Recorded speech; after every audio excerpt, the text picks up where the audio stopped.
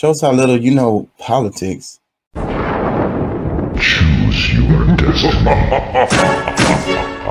can go left or you can go right. You can go forward, but never ever back. I want to hear your thoughts.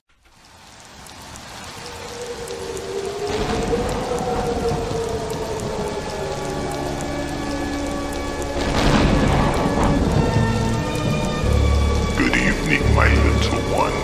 I shall make you psychotic. Mommy, what does psychotic mean?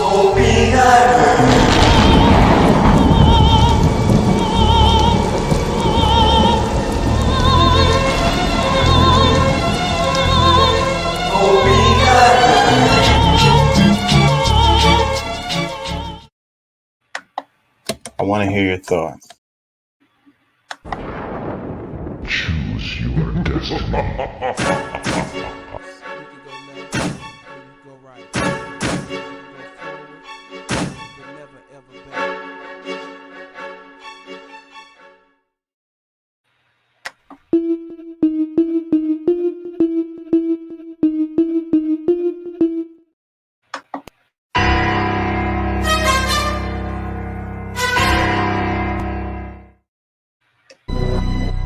Yeah. Woke up.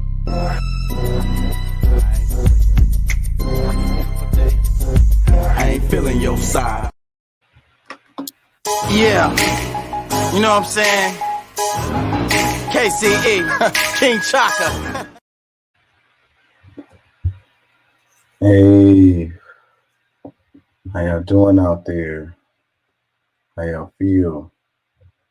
Remember, an educated public cannot be controlled. Learn to be active. The views and events expressed here are totally whacked. They're not necessarily a views of anyone. ¿Cómo estás? Bien? ¿Podemos ayudarnos más? Sí se puede. And don't take my word for it. Look that mess up.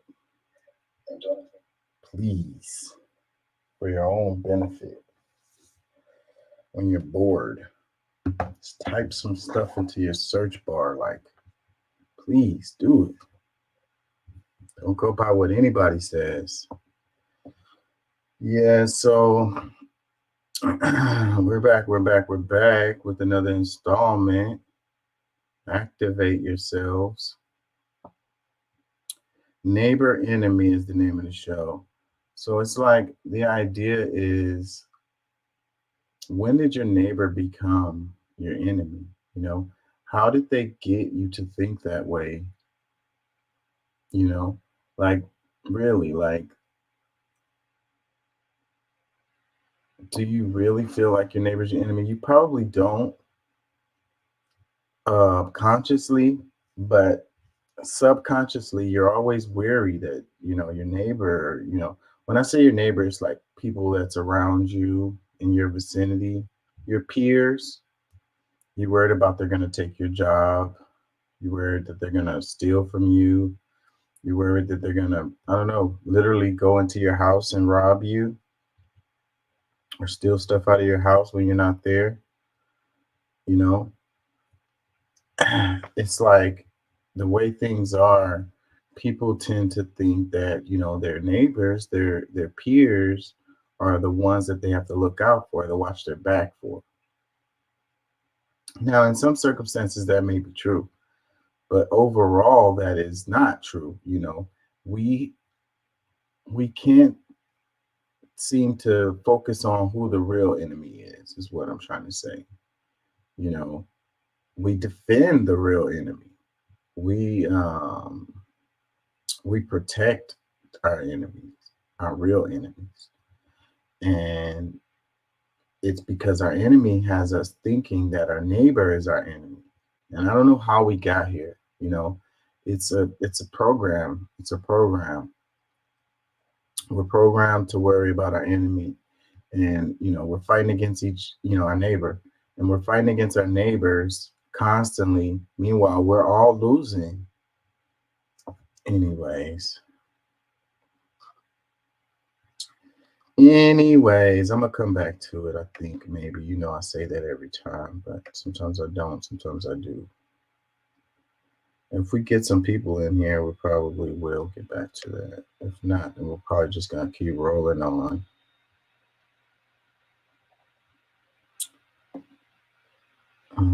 What are you talking about Adele for? She got back thick again a little bit. Yeah. Let's go. Let's do some democracy now. Hopefully they don't show some stuff that I can't share, because the whole Israel Hamas thing is dominant. And we got the Hunter Biden thing. Wait, let's see if we can pull up the Houston mayoral race.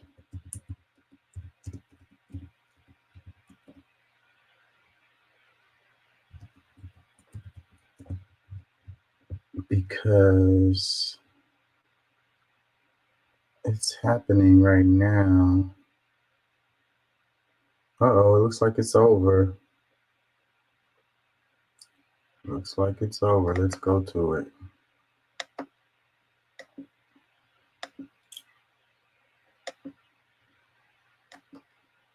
It's, let's see, 1 hour ago. Good evening to you. I'm Tom Zisco. We're glad to have you with us. We begin with the city of Houston's next mayor. State Senator John Whitmire has been elected to lead the city after today's runoff election. Whitmire represented the city of Houston for 50 years through state government. 74-year-old defeated Congresswoman Sheila Jackson Lee to take control of the fourth largest city in America. You see the vote totals thus far still being counted. Shelby Rose is live from the George R. Brown Convention Center tonight, where the mayor-elect spoke not long ago. Shelby. Hey, good evening. Yeah, it was just a little over an hour ago when we first heard from Mayor-elect John Whitmire, and he's still here at the George R. Brown, greeting his supporters, shaking hands, and taking photos. It was about 9 o'clock when he took the stage, alongside his two daughters and grandsons, as well as a couple former colleagues of his, Representative Sylvia Garcia and Senator Carol Alvarado. Now, when it was his turn to take to the mic, he thanked a long list of people, including his family and friends, his staff members, and everyone that helped him get to be the mayor of Houston. Now, he also reiterated the fact that he believes that we live in a great city, while also admitting that there is work to be done, saying, quote, "The first way to solve your problem is to admit you have one." Great cities solve their problems. We will make this a safer city. We will do it by recruiting more officers, supporting the officers we have, the coalition building with other agencies. Our infrastructure will be repaired and fixed, not only streets, but water. Great cities do not boil their water for 2 days. Together, we can solve our problems. And we also had the chance to speak with Houston Police Chief Troy Finner, who was in the room tonight. And we did ask him how he feels about Mayor-elect Whitmire now being the person to run the city. He acknowledges that Whitmire does have a lot of respect, while adding that it's important that everyone works together. Now, on the other side, my colleague Sherman DeSalle is over at the campaign party for Sheila Jackson Lee, who also spoke with her supporters not too long ago. Sherman, what'd she have to say? Oh, didn't even show that. So I'm sure you guys remember there was the Dominion law. I wouldn't have minded to hear what Sheila Jackson Lee had to say. I guess they're like, they don't want to hear what they have to say. This was Fox 26. Those things that he was saying about, yeah, we're going to fix the streets. I believe that when I see it. Bruh, come on. Come on, bro. Come on. The streets been messed up in Houston my whole life, bro. I'm a born and raised native Houstonian, and the streets have always been a problem. We've been through a lot of mayors. She addresses her supporters after losing Houston mayoral race. So this was Fox 26, but that's 12 minutes. We want a shorter clip.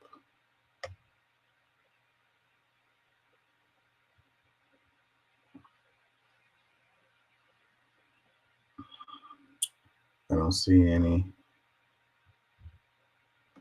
So I guess it's over. It was a lot of bad mouthing of Sheila Jackson Lee, so I'm not surprised at this outcome. I really don't know where the hate for her comes from. I don't know where the hate comes from.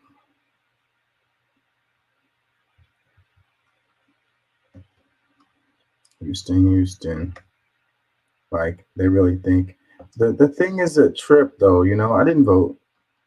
But it's a whole trip, you know, like every time we think that this new person is going to come in and fix all of our problems, like, it's not going to happen, man.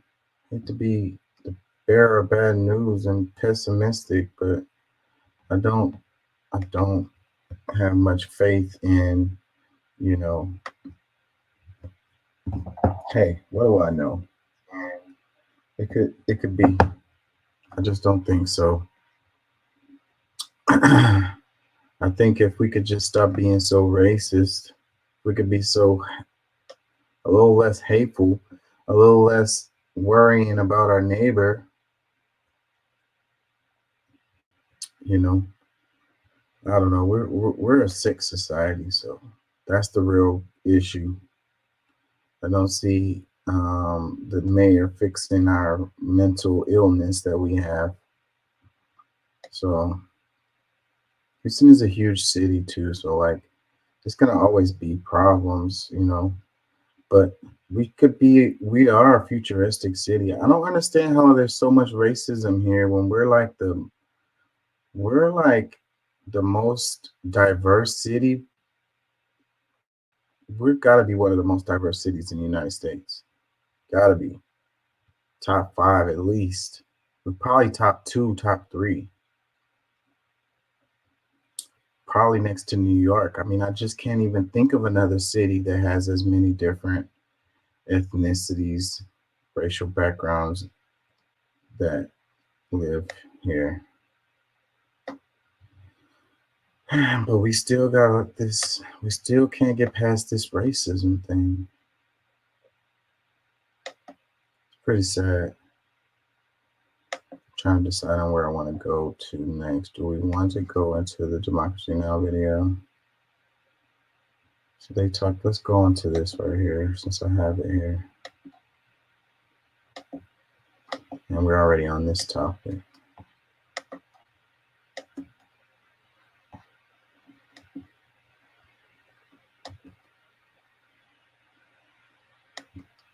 Said that day one, if you are mayor, we will be able to see a change when it comes to public safety. Are you prepared for that? We will have a safer city on day one because we're going to bring all the departments together. We're going to send a message to violent offenders. We don't want you in Harris County. Non-violent offenders will help you change your life. But this will be a safe city, a safer city on day one. What do you think it was about your campaigning that got people to together and being positive and establish record? So, you think people in Houston have been fed up and that's why they showed up to the polls for you? You know, you have to ask them. We are very proud of our coalition. We ran a positive campaign. We're going to have a safer city. We're going to quit kicking our problems down the road. We're not New York or Chicago or LA. We're Houston. We fix our problems. During our debate on ABC 13, you said that day one, if you are mayor, we will be able to see a change when it comes to public safety. Man, we're going to be a safer city on day one. Let's see. Let's hold them to that. How would you measure that anyways? You said we're not Chicago or LA. We fix our problems. Really? Sounds like he's still campaigning. It's over, bro. You already won. You don't have to campaign no more. ABC 13, we're not New York, Chicago, or LA. We're Houston. We fix our problems. John Whitmire waits runoff election results. He's already won. It says his voice sounds like he wants to yell, Gallery Furniture saves you money. That was a terrible impression. Forgive me. comment that says, "This man is bad news for the Bayou City, mark my words, and also absolutely without a doubt know that he is truly Republican and he's doing the work of Greg Abbott." There's some truth in that, I bet. The city will be the same no matter who wins. Boom, there goes somebody with some knowledge. It says, "I really hope he doesn't win for some reason. I don't trust his kind. He's already won. It's over. Looking forward to some his kind. What the hell does that mean? I don't trust his kind. What does that mean?" It says, "Looking forward to some positive changes. Tired of all the crimes, but please don't overpromise and deliver." You're gonna disappoint yourself, bro. That's what politicians do. Like, that's what they do. It says, "Yeah, okay, time to stop talking and start doing, sir." Yeah, like I say, he's campaigning still. Like, it's over. Somebody says, "Fix the damn streets," then it's ridiculous. I agree with that. But like I say, it's not gonna be. We have to really change the. I saw a post. I don't know if I shared it. Hopefully I did, and I can go back to it in the show. But they're talking about the United States is putting up a bunch of money for high-speed rails, and that is the answer. Like, the streets are going to continue to, like, you can't, like, Houston is a motor city. Like, we got so many streets. We have so many big trucks, and we have so much, like, traffic, and it's like as fast as they fix the streets, they get damaged. Like, it's an impossible, never-ending thing. Like, you can't really blame them for that. I would have to say it's our system that needs to be changed. It's way too many cars. It's way too many streets. And you notice, if you do live here, then you notice that, like, in the nicer areas, they fix the streets a lot faster than they do in the hood. The hood got the same potholes that's been there 20 years ago. Never get fixed. Really sucks. And it's really, like, it's so stupid, because even the people that live in the nice areas have to drive through those areas sometimes, like, they're on the way to work or whatever the hell, like their commute or whatever. Like, we're just used to it. Like, we know the potholes, so we just navigate around them. We know where they are. They've been there forever. We know where they are. Don't get caught slipping, though. Be looking down at your phone, come fuck around and have a wreck with the street. I'll be worried about that all the time. Like, I'm gonna have a wreck with the street. My car is gonna be fucked up. I'm gonna get a flat or something because I wasn't paying attention. I didn't dodge that pothole that I knew was there. And sometimes you got brand new ones that just pop up. When I'm driving, I'm always looking down at the street. I'm always looking at the street. Like, what am I about to drive over? I have to watch my speed, because some of the bumps, like, you can just roll over them. Depending on your speed, you going a little too fast, it's just a little bump that's always been there, and you hit it too fast, and it's like you just had a wreck. All the lights start coming on in your car, start beeping, beep, beep, beep. Like, damn. It says, "Change the homeless issue. Also, they're being bussed here from other cities." That is something that they can fix. Like, they can't fix the roads. I don't think. It's just an endless thing. But they can do something about how many. We have ungodly amount of homeless people. And then it's like right downtown, where you have, like, right outside of the freaking baseball stadium, they charge you $20 to park. And you got to walk by bums on your way to the game or whatever the hell. Like, they could fix that shit. They could fix that. And the Greyhound closed. Downtown, some areas of downtown is so bad with homeless that, no one wants to go there or deal with it. It's just drama. Like, it's just like smelly streets and people asking you for change and just eyesores left and right. I kind of like what they did to Midtown. Midtown used to be so bad. And I remember when downtown was a ghost town. When I was younger, people just worked downtown, and then after work they left, and the homeless people took over downtown. But it's different now, because you have apartments and stuff like that, lofts, and it's got some nicer areas that are cleaned up or whatever. But the whole downtown used to be a ghost town. After 5, you didn't really want to go down there after 5 p.m. It's like a whole different ball game. You just don't even want to be there. It's still pretty bad. They just kind of pushed them to the outskirts to certain areas. Um, but yeah, that Greyhound station is gone. It closed. It didn't even tell anybody till like right before. And it's because that Greyhound station has been a hub for homeless people hanging around. I think that McDonald's that was there, they closed a little while ago. And that little area where the Greyhound station was really, really, really bad. Really bad. Only thing you want to stop there for is gas because you're about to run out of gas. Like, other than that, you don't want to stop in that area. It's just terrible. So it says, change the homeless issue. It says, I thought it was all the poor people who lost their homes due to all gentrification in the city. Nah, we've been having a homeless issue my whole life here in Houston. I think there are a number of homeless people that are attracted to our city. We have pretty good weather throughout the year. I mean, it gets hot, but you know, if you was in another city and you were homeless, you know, Houston would be a place to come, I guess, if you're, you know, just because the weather isn't so bad and you could just kind of like, and then we have all these like different areas where you can pitch a tent that's like out of sight because we have so much land area. They always, if they find the tents and stuff, they tear the stuff down, they tear them tent cities down. But we have so many like little wooded areas and stuff like that's been the same forever. You could just get out of sight and pitch you a tent and be pretty okay. I mean, and also it's enough people in this city so you can like ask people for money or whatever. They do have a number of services too for homeless people here. So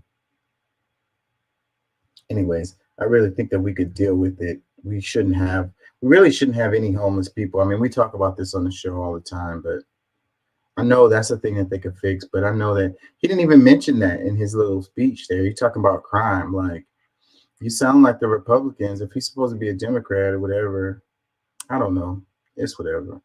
But like, just talking about crime, we're gonna kill the crime, you know, the violent offenders. I mean, nobody wants to have violent crime in their city, so I can't freaking argue with that or whatever. It's just that it's kind of like fixing the streets. It's really just like an endless thing, you know. You gotta change the system. You gotta change the attitudes, you know.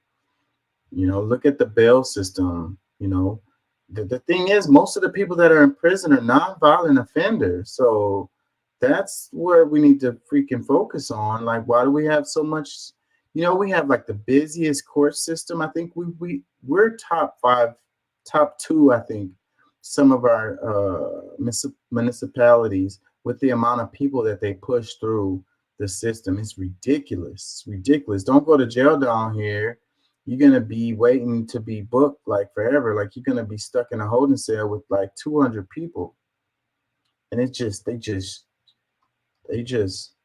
crowds of people like human warehouses, like cattle.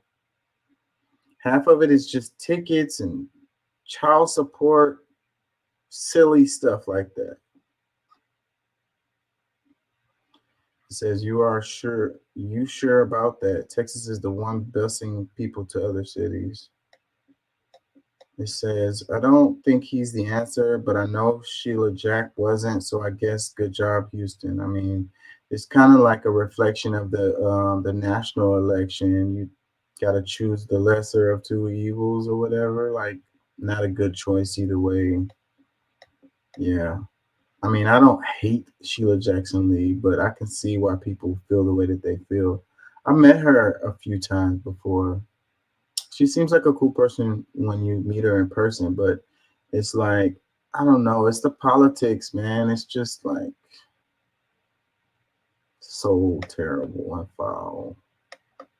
Like, what has she done all this time when she's been in office? As long as I can remember, and like, I mean, and you can argue that her hands are tied, but you also got to look at how they like to. Her congressional district is packed, so that's the reason why she wins every time. So it's just a setup.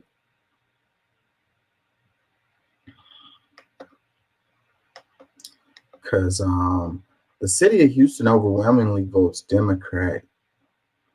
You know, even though we're in a Republican state. And it's crazy how that math works out because most of the people in the state are in Houston, Dallas, San Antonio. And those cities all tend to vote Democrat. But then the overall state goes Republican every time because we have huge swaths of rural areas. But the votes, your vote doesn't have as much weight. Like your vote in Houston doesn't have as much weight as the vote in someone in a rural area because of the way they draw up the districts. Like I said, it's just a game. The rural people run the state. Those are the supporters of Abbott. Because in the cities, we don't like Abbott.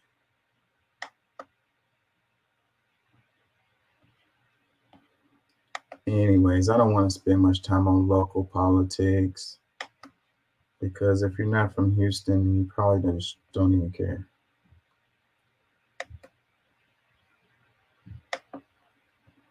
Let's do this right quick. Make sure y'all can hear me. I hope Doc gets in here tonight. Do this right quick. It says Texas woman loses her home of 18 years due to failing to pay $3,500 in HOA fees. They foreclosed on her home valued at $350K and sold it for $82K. What a horror story. And I don't have a house anymore, but I used to have a house and I had problems with HOA. We was bumping heads. I mean, I could tell stories. I don't really want to go down that road, but the HOA, they have way too much power. Like, so they can $3,500, they can foreclose on your home for $3,000 and then sell it for $82K. Like, this should not happen. Like, this should not be able to be done. Like, they have way too much power. That is so ridiculous. And I bet you it was over some bullshit. And that's why she didn't want to pay, because I had a situation where I didn't want to pay them because they were being ridiculous. But there's nobody to go to. There's nobody over the HOA. There's nobody to call. They say just go to the meetings. It's like I work all the time. I can't go to the meetings. And I don't even see how that's going to make any damn difference when you have some dude in the neighborhood who's on a power trip and wants to freaking... And it's the same damn story in all the HOAs across the nation. Why is that the case? Somebody help me understand. I did my whole research and studied. I learned a lot about the HOA because they pissed me off. And I was bumping heads in them. And then I came to the conclusion that there was really nothing I could do but do whatever they told me to do because there was no recourse. There's nobody above them. There's nobody to check them. So some dude that's on a power trip, that's on the HOA, gets a hair feather in his ass and wants to be a douchebag about something petty. There's nothing you could do about it. Pay. Or move. Or get your freaking house foreclosed. It says DFW homeowner Fenda Karoma faces eviction after HOA's enforced foreclosure on her home. Is this just debt recovery or systemic flaw? In a shocking turn of events, Fenda Karoma, a Sierra Leone native and home health nurse, faces eviction as her Mesquite home is sold due to $3,542.64 HOA debt after she fell behind on bills during the pandemic. The property went up for auction in 2021 after a vote by the HOA board, unbeknownst to Karoma, who claims she was never notified, added a layer to the ordeal. The sale, finalized in the summer of 2021, came to light 2 years later when she received an eviction notice. Zillow estimates her showed the property's value at $340,000, and it was sold at a county auction for $82,000. A closer look at the proceeds breakdown reveals that after deducting the $3,500 debt and nearly $4,500 for legal fees, an overage of just $74,000 remains, a fraction of the home's estimated value. Now, as she fights eviction with the help of legal aid, Karoma contends against $25,000 rent claim by the buyer, Cement Residential Services, who is suing for the time she has stayed in the property while it was owned by them. The law needs a change, says Karoma, emphasizing the urgency for homeowner protection and accountability in HOA practices. Yeah. something else. We need another deal. I get the understanding of the HOA. One of the problems I had with the HOA was the fees. And I would ask the guy, and I'm like, what are the, where does that money go to anyways? And they're like, well, we build parks and sidewalks and stuff like that. And it's like, there's not enough parks and sidewalks to justify all the amount of money that you pay in the homeowners association fees. Like, the math is not mathing. Like, where is that money going? Like, for real, where's that money going?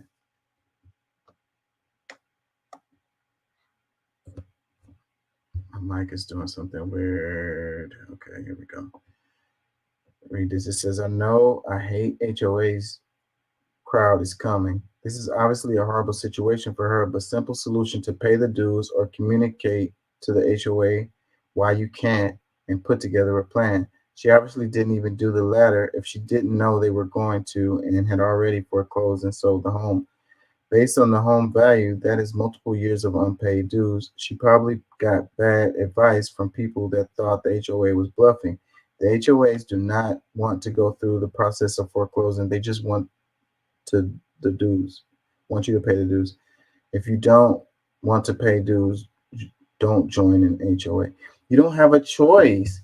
I didn't have a choice. They forced me to join the HOA. Like, you automatically put in that shit. You don't get a choice in that. You have to be a part of that shit.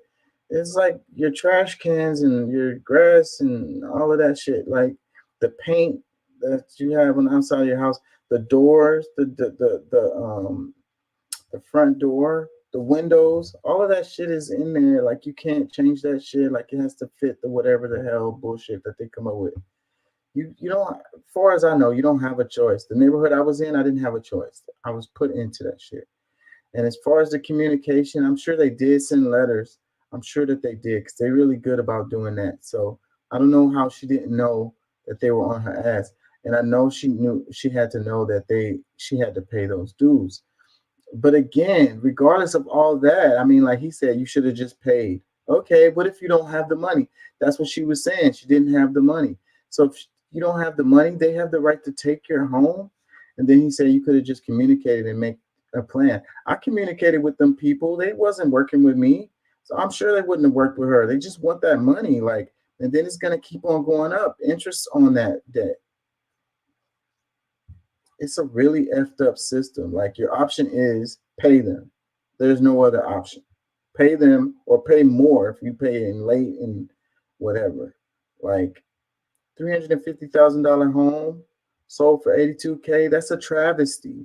Nobody wins in that.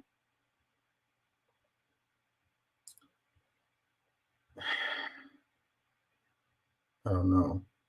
How did she, if she has a $350K home, was she paying a mortgage? I wonder. And if she's paying the mortgage, how did she end up not paying the HOA fees? Or maybe the house was already paid for, and that would be even worse situation. And she couldn't pay the fees for whatever reason. I don't know what's the answer to that. I really don't. There ain't no answer. You just gotta pay them. It says never buy a home with HOA. You'll regret it. Also, never buy a home without owning the land. Must have a land contract. People be making these demands like this situation, like you have these options. Like, I mean, I guess maybe you do, but I don't know. I didn't know about this stuff. That was my first home anyway. So what do I know anyways? Like, but neighborhoods, if you're gonna buy the house without an HOA, you must gonna be not in that neighborhood. Like, neighborhoods have HOAs. Like, if you buy the house in this neighborhood, it's gonna have an HOA. You're not gonna have a choice to be in it or not. So I guess you can buy a house in the middle of nowhere and not have no neighborhood, and then you can not have an HOA, I guess. But who has homes in the middle of nowhere? It says never buy a home without owning the land. When you're buying the mortgage, you should be paying for the land at the same time. So I don't know, man. buy the land and then build the house on top of it. It says, I was on my HOA board. You have to show the court your attempts before they will move forward. I am almost certain they have a trail of letters to her. If not, she should their lights out.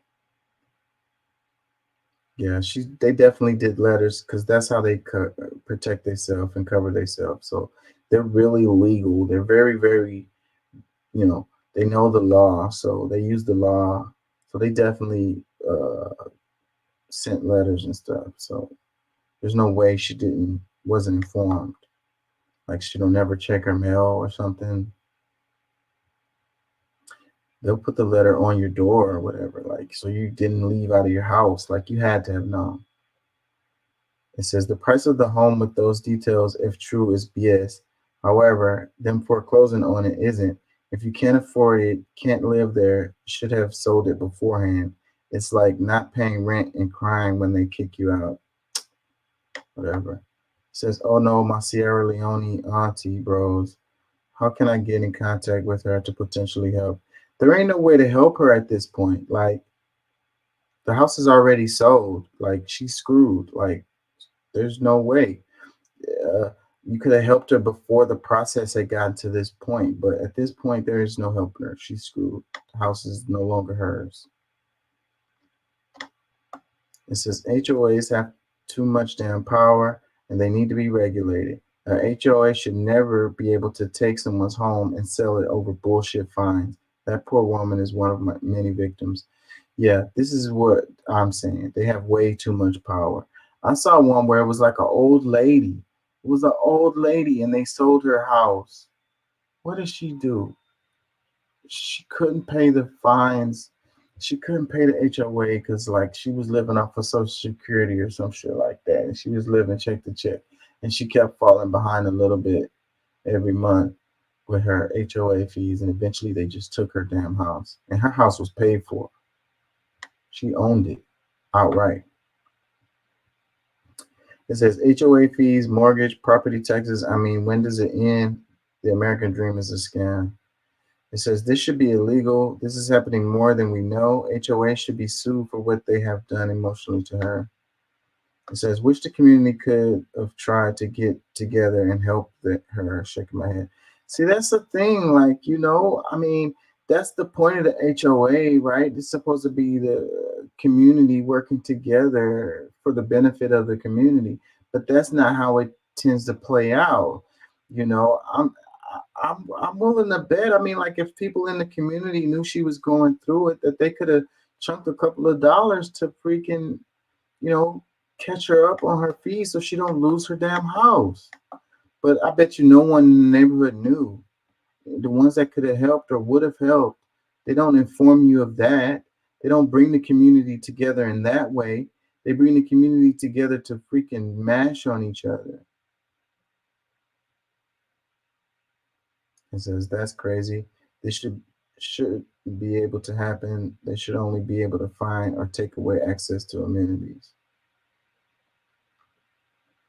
It says this is sad, but she can still get this property back if it's been under 2 years. My firm helps people in this situation in Texas. Bless her heart.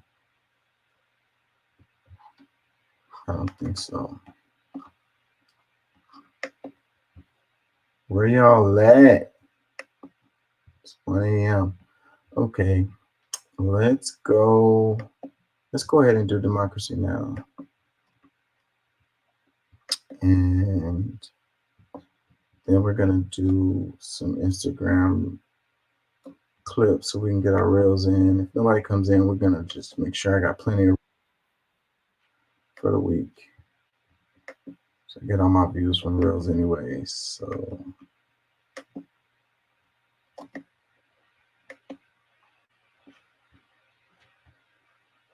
by viewers like you. Please support our work at democracynow.org/give. Welcome to Democracy Now!, democracynow.org, the War and Peace Report. I'm Amy Goodman. We're broadcasting from the UN Climate Summit in Dubai. The UN Agency for Palestinian Refugees warns civil... Wait, This is December 8th. That's right, because that's the last one. That was Friday. Yeah, I think it's the last one. Order is breaking down in the Gaza Strip as Israel continues its unrelenting assault. In one of the latest attacks, dozens of Palestinians were killed and injured. Israeli warplanes struck near the Al-Amal hospital and the Palestinian Red Crescent headquarters in Khan Yunis. In Gaza City, Doctors Without Borders reports 115 Palestinians were brought to the Al-Aqsa hospital Thursday, dead on arrival. The medical charity said in a statement, quote, "The hospital is full, the morgue is full. We call on Israeli forces to stop the indiscriminate bombing of the Gaza Strip and protect civilians and civilian infrastructure. We need a ceasefire now," they said. Meanwhile, videos emerged showing Israeli soldiers in Beit Lahia in northern Gaza detaining over 100 Palestinian men at gunpoint, forcing them to strip to their underwear while lined up, kneeling on the pavement.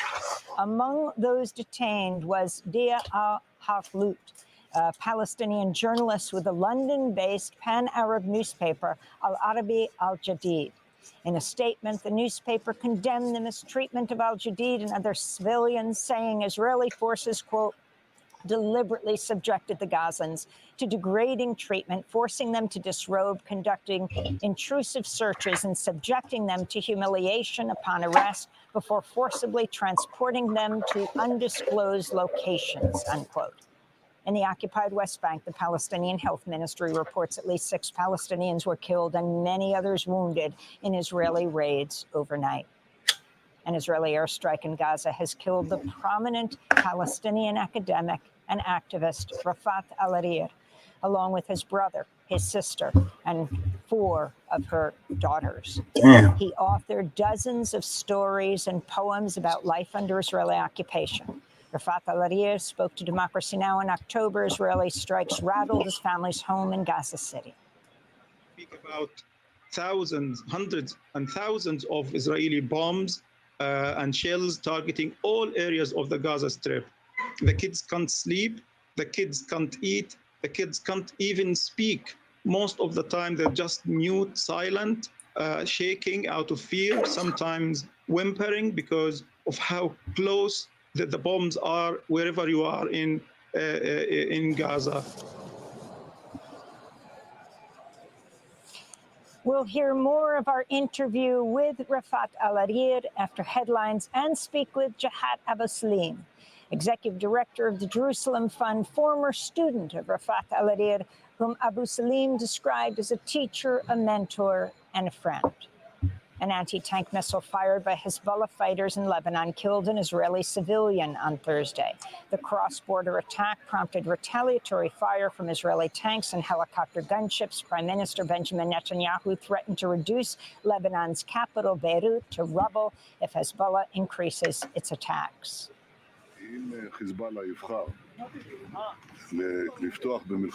If Hezbollah chooses to start an all-out war, then it will, by its own hands, turn Beirut and southern Lebanon, not far from here, into Gaza and Khan Yunis.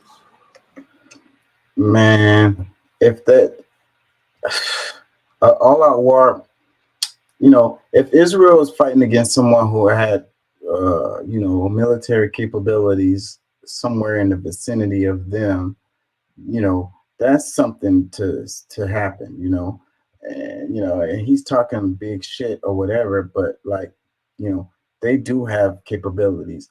Them fighting Hamas or whatever, they're using like old Soviet rockets and makeshift freaking stuff they built in their basement. You know, that's not a real like war, you know what I mean? But them going head to head with Hezbollah, it would be a actual war. You know, they're already losing people left and right. You know, Israel is. They're losing their troops left and right against Hamas, who's popping up out of tunnels. You know, they're going to be fighting Hamas. They're going to be fighting Hezbollah. You got Yemen, the Houthi rebels.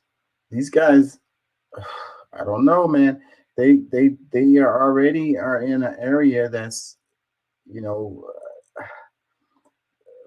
a lot of don't like them. Basically, they're surrounded, so like they want to keep on pushing down this road. I think that what would be end up being a good outcome or whatever, being a would be if they push this so far that they are getting attacked in their cities, you know, and then they finally decide to be like, you know what, we're gonna try to be peaceful with our neighbors. I think it would have to get really, really bad for that to happen. And I'm thinking that this is the direction that this is going in, because they just keep on escalating. So, at some point, their people are gonna be like, you know what, enough is enough. If there's war in their cities, in their main cities, right now it's just outside, I'm trying to be careful how I say this. In Tel Aviv, friends and family of Israelis held hostage by Hamas held a candle-lighting ceremony Thursday, marking the start of the Jewish holiday of Hanukkah. This is Daniel Lifshitz, whose 83-year-old grandfather, Oded, was kidnapped by Hamas and brought to the Gaza Strip October 7th. We light the candles for the return of the hostages, for the release of the hostages, to make a deal for the hostages, and that's what we are here for. On Tuesday, released Israeli hostages joined the loved ones of Israelis still held captive in a meeting with Netanyahu and his war cabinet. Haaretz reports one woman whose release was negotiated during an exchange of captives assailed Israeli leaders for indiscriminate attacks that put hostages at risk.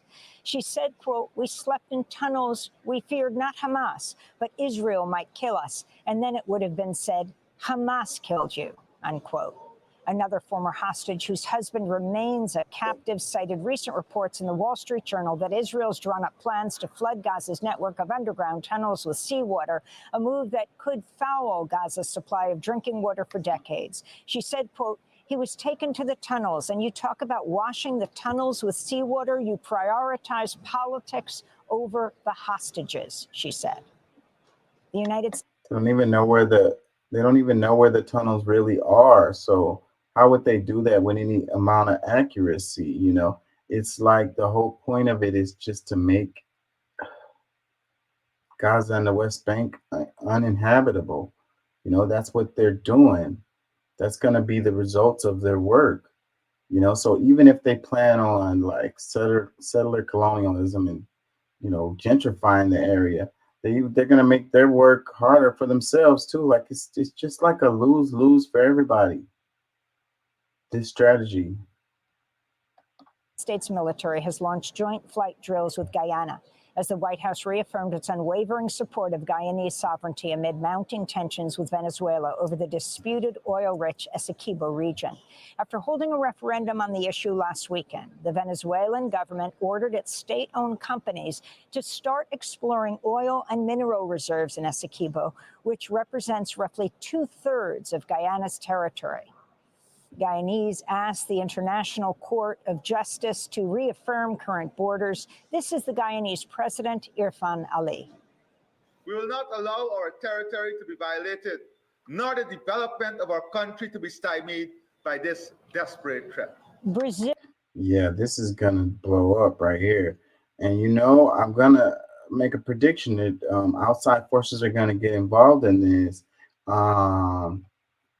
Venezuela, they already did a referendum and said, we're going to annex them or whatever. It's like, it's like the old borders related to the colonial powers making the decision where the borders was.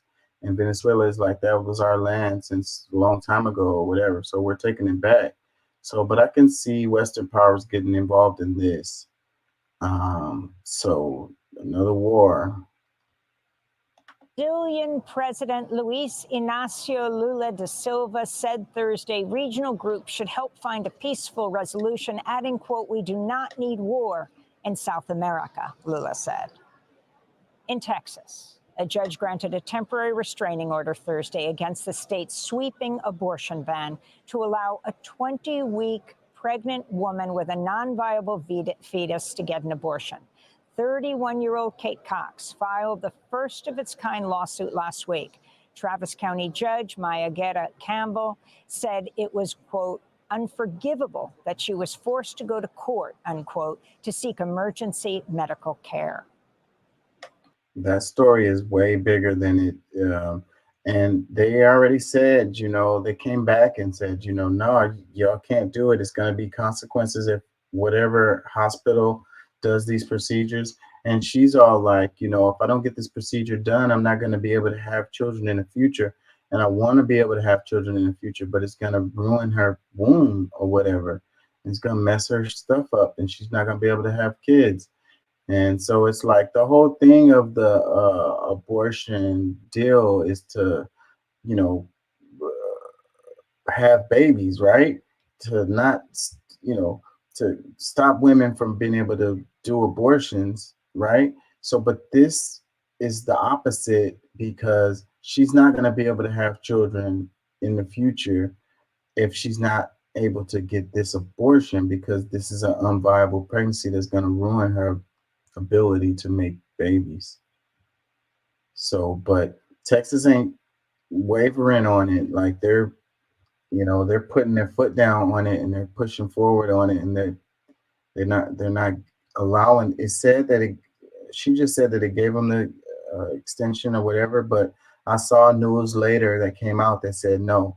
So she's gonna have to go somewhere else, or if she does it here, there's going to be consequences to the doctors that do it. So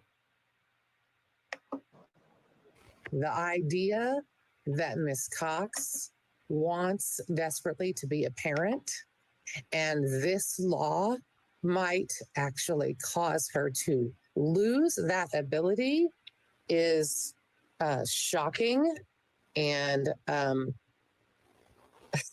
would be a genuine miscarriage of justice. it's an interesting use of words. She says a genuine miscarriage of justice. Following the judge's ruling, Texas Attorney General Ken Paxton threatened to prosecute any providers involved in Kate Cox's abortion care. A Nevada grand jury has indicted 6 fake Trump electors who falsely claimed Trump won the 2020 vote in Nevada.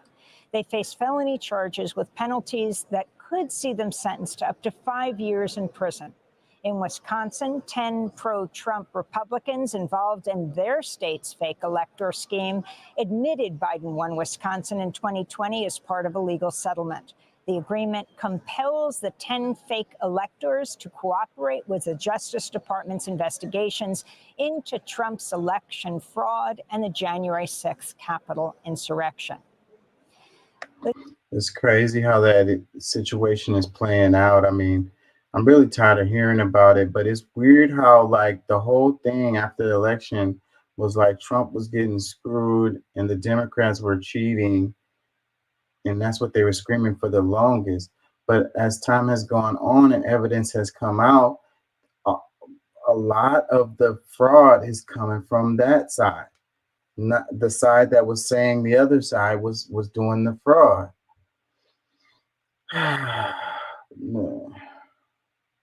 The Justice Department indicted Hunter Biden Thursday on 9 counts of tax evasion. The indictment, filed in California, accuses President Biden's son of withholding at least $1.4 million in federal taxes owed from 2016 through 2019, including income from foreign businesses in Ukraine and China. This comes as Hunter Biden is already facing federal firearms charges in Delaware. The last 2 stories are about corruption. And one was coming from the Republicans, and the other one was coming from the Democrats. So what does that say? It says you got corruption through and through on the left and the right, coming from the Democrats and coming from the Republicans. That's what you got. That's what we have. This thing with Biden, Hunter Biden is not going to go away. Like, some consequences are going to have to be done with that. And it's the same thing with the voter fraud stuff that was happening. People have to be held accountable. That's the only way people were going to trust the law, like have some kind of faith and justice. Just because it's your side and you agree with them or whatever, if they're doing something that's illegal, then they have to be held accountable. That's the only way anybody's going to have trust and justice. Because if you just feel like the people that are on your team should get a pass and the other side should face consequences, then nobody is going to have any faith in the justice system, that there's no justice actually at all. So nobody cares about the justice or people breaking the law or not. They just want to protect their team. Because whenever you're partisan and you're just pointing fingers at the other side, then and you don't want to face the truth about your side doing something illegal, then where is your integrity? What about the truth? The truth matters. The laws matter. They're in place for a reason. Otherwise, we just have chaos and Mad Max. Is that what we want? Warlords. And Benjamin Zephaniah, a British activist and poet whose works were inspired by his Jamaican and Barbadian roots, has died at the age of 65. Zephaniah published his first collection of reggae-inspired dub poetry after he moved to London in 1979, tackling topics like racism and poverty. He was also one of the first poets to address the climate crisis. In 2003, Benjamin Zephaniah refused the prestigious OBE award, which stands for Order of the British Empire. In an op-ed, he wrote, quote, "No way, Mr. Blair, no way, Mrs. Queen, I'm profoundly anti-empire," he said. In 2010, Zephaniah spoke to Democracy Now! Just after he joined the British production of The People Speak, a people's history of Britain inspired by the work of the late historian Howard Zinn. I didn't know big words like democracy. I didn't know the difference between left or right or anything like that. I just knew I was suffering racism. I was suffering police brutality. Our schools are run down, our houses are run down, and I wanted to speak about it. It was political, but I couldn't spell the word politics. I just wanted to talk about the conditions we lived in. She ends her headline show with like someone's death or whatever. She's been doing that for a while now. It's kind of interesting because she always goes back and shows like a clip that they have of that person that did the show. It's crazy how much access Democracy Now! Has with people, and they have so much in their archives that they can just pull out an interview that they did with the person. It's pretty cool, I ain't gonna lie. Let's read some comments. It says, "It's deeply disheartening to witness the inhumane assaults that is unfolding before the world's eyes and to see that no action is being taken to stop it. As a member of the global community, it is our responsibility to speak out against such atrocities and work towards a solution that upholds human rights and dignity. We must come together to take action and put an end to these injustices and ensure that such atrocities never happen again." And that's what they say. Israel's like never again, but they're saying never again to themselves. They're not saying never again. Anyways, it says the biggest insult to the memory of the Holocaust is not denying it, but using it as an excuse to justify the genocide of the Palestinian people. Norman Finkelstein. Yeah, I'm tired of that topic. It's really, really sad. It says, flood the tunnels and ruin the drinking water. That's some kind of crime. It says, hypocrisy is the new ethics. It's spreading like a pandemic and money is the main carrier. Hypocrisy is the new ethics. Hypocrisy is the new ethics. That's well said.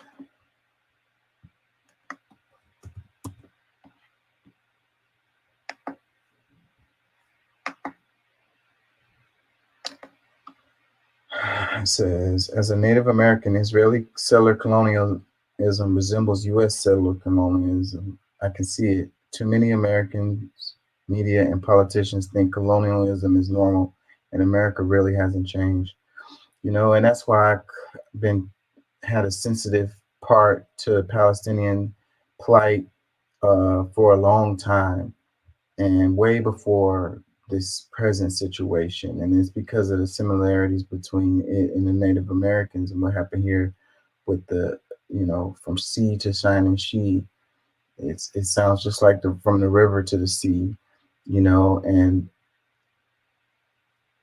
I think that's the reason why so many of us here in the United States want to defend Israel no matter what, is because to condemn Israel is to condemn the United States. And that's just something that they're not willing to do.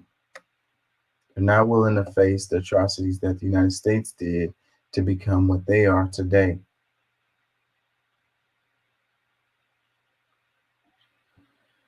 Oh, let's move on because we're going to make everybody angry. Let's move on. I don't want to piss everybody off. I don't get no viewers that way. I wonder if we got some random stuff here that can just pop up, but it might show something bad.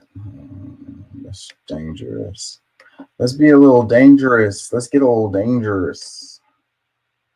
A little dangerous.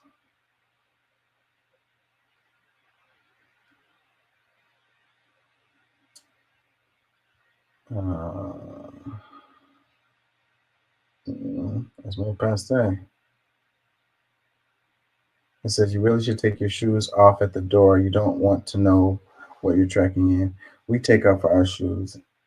We don't walk around the house in shoes here. I try to get my guests to do it. All of us, we are trained. The shoes are all at the front door. Yeah, we walk around the house barefooted. I think it's a really cool thing to do, not just to protect the carpet, but just to keep from tracking. I believe in spirits too. Like, it's not just dirt and bacteria you're tracking in. You're tracking other stuff in too. Like,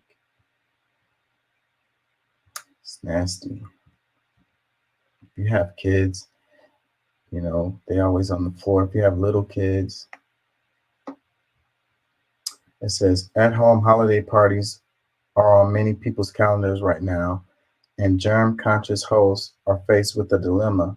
Should I require my guests to take off their shoes at the door? And I try to tell them too, but sometimes I'm not as hardcore on it for the guests, just to kind of like not make them uncomfortable. If somebody's feet stink, I don't want to smell their damn feet, but I really don't. It irks me now to see people walk around the house with their shoes on. I'm looking at their feet. I'm looking at their shoe on the carpet the whole time. Like, it's really bothering me.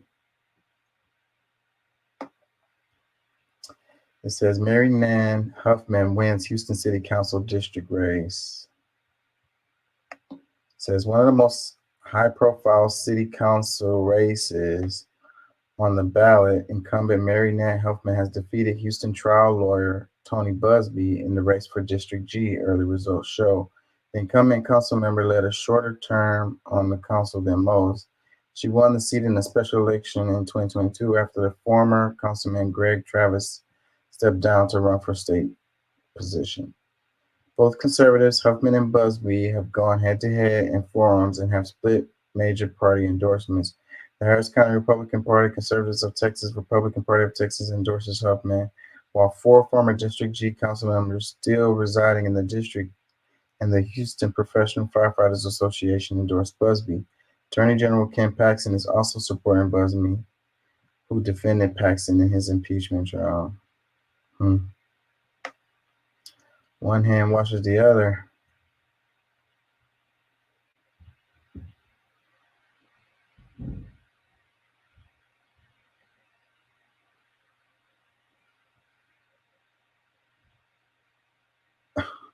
pretty funny. It says, teach your son not to move in a woman's house, get his own everything. Man, I would agree with that. I made that mistake once. It was a bad decision. It didn't end well. Science of Self, he says, indeed, and he says, and I know some will ask, what about your daughters? Nope, don't teach this to your daughters. I definitely don't.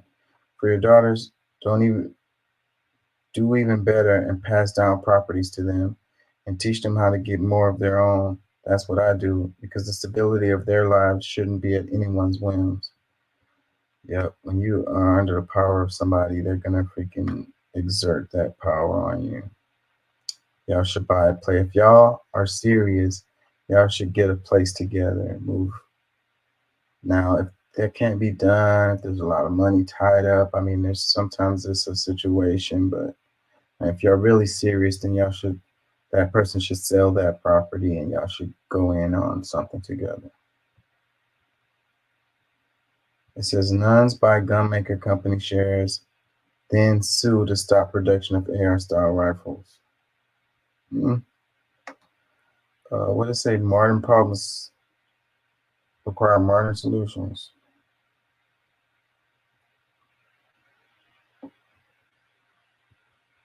You and sis will find out y'all are dealing with the same man, and instead of, like either deciding to move on completely, y'all will like hate each other, make wars with each other, and y'all both still dealing with the same man. It's just like, if you're still going to deal with him, why not just be cool with sis? Because he's clearly still dealing with her and you. Why not be cool with sis? Go get your nails done together. You know what I mean? Write down some shit y'all want him to do better at, so that y'all are more comfortable in the situation. While I do get, we have been taught to, be so hurt by a man dealing with another woman, even though we're not taught to get mad at our parents for having other siblings. We get taught, we've been programmed to really, really be upset with men for dealing with other women. My thing is, sis, you must got a good taste in men. If you're dealing with the same man I'm dealing with, for one. For two, if you love him and you don't want to leave him, why not just make peace with her? Why not just make peace with her? We'd be so ready to go at it with each other. And I really hate that for us, because we really could be getting along and creating, healthy, happy families with more participants to help. I don't know. Maybe that's just me. While I understand it, I really hate that a lot of Black women create wars with each other for the love of their men. Meaning, like, you and sis will find out y'all are dealing with the same man, and instead of, like either deciding to move on completely, y'all will like hate each other, make wars with each other, and y'all both still dealing with the same man. It's really selfish, and it's really silly too. Like, we could be building kingdoms together. We could really a lot of dudes are paying households. They're paying bills in multiple households. Like, it's really so dumb. Like, even if you've moved on, you're no longer with the other one. Like, let's say you have multiple baby mamas. Like, a lot of us are in that position. Instead of paying bills in all of these different households, why don't we combine our income, bro? Like, we could get a big ass freaking mansion and be all living together, like, in different parts of the house or whatever. It should be for the sake of the children anyways, instead of the resources getting broken up and split, and freaking the kids are suffering and the parents are fighting with each other. Why does it have to be that way? We could go at this another way. I think that the corporations win, because when you got like a single mom, she has to pay daycare. She has to pay this. She got to pay that. She needs, all of these different like appliances, if you will, like within the house. Like, it's so many, like there's a business out there to fill that gap, when you could have had, we also got aunts, uncles, grandpa, grandma, cousins. We can all be like working together and pooling our resources and making sure the kids living good, but instead we got our petty ways and we just want to fight with each other about it. Like, perfect as situation is a mom and a dad, and they stay together forever, and they have multiple kids, and the same mom, same dad, and they buy a house together, and things are great. But that is not the situation for a lot of us, and staying with the same person for 20, 30, 40, 50, 60 years or whatever, it doesn't work for everyone. They can't even imagine that, Anyways, we're programmed when it comes to that, I think multiple is okay if y'all can just be mature about it. The lies is what is the problem, when you're lying. The lying is the cheating is the lies. If everybody knows what's going on, then there's no need to lie, and feelings don't have to be hurt. You're saying that you were stuck in traffic, but you was over there screwing old girl or whatever. You're saying you had to work late, but you're over there screwing old buddy. That's where the problems come in, is the deceit.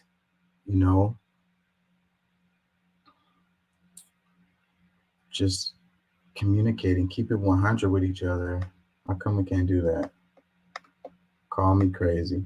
You guys are so selfish. On both sides, you're selfish.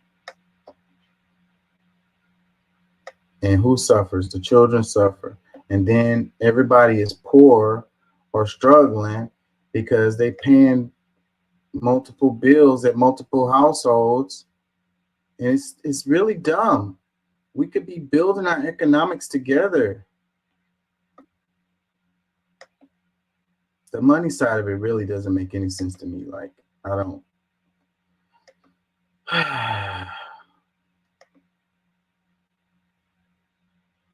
agree with that shit, but that's why we all struggling though.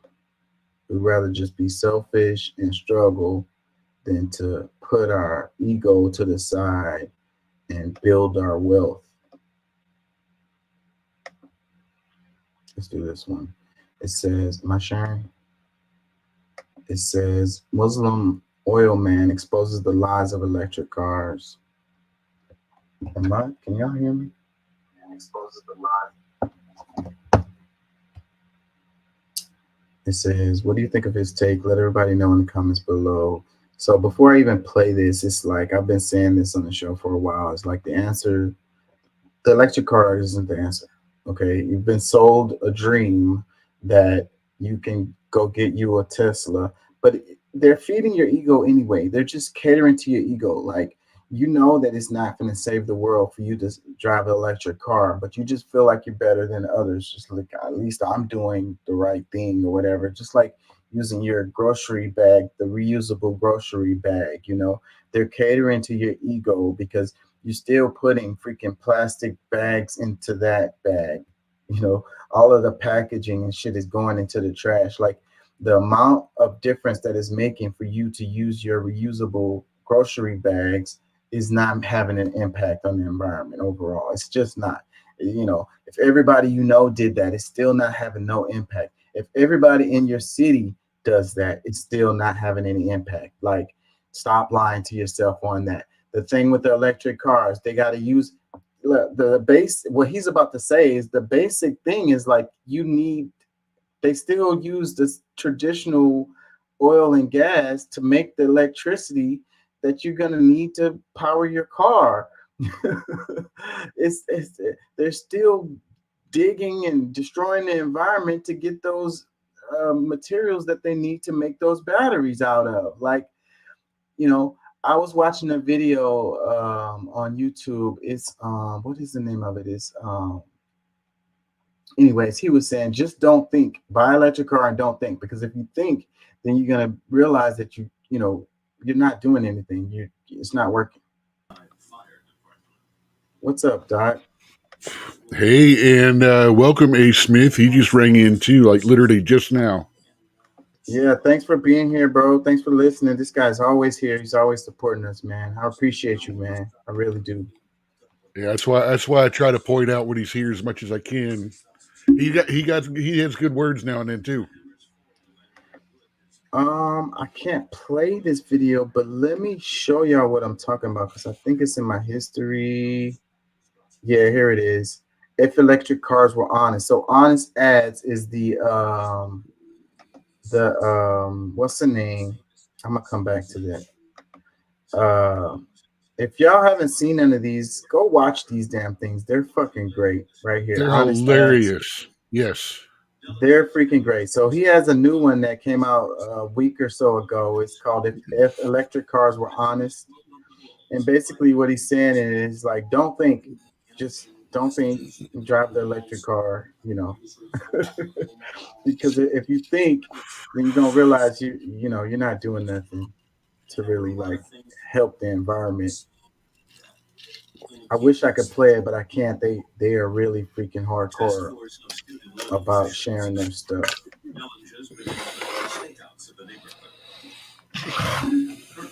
Yeah, so let me play this. This is an Arab dude from oil producing country, and he's explaining why the electric cars are a sham. Saving the world by buying electric cars. I have some bad news for you.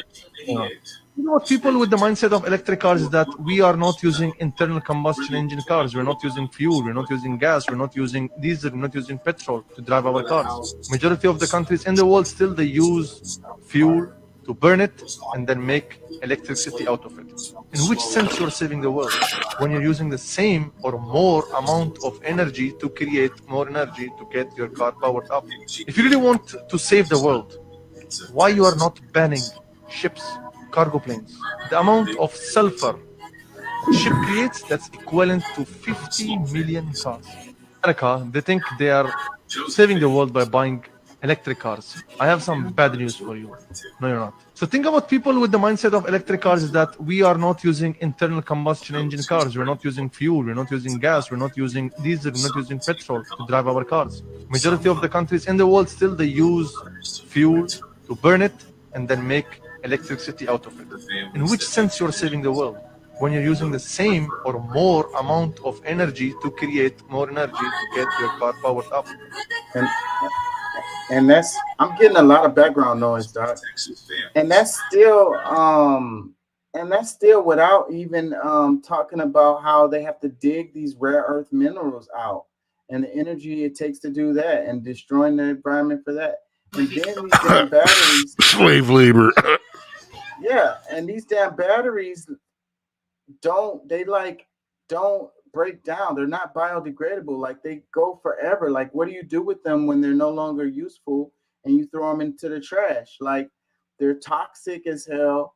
Like electric cars are not the answer. Like, and they put so much, even if they were to take them and try to break them down and like resmelt them back into basic minerals, the toxic fumes that would be produced during that breakdown process are actually worse for the environment than all of the CO2 emissions that it saved through the life of the battery, which is only about 100,000 miles. Yeah. So they're just, that's the thing I don't like about the whole green energy like direction that we're going in. It's a scam. Like we do need to do something to I really believe that human impact is having an impact on the environment, but the electric cars aren't the answer. Absolutely not. And like I say, mass transit is the answer when it comes to that. Trains, high-speed trains. Like, what about the millions of acres of rainforest that they've been clearing out, over the last 50 years? Yeah, there goes another one. How about all the places where, to tell you the truth, legalizing hemp, not even THC containing marijuana plants, but hemp to be used for oil, food, rope, all kinds of paper, and then it grows so fast, it produces so much oxygen, it eats so much CO2 that there's all kinds of things that are really good for the environment that we're just not doing because we're too busy focusing on trying to get up these windmills that are made out of these microplastics and things like that.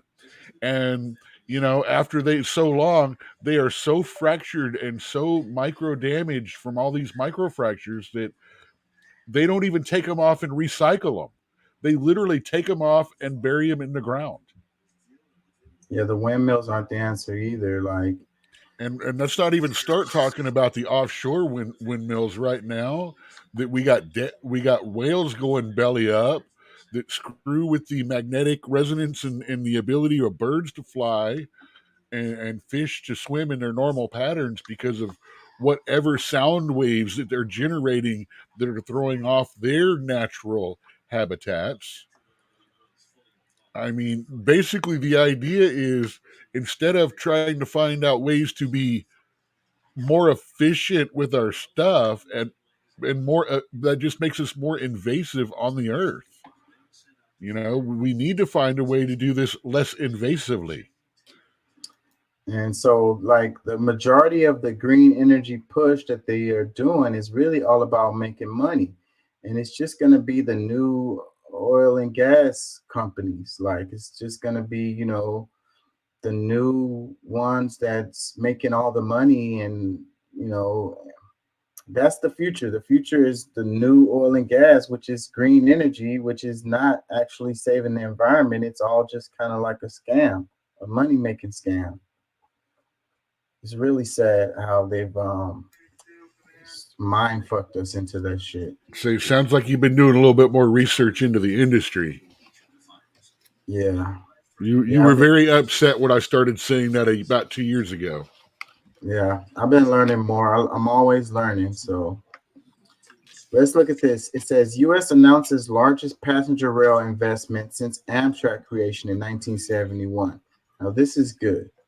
It says President Biden will announce $8.2 billion in new funding today for 10 passenger rail projects nationwide, representing the largest federal investment in passenger rail transportation since Amtrak was created in 1971. So I saw something where they were talking about the plane trips, Washington, D.C., New York area, that little corridor of the world.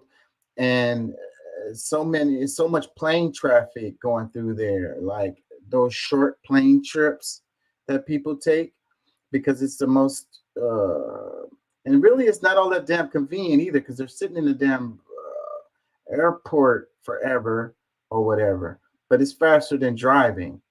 So, but they could do trains that connect these, and they could do that like we could do that in Texas, where we have it would go in like a rectangle or whatever, like a square or whatever, and connect San Antonio to Dallas to Houston, I don't know, to Waco or something, Austin, and just instead of people taking all of these short plane trips, they could take a train and it would be shorter and way more convenient and way better for the environment.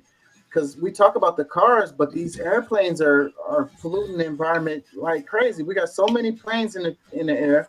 I understand the international travel, but within the states, it seems like we should be relying on trains to do that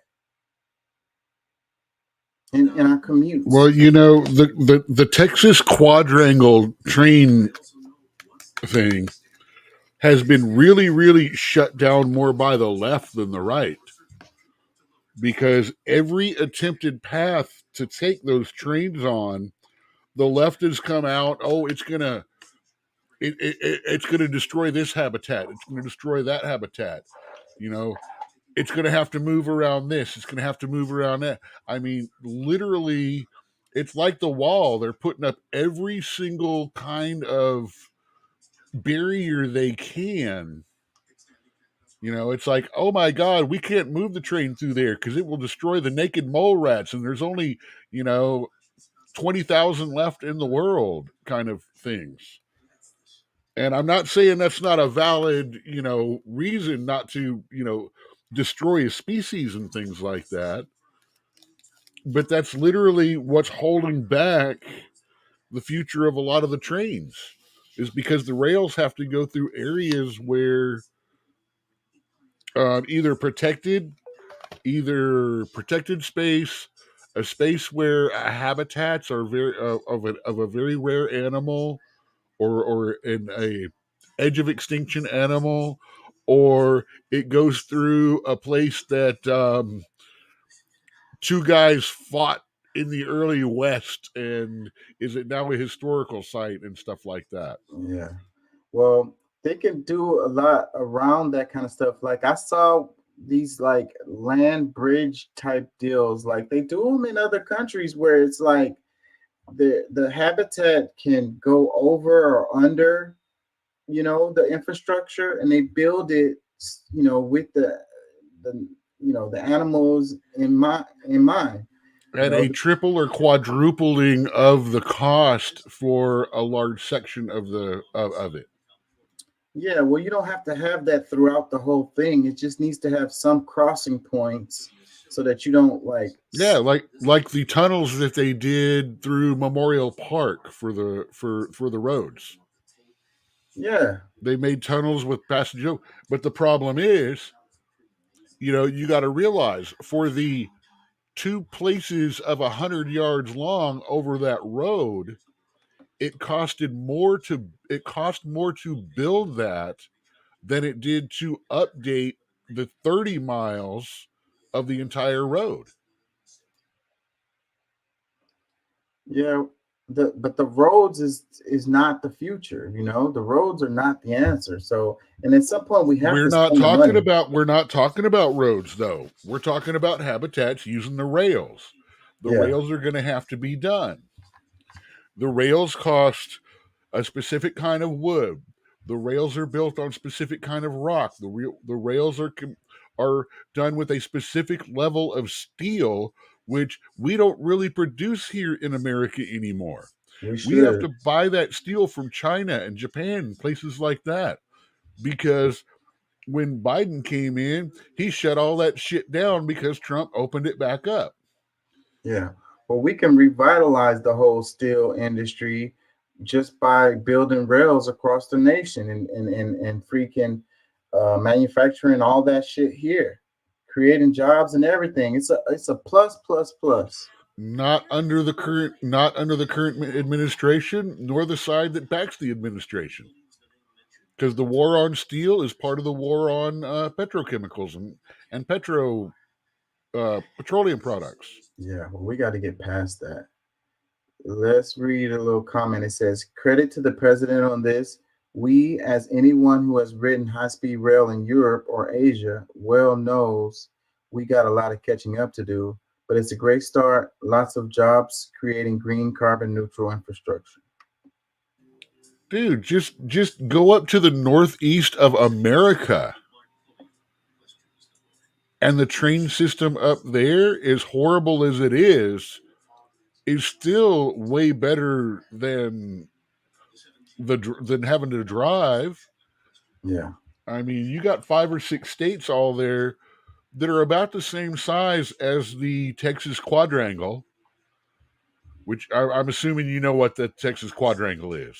Yeah. Dallas, San Antonio, Austin, and Texas.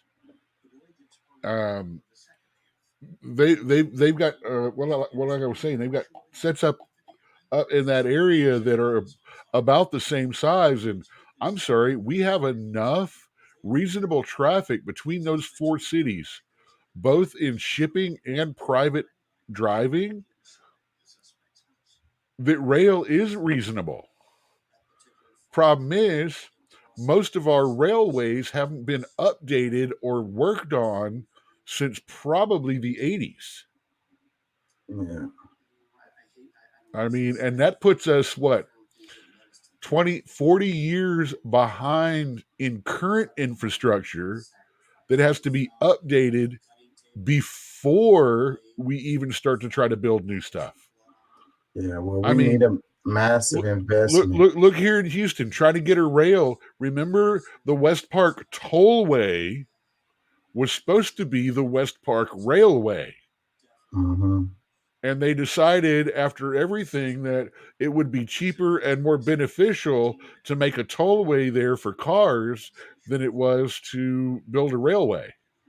It's the bait and switch. And it was supposed to be a rail that went down the center of I-10 when they did the I-10 expansion. That didn't happen either. Last minute. That project was what became the West Park Tollway. Because they figured I-10, while where it was good, was already too wide. And they'd have to reduce the number of lanes down I-10 to be able to put a train in, which was very bad at the time because that was back when Katy was still growing and Sugarland was still BFE. Well, they still have the space where the rail should have went because it was in the plans. They have the space. It's there on the freeway. It's not though. That's now the HOV in the toll lane. Yeah, they made it the HOV lane, but that space is still there, and they could still put the train there. Well, see, the idea was they left that the way it was, put in those lanes because it was a hell of a lot cheaper to turn those into lanes, and they were supposed to make the West Park Tollway the West Park Railway because the rail system ran down West Park already. Yeah. All they had to do was update the railway because if you remember there at Rice and West Park, there's a little place called Bubba's Burger Shack, a little blue shack that actually fought the tollway expansion and got itself named as a historical spot. It used to be right on the railways because when I first moved here to Houston, whenever the train was passing by, they sold dollar beers. And all the people that loved that and have been part of that remembered, Tuesdays and Thursdays at 2:15 and 4:45 and 7:45, you can get dollar beers if you stop there. Yeah. Because that railway ran down and they had to tear that railway out to put up the tollway. Let me read some more comments. It says, yet another taxpayer money grab. What a joke.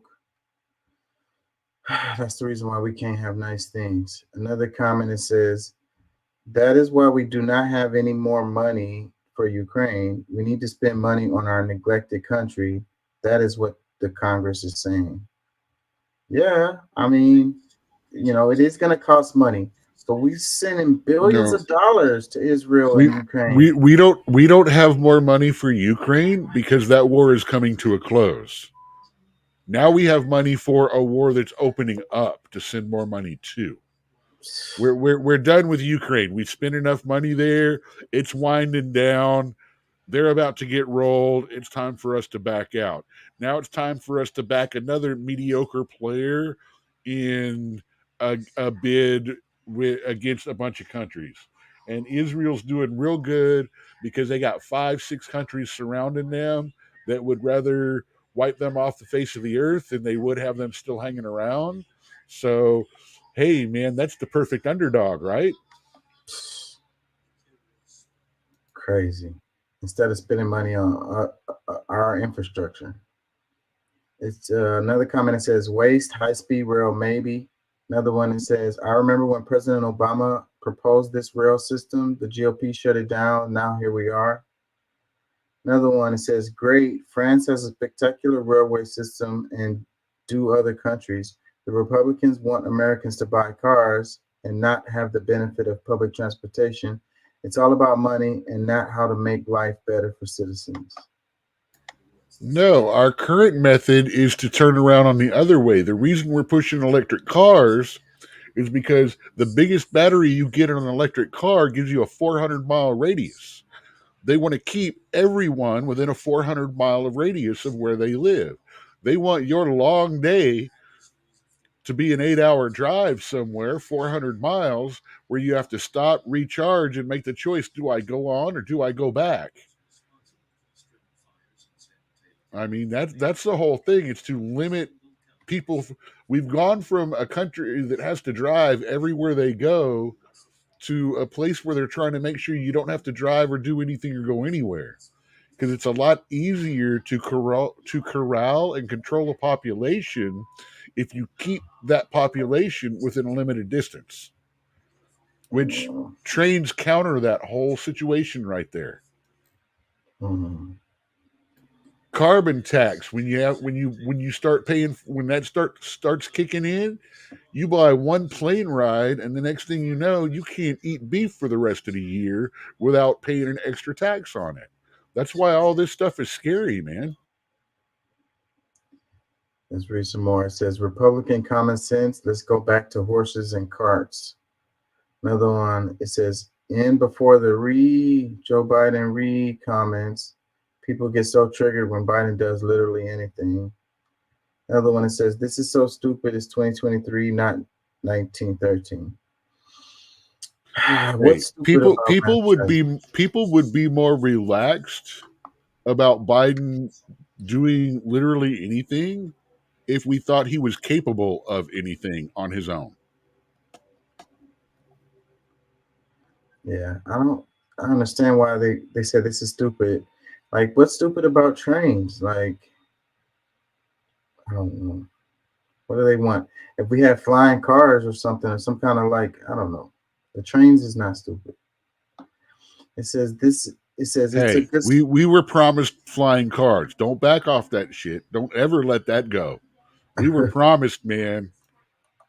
I was promised growing up. Come on, man. I know, the Jetsons.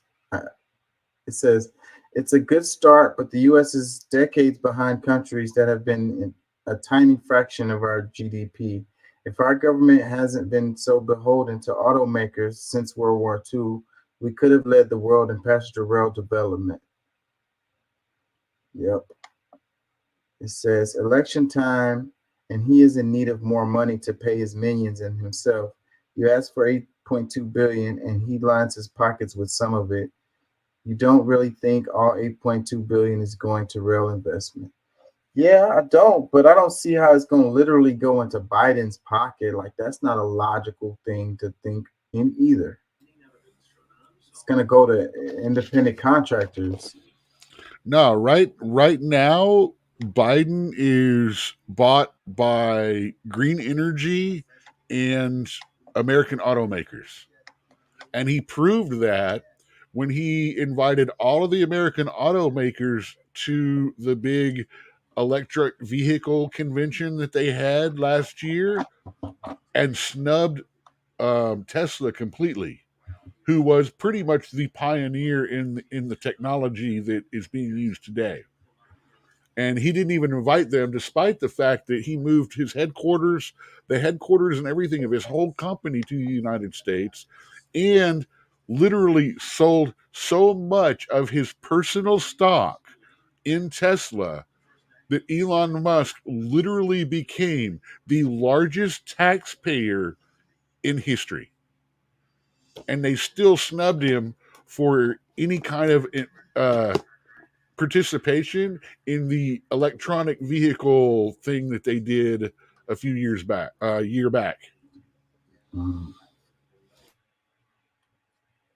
Those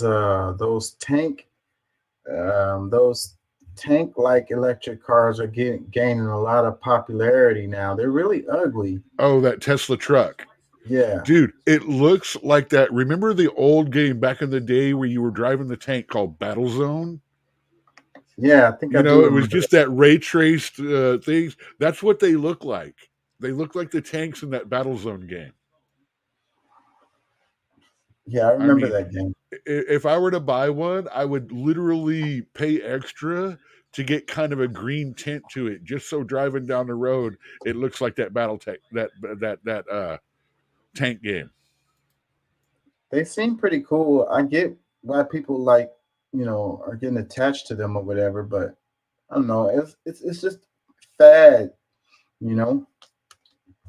trend. Dude, those things are ugly. I mean, I would rather see a woman in a pair of UGG boots than someone driving a Tesla truck right now. Yeah. They have a lot of freaking what do you call it? Amenities. That's not what I'm trying to think of. Like all the different shit you can do with it. Like it's basically a toy. Oh no, they've got some great pulling power and all that stuff and things like that. But again, they're limited to battery life. So they're not really practical for any kind of long distance or real kind of thing that you actually want trucks for, unless you're looking for a short distance pull. But for that, they've got almost the power of a semi as far as what they can pull. Let's cover this. It says driving a loud vehicle in NYC could cost you $2.5K thanks to noise cameras. It says horn blowers and engine revvers beware. The landmark program called Stop Spreading the Noise Act hopes to crack down on loud vehicles with cameras that can detect drivers who break the city's noise limit. They need to quiet things down so the gun microphones can pick up stuff better.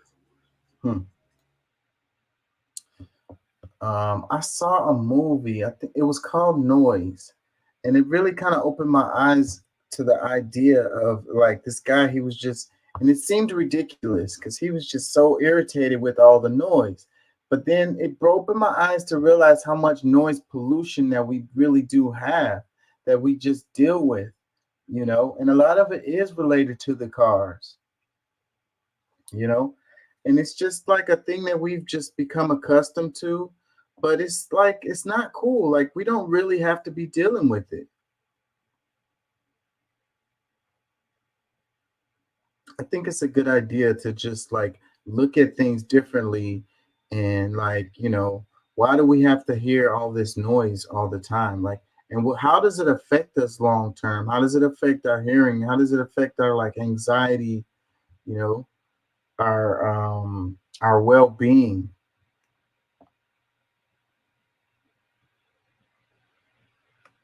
Comments, it says speed cameras, sound cameras, congestion fare, new turnstiles, fare hikes, a mayor with the lowest approval rate in 25 years.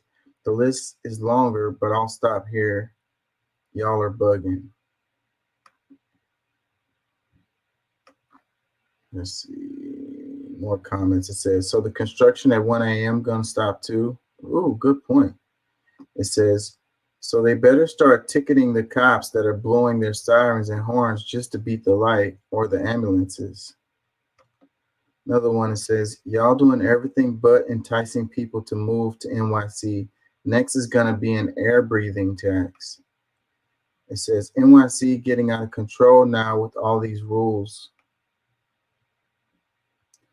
It says, install them in the Bronx. It says, NYC is so loud. How would they be able to pinpoint what car is the loud one? It says they should put cameras in all these politicians' offices and find them for all the corrupt shit they do. That's actually a good point.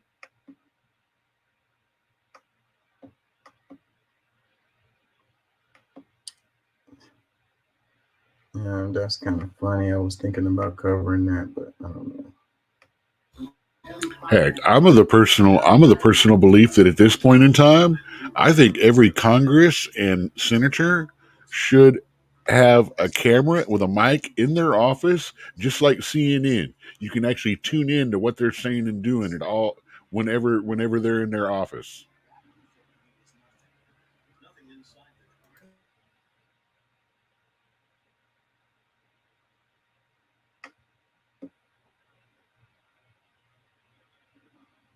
They say people are using those what's the names to, let's play this. QR codes on your cell phone. Restaurants and other retailers use those digital black and white squares to store information. But the Federal Trade Commission is warning that scammers are using QR codes to hide harmful links to steal personal information. So to protect yourself, the FTC suggests that consumers inspect Link addresses closely to make sure they aren't misspelled or contain a switched letter. And don't scan QR codes you weren't expecting, especially when they're sent in emails and texts urging fast action. Think before you scan one of those QR codes on your cell phone. Restaurants and other retailers use those. It's like they're trying to scare everybody with everything, but I guess this is a real thing, but I don't know how, I'm not going to click it pops up a link when you scan these. And so if the destination doesn't look like something you're interested in, then you don't have to click the link destination. You know what I mean? You get a chance. Just scanning the QR code is not going to just automatically send you somewhere or whatever.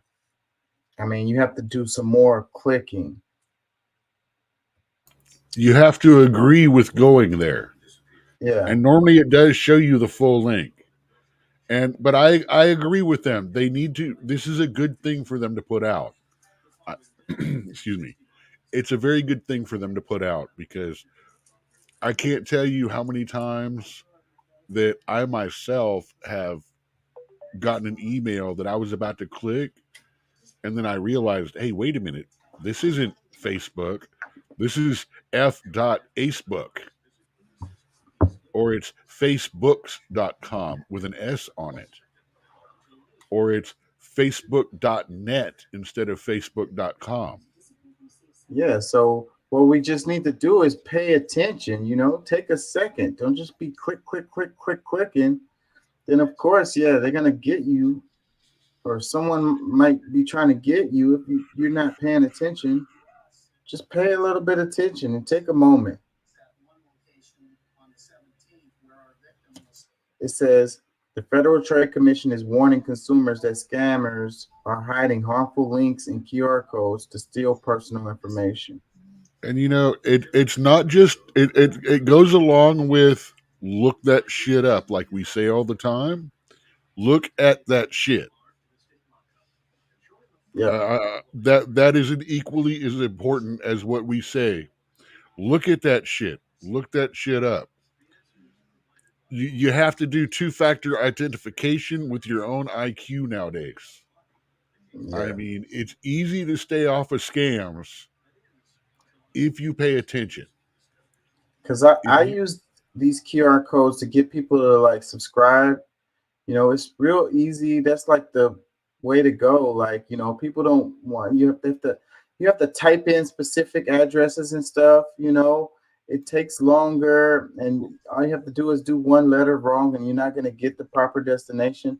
The QR code takes you right there. One of the versions of my business cards had a QR code on it that would actually open up your contacts, whether you had Google or whether you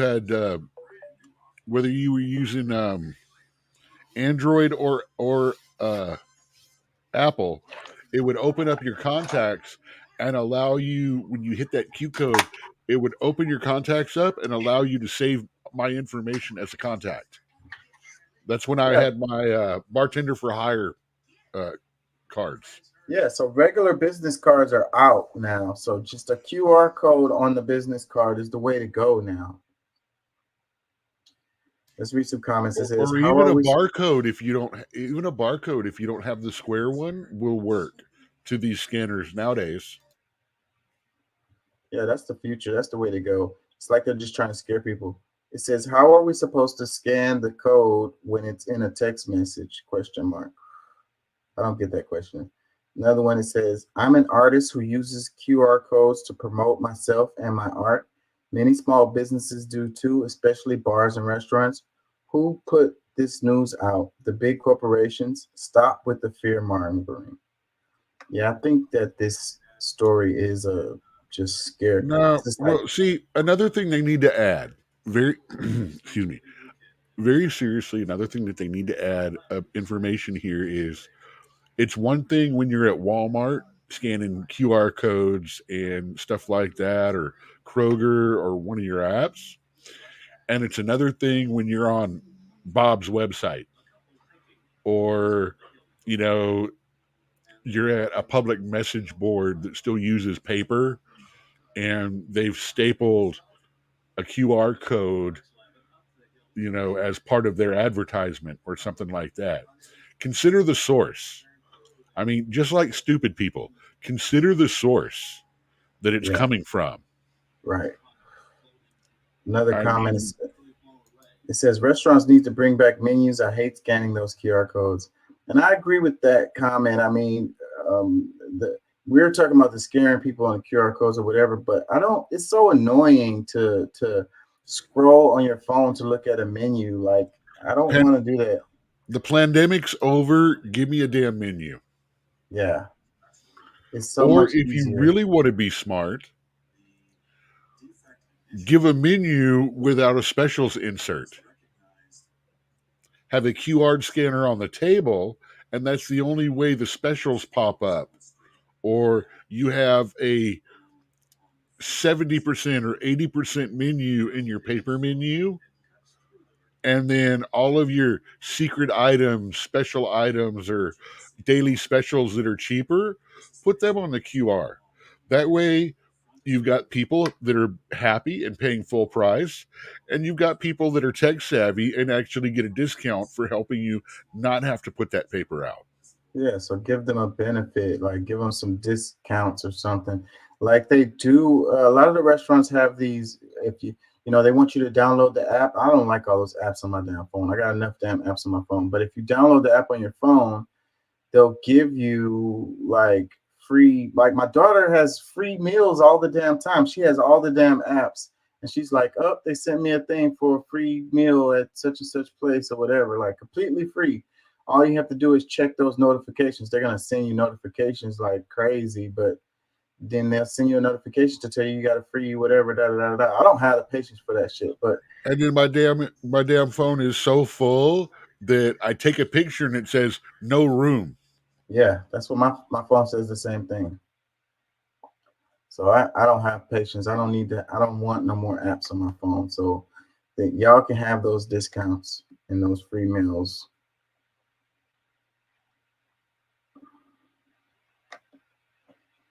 Let's do this one. A massive W. You got endangered monarch butterflies chilling on a native tree. You gotta stop falling for the cat, bro. Monarch butterflies do not need an invasive species to thrive. Why would a butterfly from North America need a tree from Australia to thrive? Stop falling for the cat. Plant native. It's time to debunk the myth about monarch butterflies, an endangered species that needs to be saved. You see all this invasive eucalyptus right here? People say the monarch butterflies need that to hibernate. I don't see one butterfly on that. Then when you look at the native Monterey pine, homie's covered in butterflies. Mother Nature knows. Stop cutting these down and replace them with that bullshit. I hate that they have all that music in there, but he's making a good point, and a point that I try to make all the time with our the plants that we plant. Native species are the way to go always, and it's like the grass that we put in our yard. Most of the time, these are invasive species too. We don't even realize it.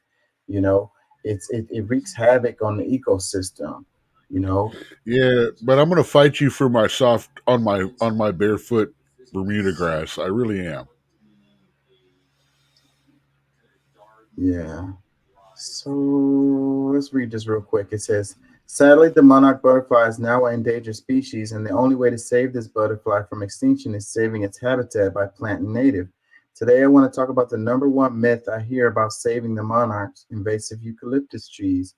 Many people think these butterflies need eucalyptus trees to hibernate, but that is false. Eucalyptus actually can hurt the monarchs. Eucalyptus trees are a huge fire risk for the monarch preserve, fall constantly, and are invasive species native to Australia, not California. Monarch butterflies have used California native Monterey cypress and pine trees for thousands of years, but humans cut them down and planted eucalyptus, and we turned native milkweed and wildflower landscapes into suburbs with grass lawns. If we want to save the monarch butterfly before it goes extinct, we must return our lawns to the food web by planting native. Don't plant invasive eucalyptic trees. Stop falling for the crap. And another step forward is like us, we should eat foods that are native to our regions also. Eating exotic fruits from around the world is not good for us, for our body. Like our digestive system isn't gonna process it properly because It's called a macrobiotic diet. right. So that fruit or vegetable may be packed with all kinds of vitamins, but your body isn't going to absorb those vitamins properly because your body has accustomed to its environment that you grew up in, you know. And so that's how we're connected to our environment. And there's a lot of things online where people are selling these exotic fruits and stuff like that around the world, and it's a really big thing online. But it's not good for us unless you're from that region. I mean, I know people probably don't really know what I'm talking about. So eat local, buy local, plant local, wherever you are. Let me see. Check this out. I figure we can talk about this a little bit.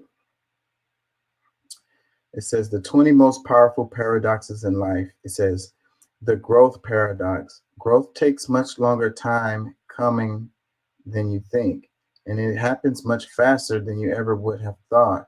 Growth happens gradually, then suddenly. When you realize this, you start to do things differently. So basically it takes time for change, but then when change happens, it happens suddenly. Basically is what they're saying. You know, one of the best examples of this that I can give is someone with an ADHD personality. I identify that way very much so, and a good explanation is we will sit around, ADHD personality will sit around, and it looks like nothing's happening for a long time. Nothing's happening. All this thing, always talking about this, gonna do, waiting for this, gonna do. And then all of a sudden, out of nowhere, click. Something happens, movement's made, and then for the next however long, it's just you're barely keeping up with how quick things are changing. Mm-hmm. How much progress is being made. You're just kind of hanging on by the seat of your pants as everything changes and builds and all that around you till you get to that next step. And then you get to that next step, and then boom. Here we go with that. It starts taking longer. You hit that wall. Yeah. And then you build again and build again and build again. And then everyone's all, well, nothing's going. You don't ever do anything. Nothing's going on. Then all of a sudden, click, boom, bam. There it goes again. Yeah. Yeah. I can personally attest to that.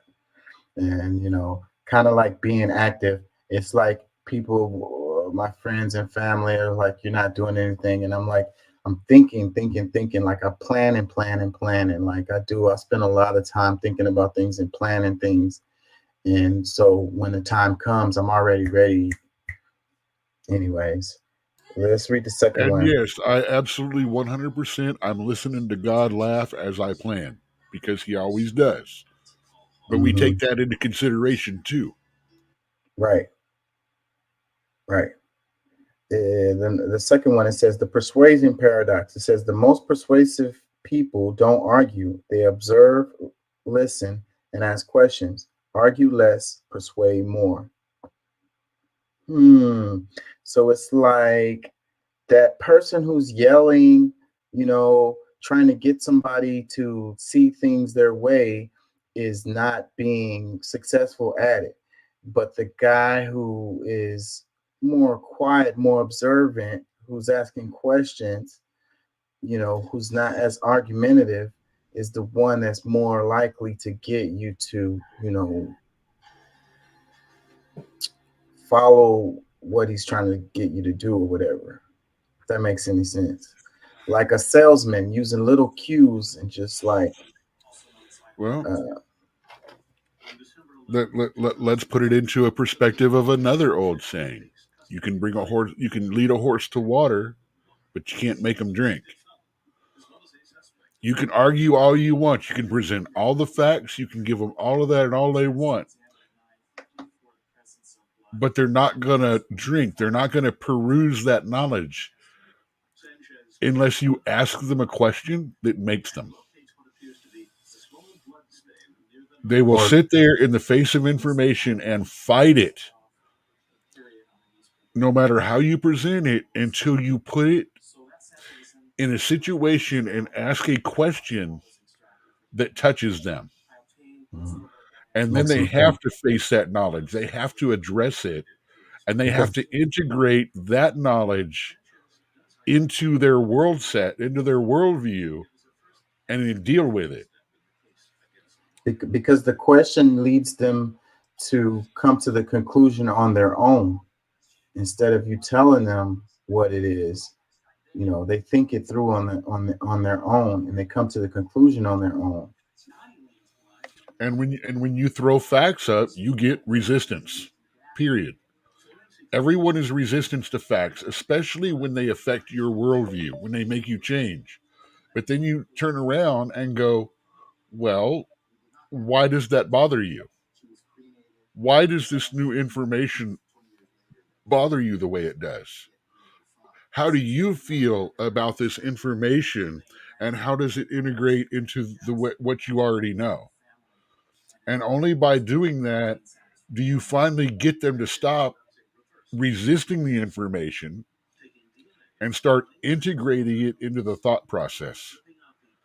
And once you start integrating the information into the thought process, that's when learning happens. That's when growth happens. Let's do this one. It says the effort paradox. It says you have to put in more effort to make something appear effortless. Effortless, elegant performances are often the result of a large volume of effortful, gritty practice. Some things become big things. Small things become big things. Simple is not simple. Yeah, so I think of like a ballerina. It's not how good you are, it's how good you look doing it. And you look good doing it because you spent so much time looking bad doing it. Well, that's like an artist. You wonder why an artist wants to be paid $200 to paint a painting for you. You're not paying $200 for the painting. You're paying for the time it took for them to learn how to frame it, learn how to process it, learn how to combine the colors, the paint, the brush strokes, how to make the art, how to space it on the page to where it looks good, and the hours that it took them. You're not paying them $200 for that. You're paying $200 for the experience and the time it took them to learn that. Yeah. Like plumbing is the one that always pops up. The plumber, where he's like, yeah, it only took me 20 minutes to fix your issue, but it took me 10 years to develop the skill and knowledge to be able to fix it in 20 minutes. Yeah. Instead of, well, I'm charging you an hour for $90 because it took me all this time to learn how to do it in less than an hour. You know, I could charge you 2 or 3 hours because that's actually how long the job would normally take. So you're actually getting a discount. Yeah. And all because they've seen so many problems, like, you know, they've dealt with these situations so many times that, you know, it saves it's a lot less time because they've already been through this so many times. Like, most likely this is the thing. Like, it takes them less time to diagnose the problem and fix it because they've already done this for so many years, probably, if he's an expert plumber like that. Plumbing is weird because that whole thing could it could be so many things, and it could really turn into a big issue, you know. trying to figure out what it is, and then they could do more damage trying to fix the problem. Plumbing and electricity, don't skimp on those. Those are the two things. If you're paying money in a house, or you're paying money to remodel, upgrade, do something right, always make sure you pay your plumber and you pay your electrician. Because if either one of those fail, it is going to cost so much more to fix it. Yeah. Don't get Tebow from the corner to do your electric or your plumbing, because Tebow is most likely going to mess that shit up. Get somebody who knows what the hell they're doing. Let's do this one. It says the wisdom paradox. The more I learn, the more I realize how much I don't know. Albert Einstein. I say that all the time. It says the more you learn, the more you are exposed to the immense unknown. This should be empowering, not frightening. Embrace your own ignorance. Embrace lifelong learning. You know, and there's so many people out here who is afraid to say that they don't know or whatever, like out loud, you know, like they're afraid to admit that they aren't aware of certain things. And that same person will never, ever learn what that thing is, because they it's like the question that needs to be asked, but they're afraid to ask it because they're afraid they're going to look stupid. So then they're never going to know what it is then, because they never ask the question. Their ego is in the way, and the thing about knowing more stuff, the more you know, the more you realize it's infinite knowledge. It's like really smart people have low confidence or whatever, and really ignorant people have really high confidence. Like they don't know how they could really fuck up or whatever. Like the person who knows stuff, he knows he could fuck up, if that makes any sense. I embrace this all the time, and that's why I'm always learning stuff, because I know I don't know stuff, but I also know I know stuff. You know, the stuff that you know, like nobody can just come to you and you spent so much time learning it. And then when I have a conversation with somebody about a topic that I know they don't know about it, like it's apparent that they don't know about that topic by the conversation, by the things that they say. You get what I'm saying? So yeah, it says embrace your own ignorance, embrace lifelong learning. Like no matter how much you've learned, there's always more. No matter how old you are, no matter how much time you spent on a topic or whatever, there's always more. You know, that's why I say, I may have this opinion today, and this has happened, and we both called each other out on having different opinions over the course of time. And it's because we both have sat here in the very beginning talking on this show saying, we looked this shit up. We reserve the right to change our minds because we've learned differently, because we've learned more. Because it's not about tossing out your opinions and standing behind them no matter what. It's about integrating new information and knowledge, learning more, and growing with your ideas and as a human being. So yeah, that's why some of the things I say may not match up with some of the things I said 2 years ago. Because I've grown since then. I've moved on since then. I've learned more. I'm a different and better person since then. And I cringe when I think about some of the stuff I used to say a lot of times. And I'm like, oh, dude, I would cancel myself for some of the dumb shit I've said.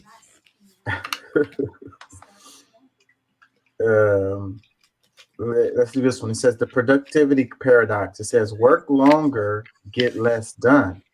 Parkinson's law says that work expands to fill the time available for its completion. When you establish fixed hours to your work, you find unproductive ways to fill it. Work like a lion instead. Sprint, rest, repeat. And that's kind of how I do my homework. Like I say, sprint, rest, repeat.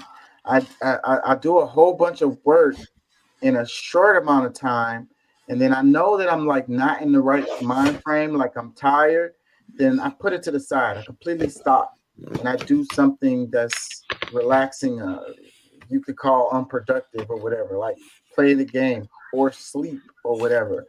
And, and I do make a plan for when I want to work on it again or whatever. But, I think about it over time, but like, it's kind of like how I get things done overall. Everything I get done is this way. It's like, I don't know, maybe it has to do with the ADHD, like you were saying a few minutes ago, because I spend a lot of time not doing things, but then when I get productive, I just knock it all out in a short amount of time. Like, and You hit the hyper focus. and sometimes it really surprises me because I look back and I'll be like, damn, I just spent the hour and I got like a whole bunch of shit done. And then you realize you got so much done, you fuck off for the next 5 hours. Yeah, exactly. I got a lot done. Shit, I'm finna chill now. Turn on the game. Yeah. Hey, like I say, truth is truth, even when it's against me. Yeah, I'm the guy that smart managers put me on the hardest, slowest job to do. Because I'm going to find the way to do it the quickest because I'm a lazy motherfucker. Mm. I'm going to try to get whatever is done in the quickest, least effort way that I possibly can so I can get back to doing nothing. Which to everyone else is doing nothing, but to me is working on my game world, playing my game, and at the same time looking up stuff that is current in the news for the show, and then writing comedy shorts and things like that for the stuff that I'm going to be doing and stuff I'm working on. I mean, I'm approaching a lot of this from the ADHD point of view because I've had to learn to work with my difficulties. I mean, back in my day, they literally called it multitasking. And it was a bonus. And Right. now it's like a horrible, horrible thing, which, yeah, I'm starting to understand how bad it is as I'm getting older, as I don't have the energy to keep up with my brain anymore. Yeah, they want you to just focus on one task, complete it, and then move on to another one. And I'm just not made up that way. I have to be doing more than one thing at a time or I can't even focus on that one thing. Because worse, if I have to sit down and focus on one thing at a time, I pass out. Yeah, I literally go to sleep. Let me read this one. It says the speed paradox. It says you have to slow down to speed up. Slowing down gives you the time to be deliberate with your actions. You can focus, gather energy, and deploy your resources more efficiently. It allows you to focus on leverage and ROI, not effort. And this is kind of how I move. I really do. And back when I used to be a manager, like I was really trying to be better, and it was always giving me feedback. And one of my GM, he was like, I was moving around the restaurant, and he was like trying to catch up with me. He was like, I can't even catch up with you. Like, you're moving too fast. He says, you need to figure out a way to get the game to slow down for you. Like, he was using like football analogies, like as a quarterback, the game slows down for him, even though it's happening fast, it slows down for him and he knows what's happening or whatever. And it took me a while to really understand what he meant by that. But then once I did, then I never changed. Like, and I still move that way now as a server. And I kind of get in trouble for it because they want you to have a sense of urgency. You know what I'm saying? All the time, have a sense of urgency. It's like a big deal. And so it's like I don't know, you're not showing enough effort. You're not showing enough sense of urgency. But that's not how I move. I think, and it actually saves me time. You know what I mean? By consolidating and think about what I'm going to do before I do it, instead of like physically trying to do it quickly or whatever. Like, does that make any sense what I'm saying? Well, this kind of plays back to productivity paradox. See, the productivity paradox, the last line they've got there, work like a lion instead, sprint, rest, repeat. That is corporate HR management wet dream statement. Get your stuff completed. And what happens as soon as you complete all your tasks at 3:00? They give you 3 hours more work because they know you can complete it in the 2 hours left during the day. Yeah. You know, they dump more work on you when you find that you can do that work, and your mind is not always up to that work like a lion situation. So you don't always get that same amount. And now you have to slow down to speed up and blah, blah, blah. This is about efficiency. Yeah. With us, it's about, hey, I've got 3 tables out there. If I wait 2 minutes on this table, 4 minutes on that table, I can go out and get a drink refill for all of those tables at once. I just got set with 3 tables staggered. If I get the orders and then take the salad, take a salad to one, get another order, get the other order, get the salads to those, and then put all 3 orders in. That is more time efficient and helpful to everyone because I can treat it all like one certain table instead of like 3 individual tables. Get them time synced together. That's what the speed paradox is. It's not about working faster. It's about encompassing all of your work into one rotation. You know, it's about, you just got triple set. Well, you don't have 3 tables. You have 1 large table in 3 spots.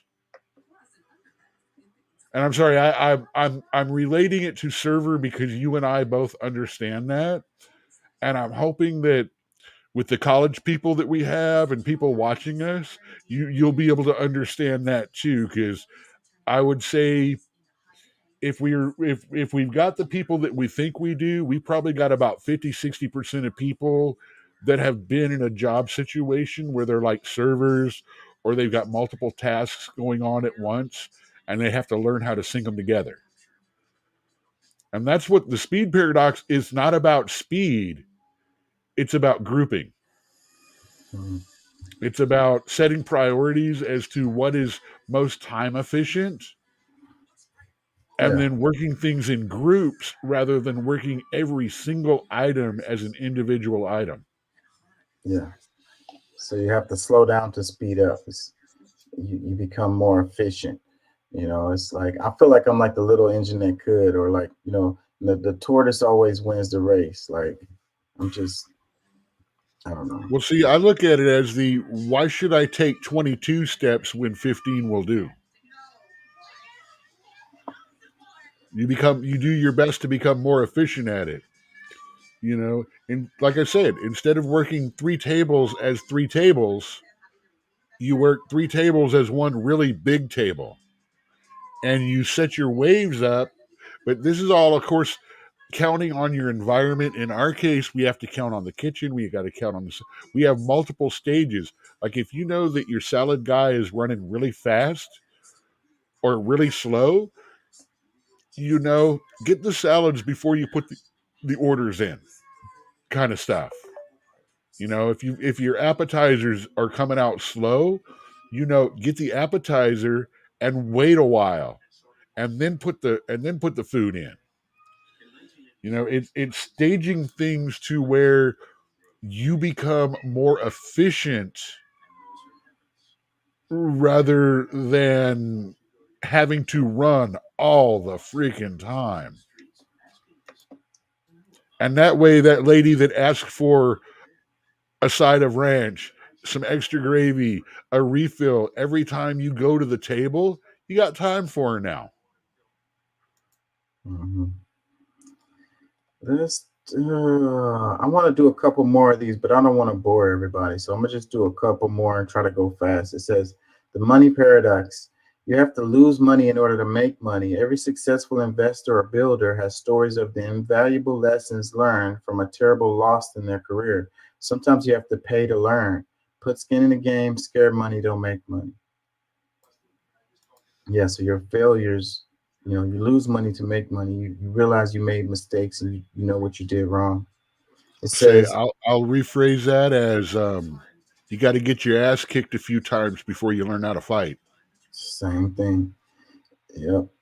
It says the news paradox. The more news you consume, the less well informed you are. The Nassim Taleb noise bottleneck. More data leads to higher noise to signal ratio. So you end up knowing less about what is actually going on. And I think this is the main thing that's happening in our media. And then all these opinions that we're getting from these damn talking heads, these, nobody know anything. Like when you talk about the Israel Hamas thing, it's so much stuff.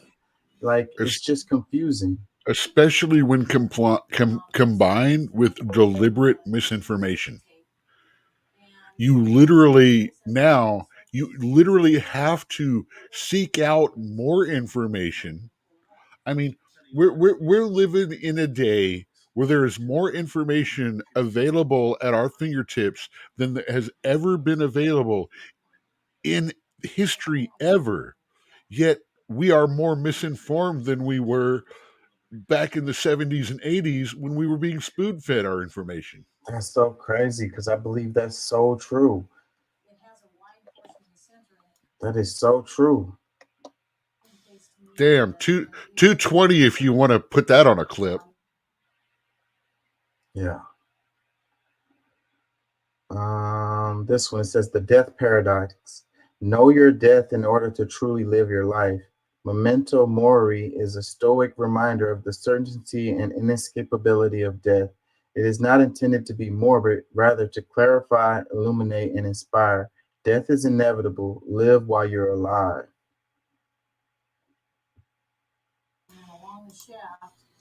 See, that's a deep one right there.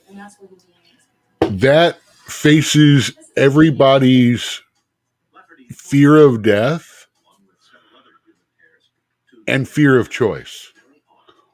You're so afraid that you don't have time, you don't want to make a choice on something, and by the time you finally make a choice, you don't have time. And I think it's the beauty of life, the circles of life. It gives us meaning. Everybody only has a certain number of seconds of life, a certain number of minutes, a certain number of days of life. So it gives each second, day, minute meaning for us, It also motivates you, It's like I want to get some things done before I'm up out of here. This is what I tell myself. And, so that gets me up in the morning. Like that gets me driving, gets me going. It's like, I want to accomplish some things before my time is out. If you had infinite time, then you probably just wouldn't accomplish anything.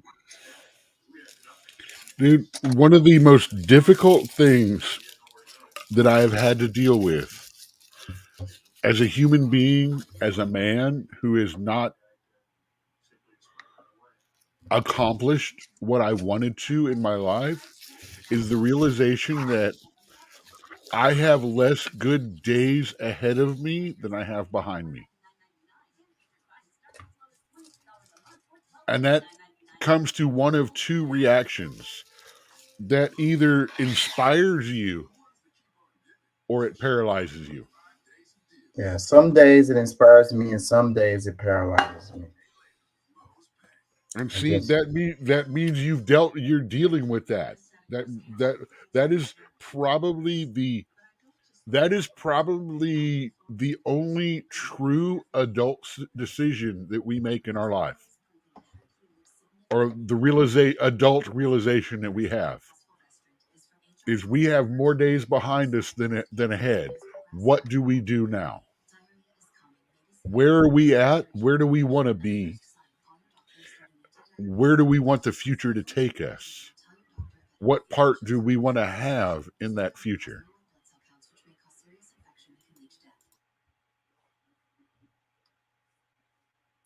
This one, it says the connectedness paradise. More connectedness, less connected.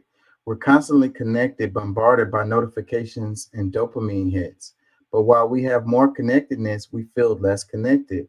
Put down the phone, look someone in the eye, have a conversation, breathe. I think we are so lonely.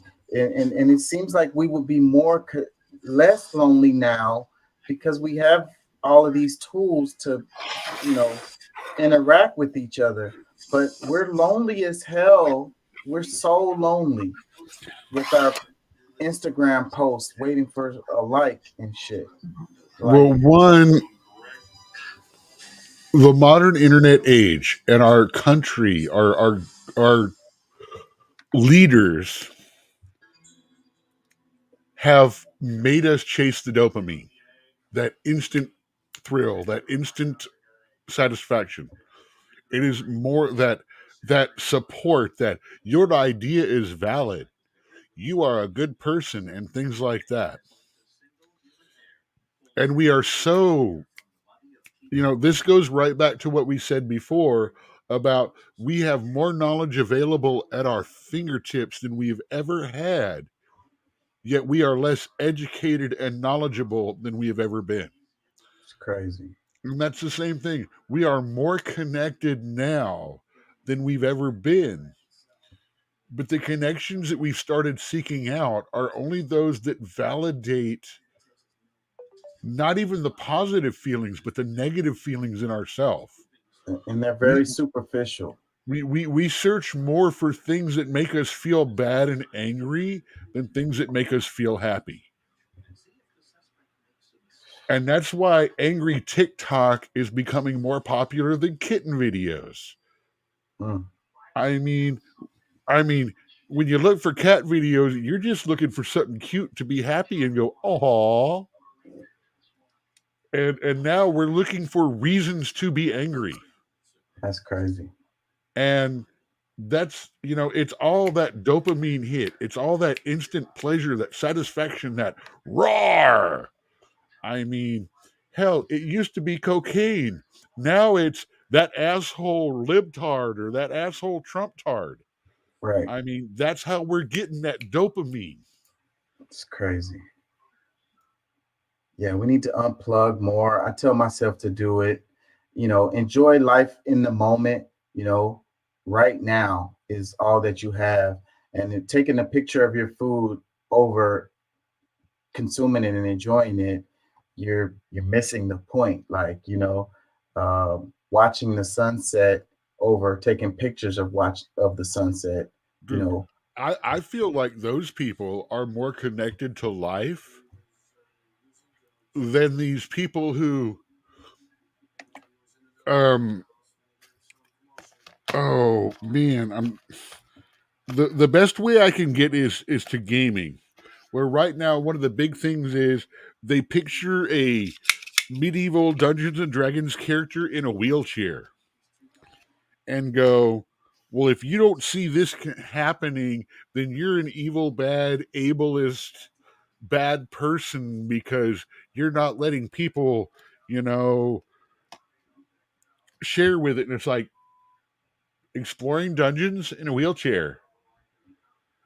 If you even question that in the statement, you're a bad person.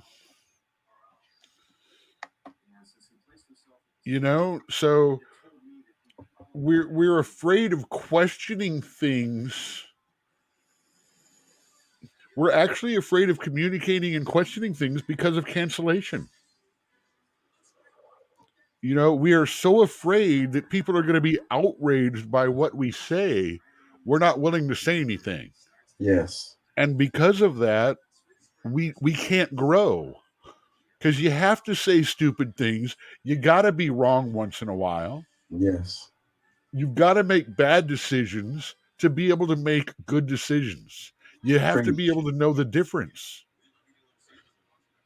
And you can't be tricked or pushed into, well, this is a bad point of view. You're wrong for this. Why? Well, if you don't understand why you're wrong, then you're just wrong. You're canceled. You're isolated. Yeah. You're not one of us anymore. I'm wrong all the time. And I'm not afraid of being wrong. That's why I'm able to get on this show and talk my shit, because I'm not afraid of being wrong. I'm wrong all the time. All the time. Absolutely. And both of us have literally all the time. Both of us have literally changed our minds and ideas and decisions because we're like, oh shit, I was wrong. Yeah. or oh shit, some new information, God forbid, some new information comes out. I mean, back in the day, there was this basketball guy. I don't remember his name. I'm sure somebody. I'm not going to look it up because I don't want to break the. I'm trying to do this quick, but basically, he said some homophobic things in public, and they were homophobic. I mean, not they were not cool. And so what happened were some fans of his said, "Dude, we challenge you to come out and party with us. We want you to come party, even though you feel that way about us and our environment. Come on out, hang out with us." Well, that basketball star went out, got to know them, started partying with them, and then all of a sudden, he became a pro LGBT activist. Why? Because he had the chance to learn. Because he wasn't canceled for his statements.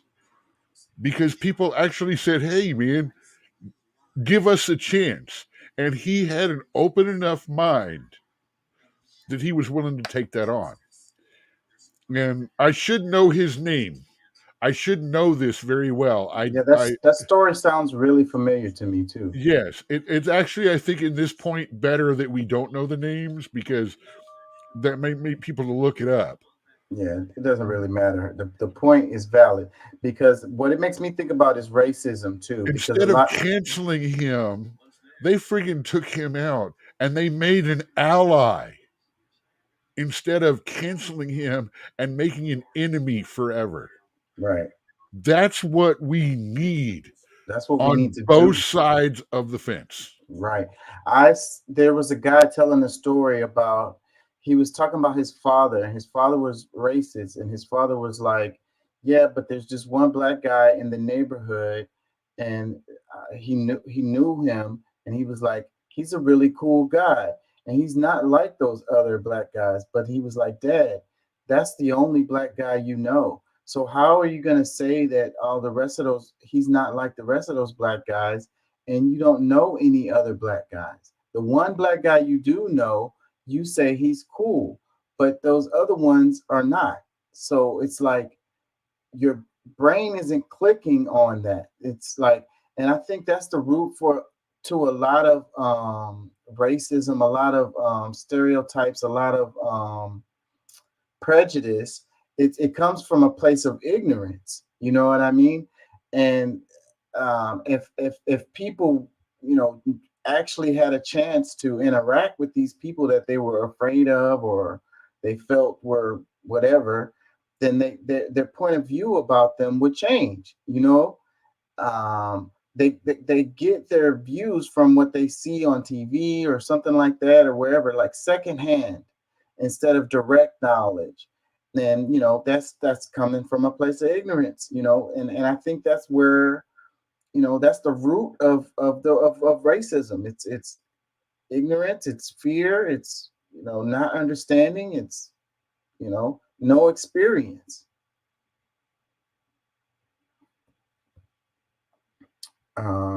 So people that have a problem with LGBTQ people, like I was saying, like some of the most fun parties I've been to was gay parties, bro. Like they party, bro. Like they have a good ass time. Like the most intricate ass, like complex ass, like entertaining. Like they got plans they got an itinerary that they go through for the night. Like like yeah, man. The most fun I've had is at gay parties. I ain't gonna lie to y'all. I'm not gay, but I would explain how I was in those parties, but it would take a while. So let's move on. This one, it says the fear paradox. It says the thing we fear the most is often the thing we most need to do. Fears, when avoided, become limiters on our growth in life.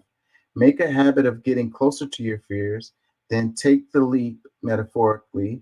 You may just find growth on the other side. Damn, I chopped that up. the thing we fear the most is often the thing we most need to do.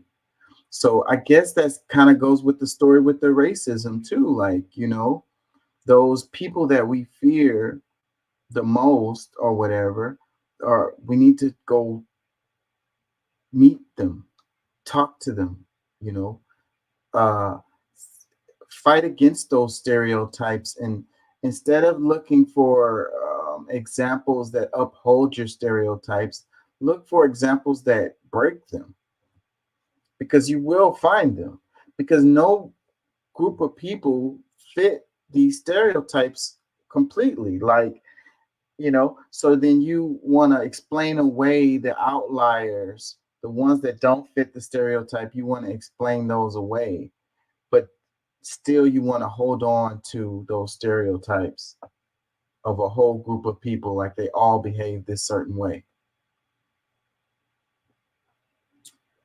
This one, it says, the constant change paradise. When you're finished changing, you're finished. Benjamin Franklin. The only constant in life is change. It's the one thing you can always count on, the only constant. Embrace it, be dynamic, be adaptable. Yeah, I believe the only thing that's constant is change. Like, you look at the universe and you look at things, they're moving and changing. We're moving and changing and growing, constantly. So,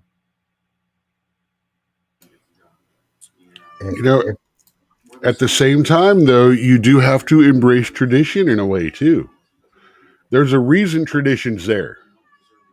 A lot of traditions come from the old wives' tales, the old stories and things like that help build us as a people.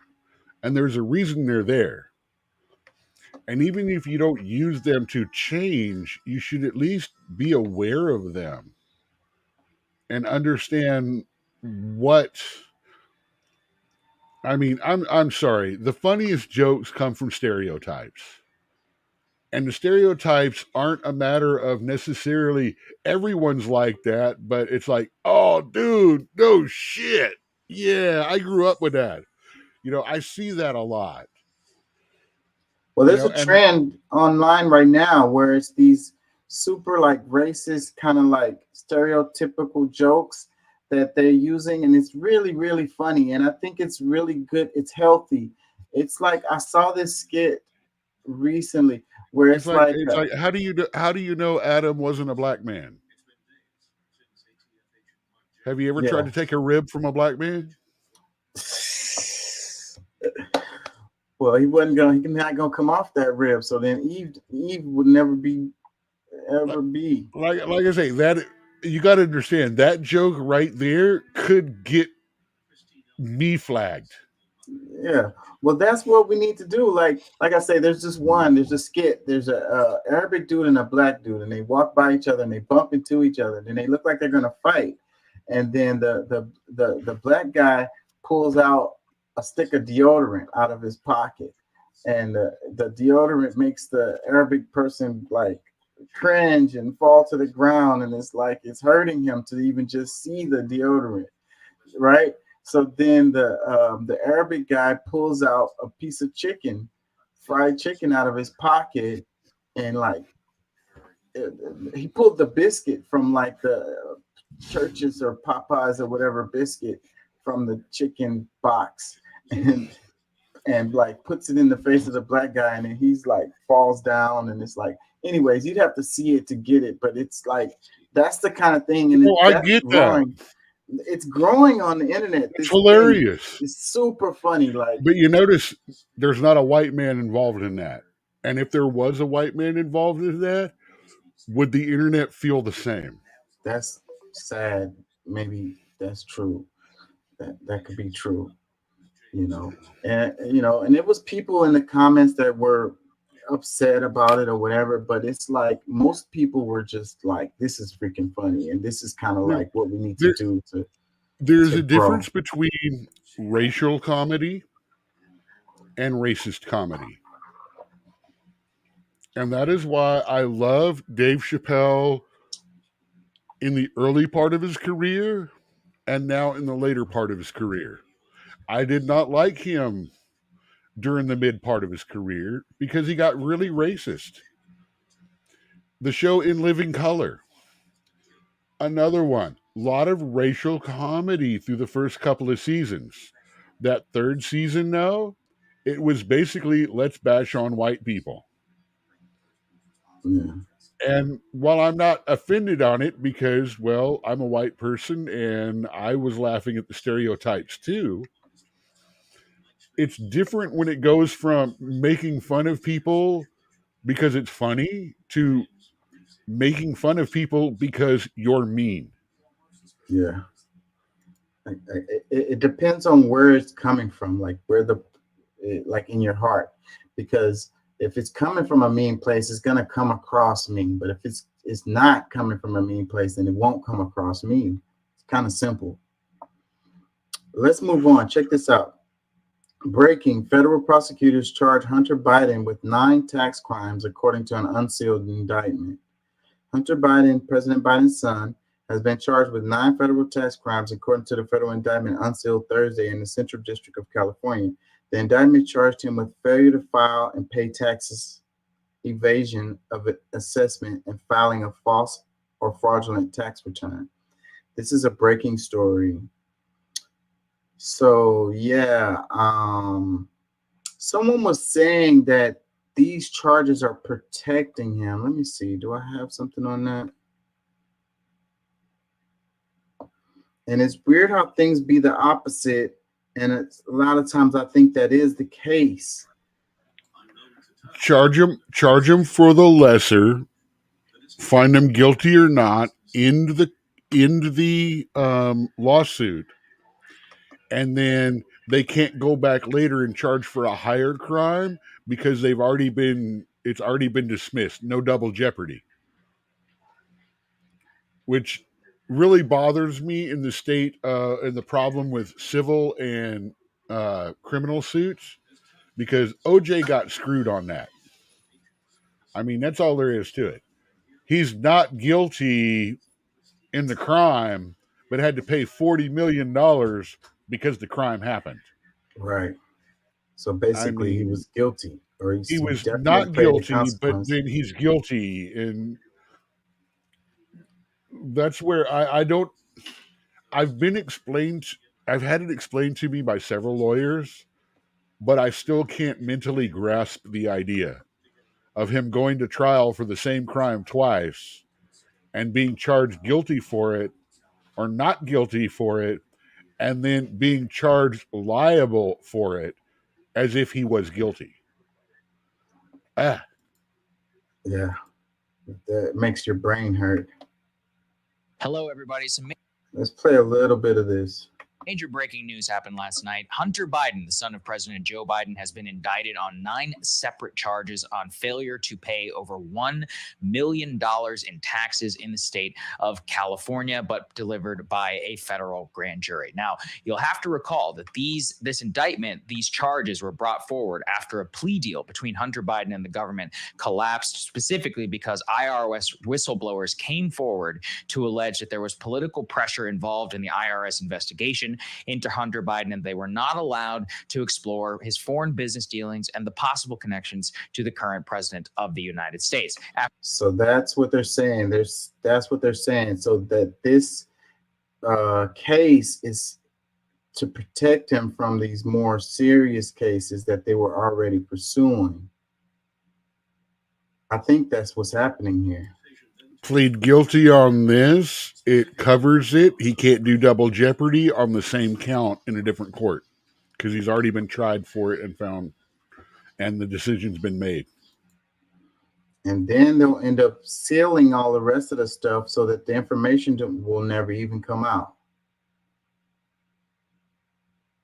Because this is an unsealed indictment. So they got all the information on this, but that's cool. People can look at the text. Anything used in process or in the pursuit of this indictment, because it's been found guilty and all that, because he's been tried on it, cannot or will not, because it's sealed, cannot or will not be used in any other case against him. Yeah, I think that's what's happening with this. Let me play a little more. after the basically falling apart of the plea deal in that case, in which the judge alleged that it was too sweetheart, the government has now decided to go through with its prosecution effectively after having its hand forced. And the details in some of this is exactly why Hunter wanted to plea, was to make sure that none of this came out, because it is just stunning in terms of its corruption, in terms of his own personal conduct. And look, we will leave the personal conduct, I think, for a little bit later in this video. But we're going to start with what we really need to know about his foreign business dealings. So let's go ahead and put the indictment up there on the screen. And I'm going to go ahead and read directly from this. Quote, "The defendant engaged in a 4-year scheme to not pay at least $1.4 million in self-assessed federal taxes that he owed for the tax years 2016 through 2019, from in or about January of 2017 through in or about October 15th, 2020. And to evade the assessment of taxes for the tax year 2018, he filed false returns in or about February of 2020. So there are 3 felonies that have been charged. Dang, so $1.4 million. How much money was he making to have $1.4 million in taxes? Stu must have been making a killing. You know, and remember, that's California, that's not federal. So that's just state taxes. That's not federal, that's state taxes. Dang. Dude was making a whole bunch of money, man. This dude's making a killing. No, all those millions and millions of dollars he was given as a foreign oil executive, a South African land management executive, a Ukrainian oil executive, and a Chinese entrepreneur. All that money he made that they all tracked back to him is what's being called in. If he pleads guilty and pays that all off in state taxes, and that, well, that would be double jeopardy if they started investigating it on a different level, because he's already been convicted. Once they're convicted, you can't reconvict them or recharge them for the same crime. This is oligarchy chess. Man, corruption is lucrative as hell. And what? So making all this money and smoking crack and shit. Like, what the hell? You think you'd be using more designer drugs? God forgive me. Hey, cheap and easy is cheap and easy, man. I mean, how many of us drank Boone's Farms instead of actually something good back in the day? I used to drink Boone's Farms back in the day, but I was a teenager though, so.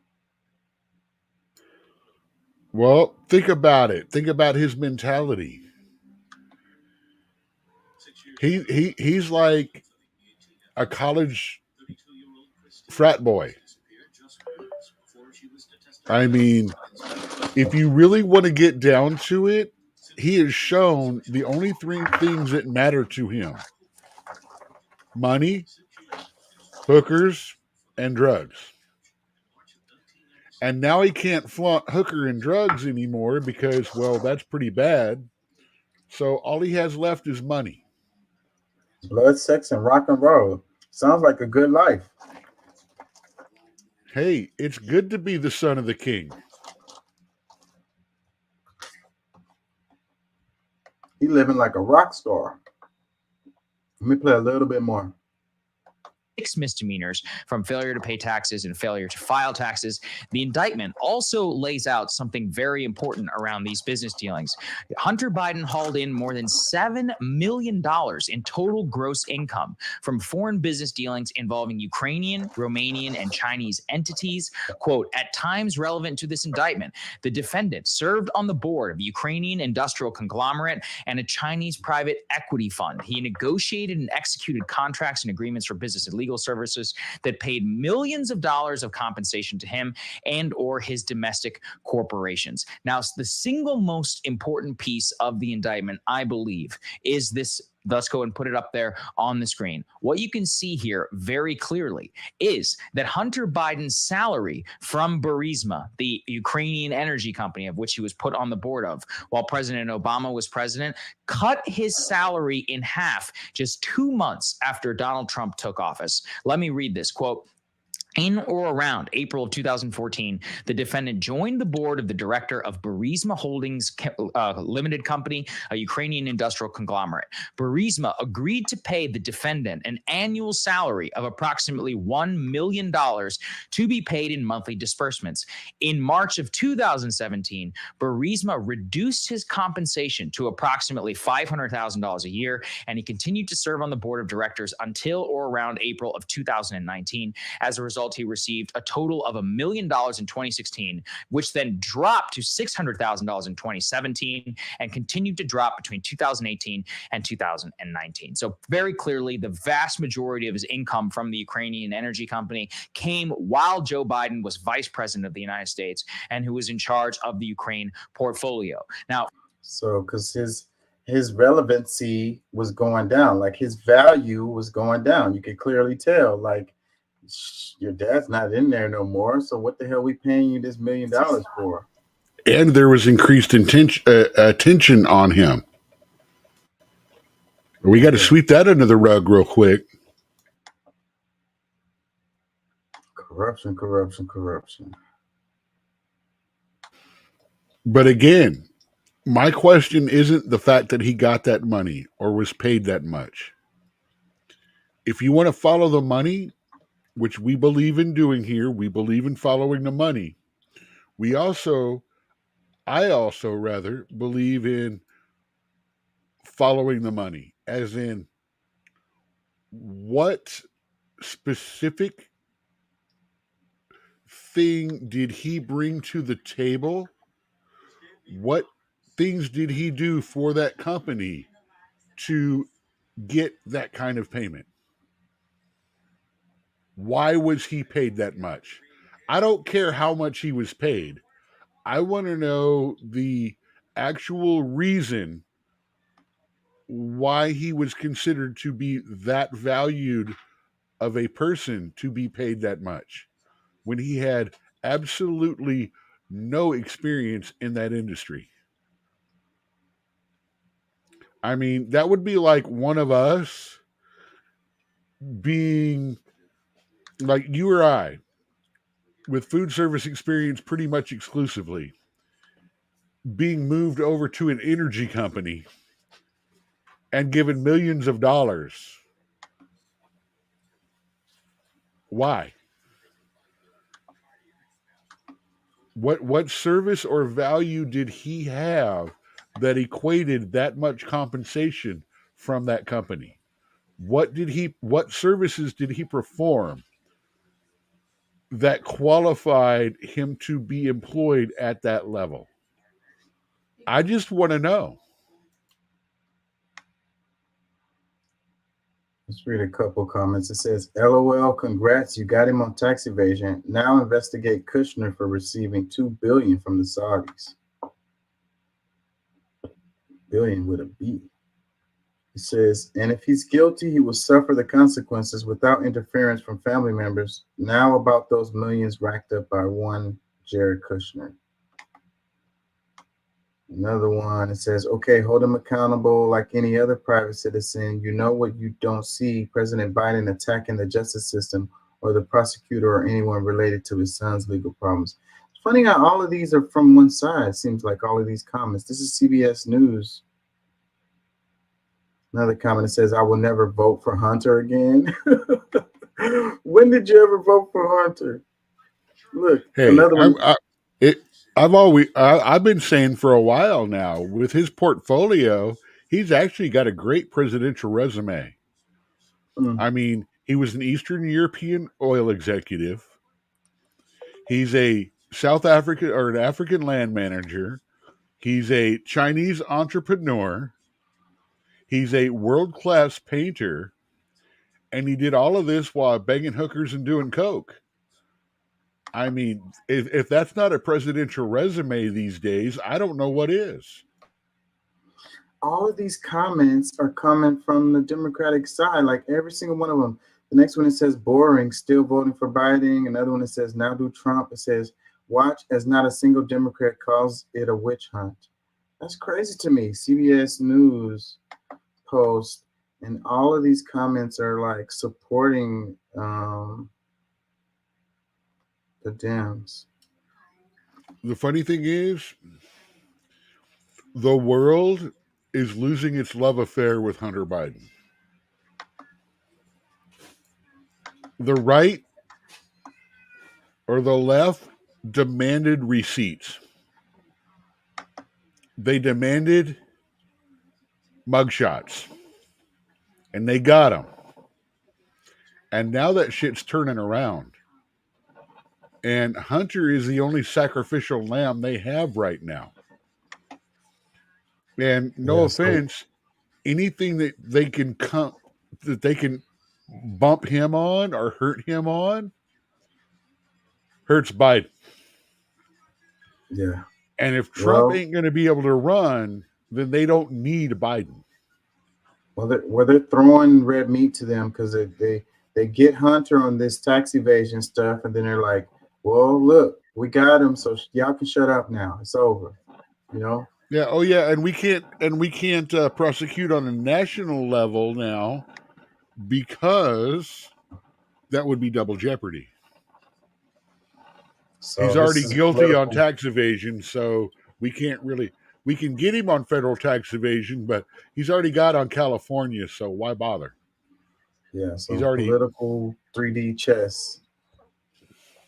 Let's move on. Some immigration stuff. Check it. Smaller camp has popped up nearby with a large population of Chinese immigrants and people from Turkey, Africa, India, and Russia. Likely this is where a lot of the migrant groups are coming through. You can actually tell that because of the evidence that's left behind, the clothing, the food wrappers, the water bottles. But on both sides of this wall, it's very evident there is very little law enforcement presence. In Hakuma Hot Springs, California, a makeshift tent camp continues to grow with more than 700 people relying on local residents for help. How did this look 3 months ago? Was there anybody out here? No, it wasn't a single person. Another smaller camp has popped up nearby with a large population of Chinese immigrants and people from Turkey, Africa, India, and Russia. Likely this is where a lot of the migrant groups are coming through. You can actually tell that because of the evidence that's left behind, the clothing, the food wrappers, the water bottles. It says there's a mix of people currently living in encampments in Jacumba Hot Springs, California, a border town located at the U.S.-Mexico wall. The camp has well over 700 people living here, all broken up into small communities based on where people are from. The lucky ones have tents. However, most sleep on the gravel and use their clothes to shield them from the elements and their backpacks as pillows.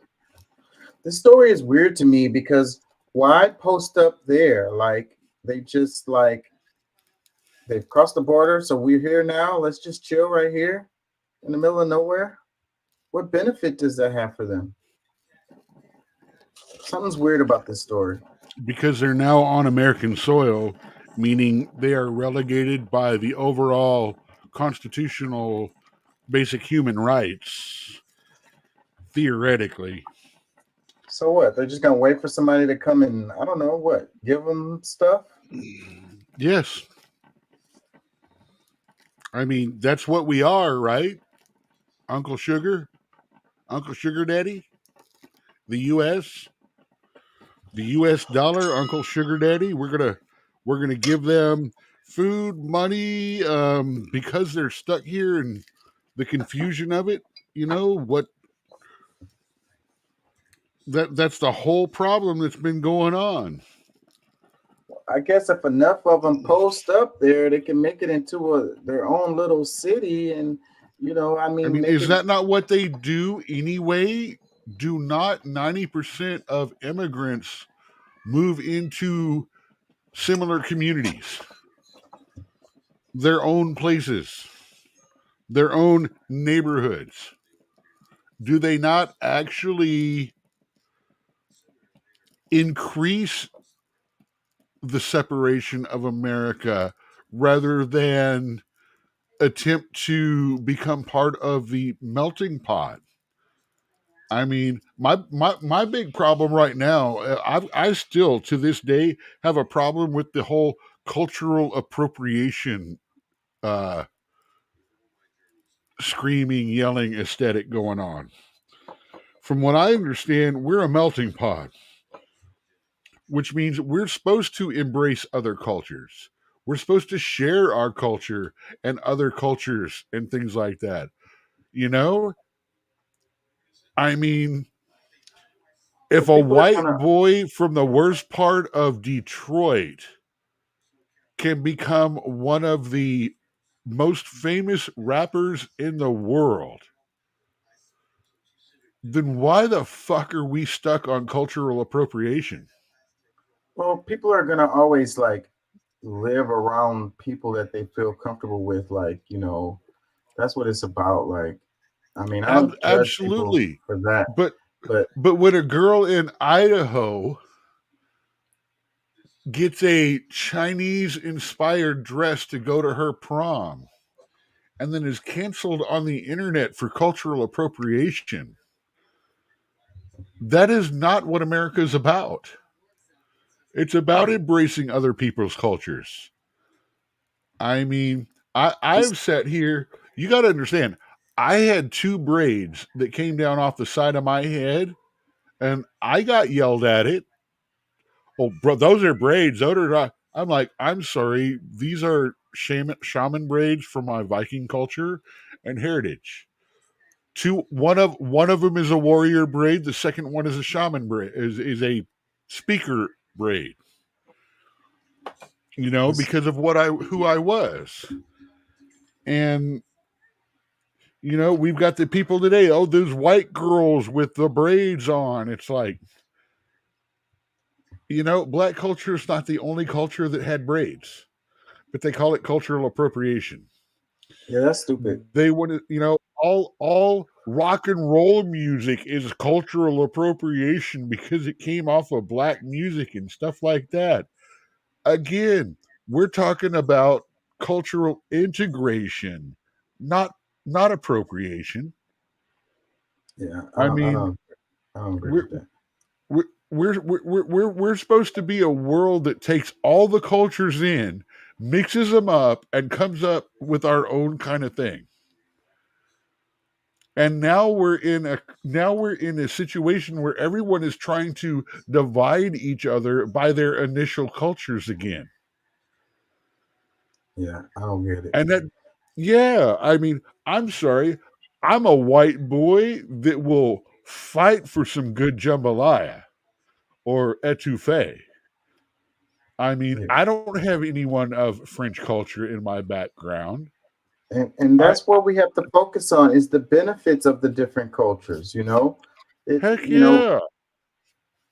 But this story is weird to me. Like, this doesn't really make sense to me. Like, why are these people posting up, and like, what is the end game? Like, what is the point? Like, what is it happening here? Like, something's weird about this story. What's happening is we have people of different cultures coming in.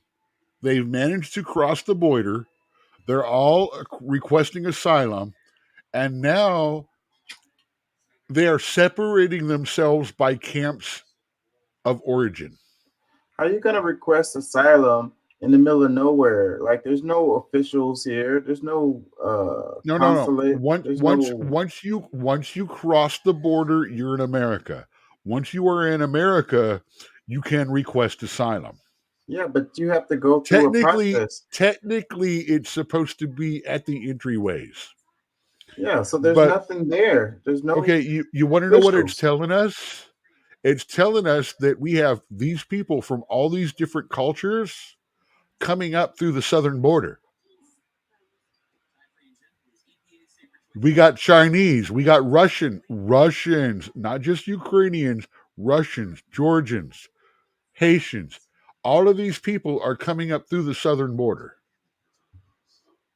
Okay. Now we have to look at, they're coming southern border. We only have one southern border, and that's with Mexico. a country which a violation of their laws, of their immigration laws, is a minimum 4 years in jail. Yet they're letting them pass right on through up through the border. I don't think that they're letting them. Like who? Like these people Absolutely. How do they get there in that mass numbers? Somewhere. No. Bottom line is accountability has to be handled. There's an entire country with encampments on the other side of the border with people from countries we're not even sure of. And plus, these are just the ones that have gotten through. We have to look at the whole picture, just not, well, this or that or the other. How are they? No, they're not swarming the whole country and then suddenly forming at the border. The last 3 convoys were let through from their own southern border. All the convoys have passed 7 U.S. embassies in different towns, in which every single one can take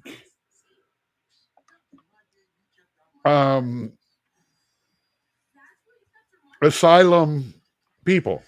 Yet they pass them up to run the border, to overwhelm the border. Let me read some comments. It says, I think everyone forgets that we all came from somewhere other than the USA. We are all technically immigrants. Another one, it says, no one is illegal on stolen land. Another one, it says, wow, look how effective the Orange Clown's wall is. Another one, it says, we are supposed to feed and house these people. Oh, shoot, I went too fast. Hold on, it says, another comment says, should have continued building the wall, but we will after November 2024. Another one that says, let people live. We don't own this earth. Another one that says, close the border now. Another one that says, fake ass news. It says, vote Republicans out. It says, China, Turkey, and Russia. So they fly into South America or Mexico and walk on in. What the hell? Yeah, that's a good question. I mean, that's a good comment. I mean, like, you can't get from Russia and you can't walk from Turkey, China, or Russia. So how the hell did they get there? Another comment, it says, listen, we all know this has gotten out of control. So let's figure out something to control it that doesn't cause any harm to anyone, either living at the border or coming across it. Another one, what the F? Why so many countries? I thought it was just supposed to be Hispanics. Another one, this is what y'all voted for, so every Biden voter should drive down, bring a family back to your homes. Another one, it says, send them all back. Yeah, I really don't see the point of posting up right on the other side of the border in tents. Like, I don't No, see that's not the other side of the border. That's this side of the border. Yeah. I don't really get this story. That's because California has allowed it, because California encourages it. And my problem is, this whole time we've been doing this, we have not actually, as a congressional senatorial group, focused on the migrants and the people we need on a general basis to work. We're so concentrated on, oh, these people, they're, blah blah blah blah blah blah blah. It's like, well, you got to realize probably 40% of this traffic that's having problems now were migrants before, but have had laws changed that stop them from being able to cross freely.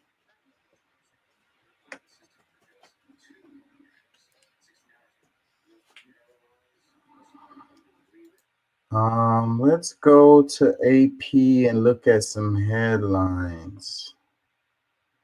I like to do this at the beginning of the show usually, and I meant to do it earlier, but I didn't. Dude, so. we need to we need to cover some Sky Australia stuff. Yeah, they rip us really really good, dude. Yeah, I'm always looking at Sky. I like their stuff. I like to use AP because they tend to be more like just informational and not as much like narrative driven.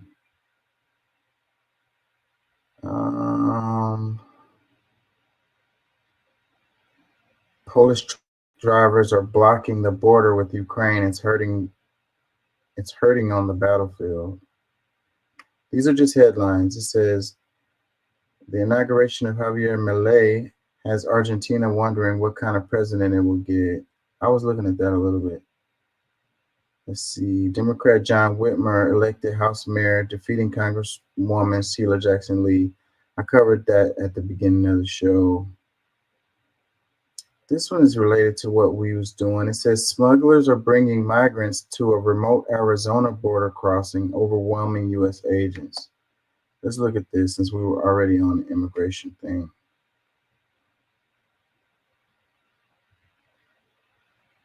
Is there a video? Smugglers are bringing migrants to a remote Arizona border crossing, overwhelming U.S. agents. Let's see. They got some photos. A bunch of trash. So let's say they're overwhelming the agents by bringing them to a random place. How far away is this from the other story that we just did? It's a lot of brown people in these pictures. In the other pictures we just showed, it wasn't very many brown people. But it kind of looks similar to the other pictures. This is the wall and trash everywhere. These people got luggage. This dude's got better luggage than I do. I don't have a suitcase that nice. Start covering their face because they're taking pictures, I guess. Overwhelming the agents. Let's read some. It's by Anita Snow, December 9th, 2023. It says, Greston Miranda and his wife were among thousands of migrants recently arriving at the remote area in Arizona southern border with Mexico, squeezing into the United States through a gap in the wall and walking overnight about 14 miles with 2 school-aged daughters to surrender to Border Patrol agents.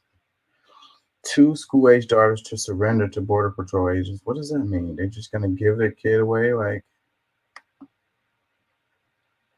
it says, it says, there is no security in my country, said a 28-year-old from Ecuador who lost work when his employer closed due to extortion by criminals. Without security, you cannot work, you cannot live. A shift in smuggling routes has brought an influx of migrants here from countries as diverse as Senegal, Bangladesh, and China, prompting the Border Patrol to seek help from other federal agencies and drawing scrutiny to an issue critical in next year's presidential elections. So covering these stories are a lot to do with the election coming up. But what's interesting to me is how the focus tends to be now on all of these people that are not like Hispanic. Like these people are not Central and South American people. These are Senegal, Bangladesh, and China. So that's what the narrative is focusing on. Well, see, because now instead of the South American, you notice there's been none of the coverage of the caravans, despite the fact that there's been 2 or 3 come up recently. Now it's about people from all over the world. Specifically, if you notice, all of the countries that America has been involved with. I mean, so then that it's that a points narrative to the about narrative. how we're making people come to America. Well, we must be the greatest and best estate. Therefore, we must let them in because we are Uncle Sugar Daddy, right? Yeah, I We're get the it. U.S. We're Uncle Sugar. All these people want to come here for this better life. It doesn't matter how bad we're screwing our everyday citizen.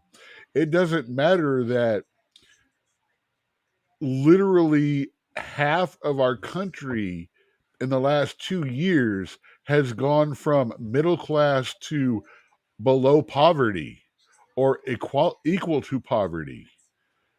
All that matters is we are such a better country. Everyone wants to come here. See, this is what we're enticing. Now, look at what happens. Why all the people of the red don't want these people to come here? Why? Well, because they're anti-American. They don't want these people to come here. They don't want them to have a better life. They don't want them to share in our democracy because they're bad people.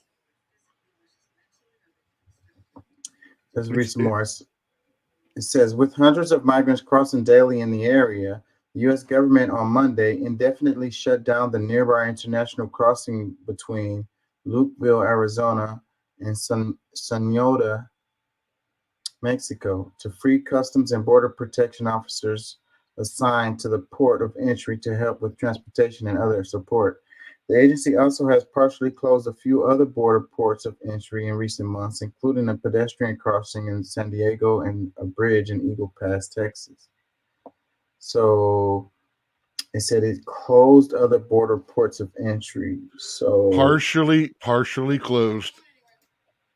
Partially closed. Big difference between the two. Limited traffic as opposed to no traffic.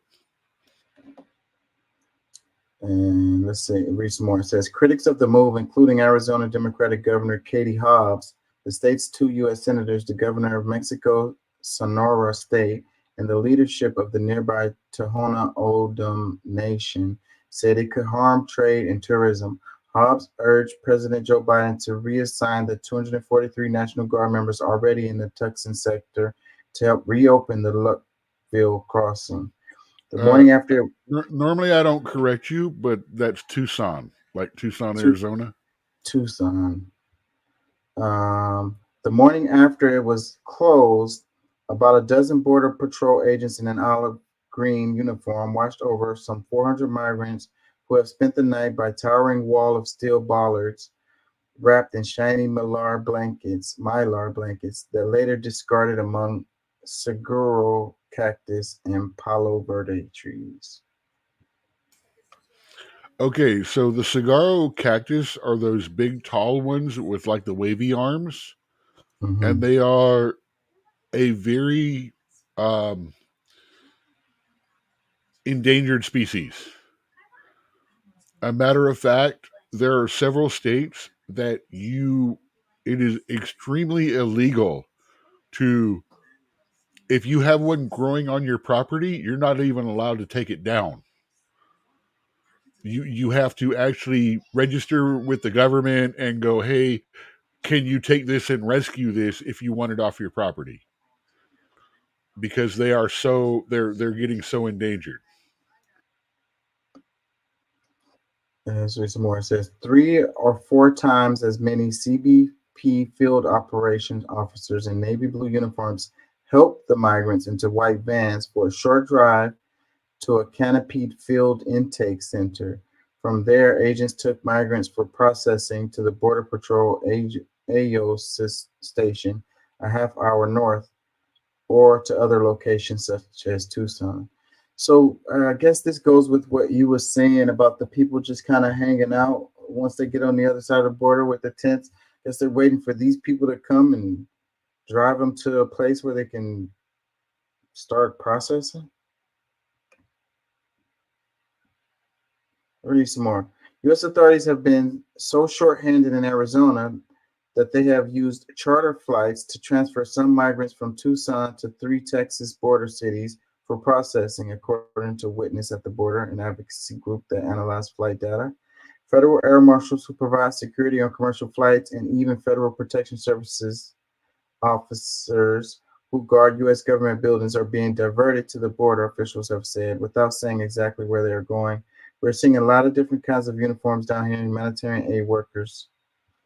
What is this article saying? Like, what are they saying? It says nonprofit groups worry about the migrants' well-being. This is a humanitarian crisis that happens in our own backyard, said Dora Rodriguez, chairperson of Tucson nonprofit Humane Borders, which keeps water tanks on the border for migrants. There are hundreds of people, including infants and children, who are stranded in remote areas of the desert for days. The Lukeville area's popularity as a place to cross the border from Mexico into the U.S. emerged in recent months. It's one of the most striking examples of migrants shifting to a remote area, putting the Border Patrol on its heels. In 2019, Antelope Wells, New Mexico became a popular spot. This year also has seen hundreds of migrants camping in the mountains of Jacumba Hot Springs, California, waiting for agents to process them. That's what we showed a minute ago. Because Lukeville is so remote, Border Patrol staffing is light, so traffickers in the region controlled by Mexico's Sinaloa cartel steer people there. The arrivals last week included 41-year-old Luis Vasquez, his wife, and their three children from Zacatecas, a Mexican state plagued by drug cartel violence. I'm still trying to get what the point of this article is. Like, what are they saying here?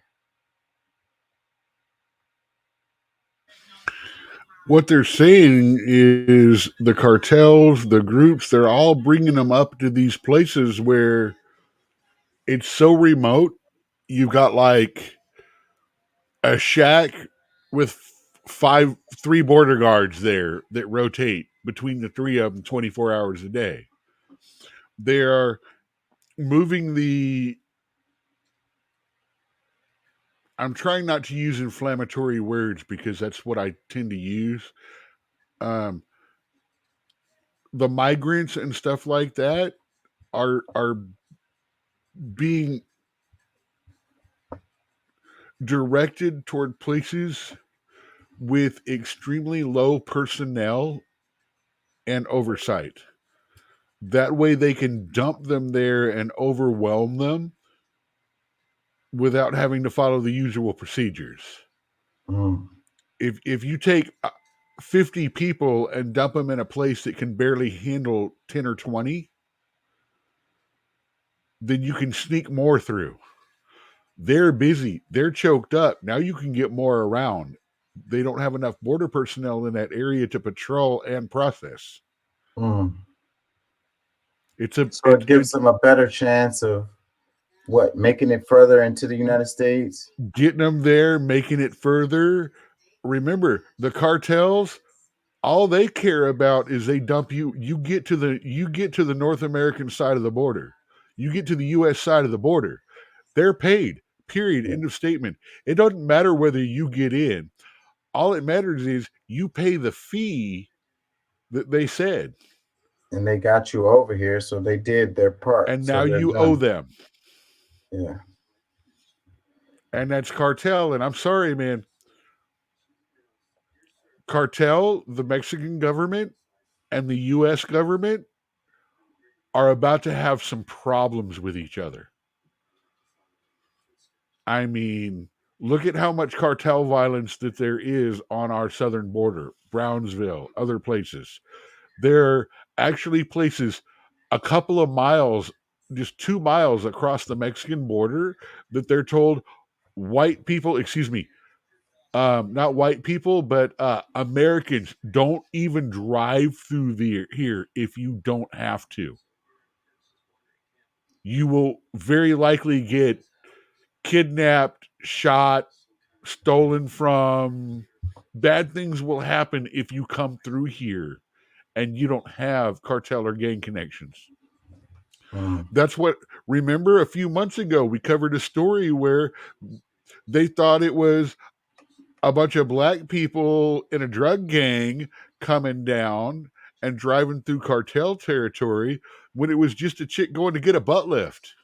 And it became and they got all shot up and some got kidnapped. Yeah. And it was all because the cartels had more power in that town than the Mexican government. And the police. And that's what we have going on our border right now. And that's why a lot of right wings want to secure that border. I mean, literally, if you listen to stories from Border Patrol, they're talking about how cartel guys are taking pot shots at them across the border.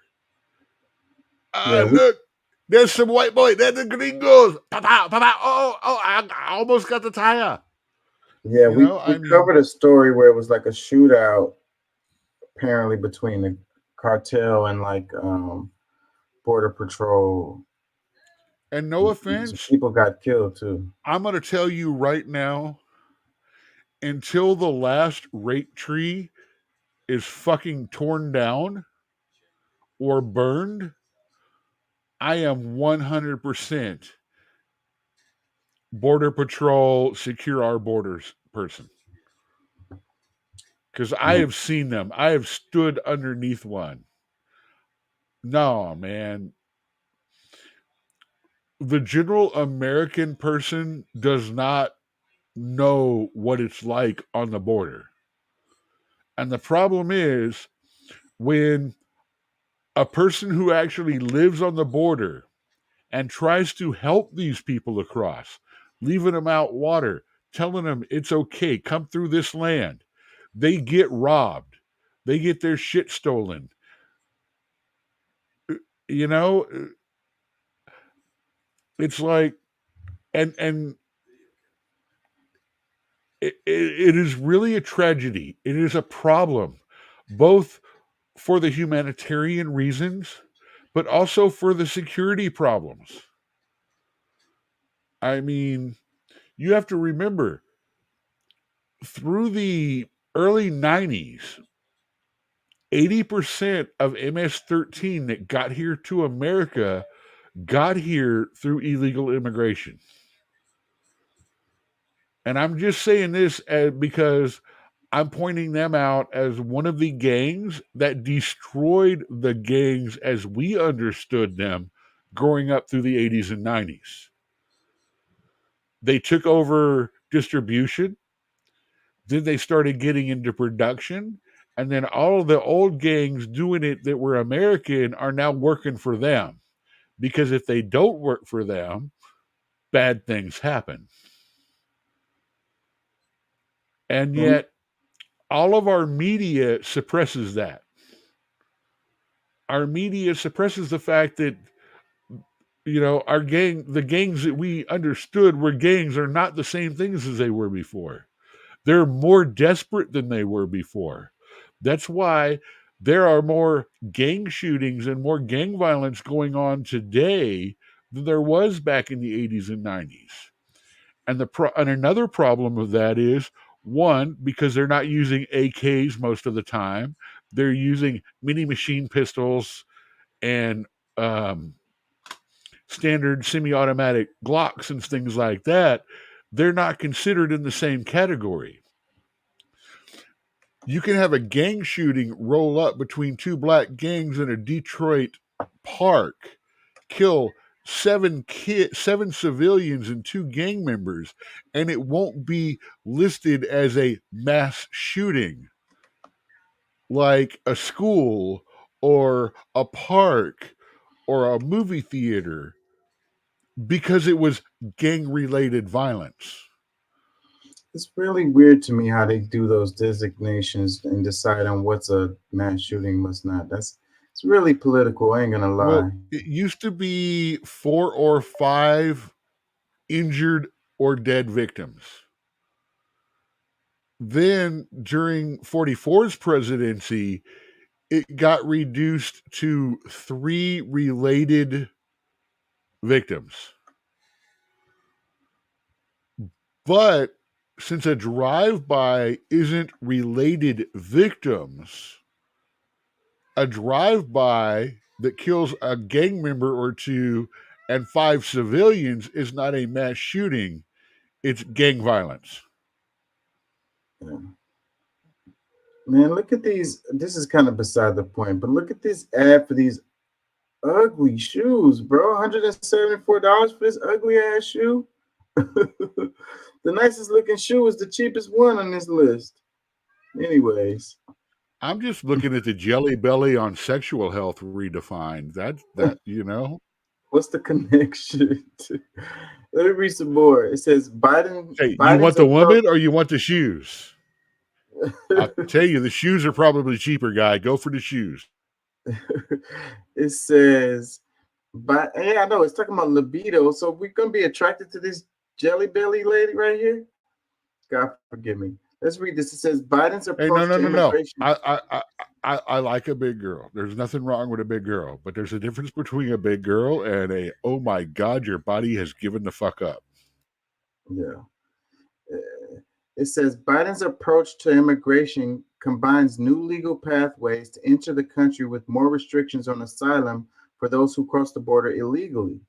Former President Donald Trump, the GOP frontrunner for the 2024 nomination, has promised even tougher hardline immigration policies in a second term. So maybe what this is all about is really the politics. And so, these kinds of stories are going to keep popping up in more and more frequency as we head into the political season. It says additional funding for border security has been held up in Congress over a package to provide additional aid to Israel and Ukraine in their wars against Hamas and Russia. So that's interesting. Additional funding for border security have been held up because of the package.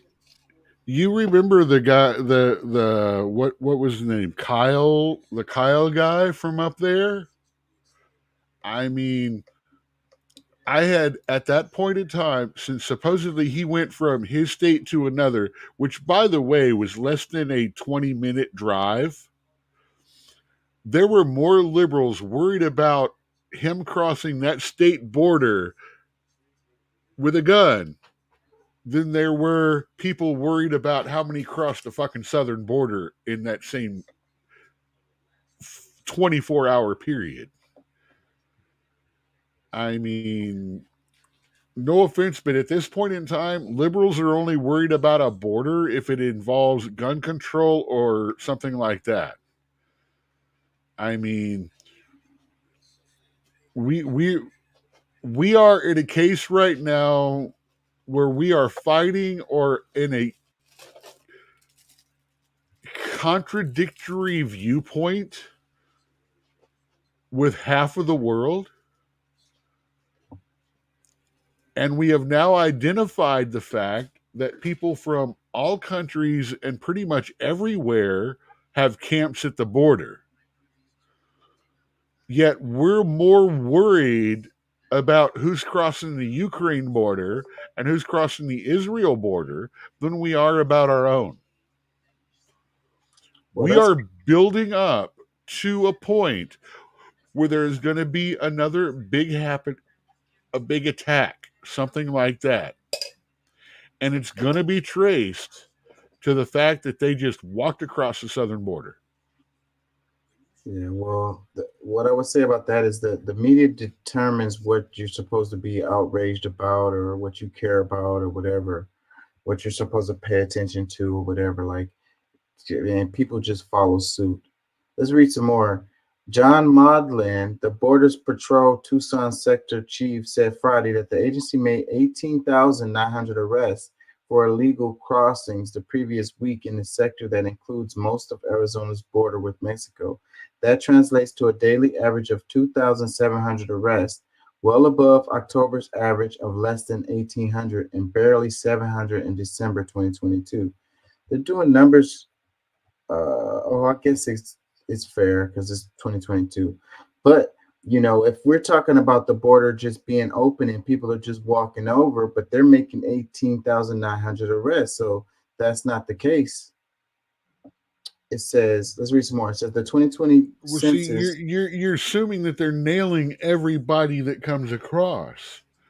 Here's the difference between stated numbers and the actual numbers. They're only bagging 10, 20% of the people that come across. So 20% of 700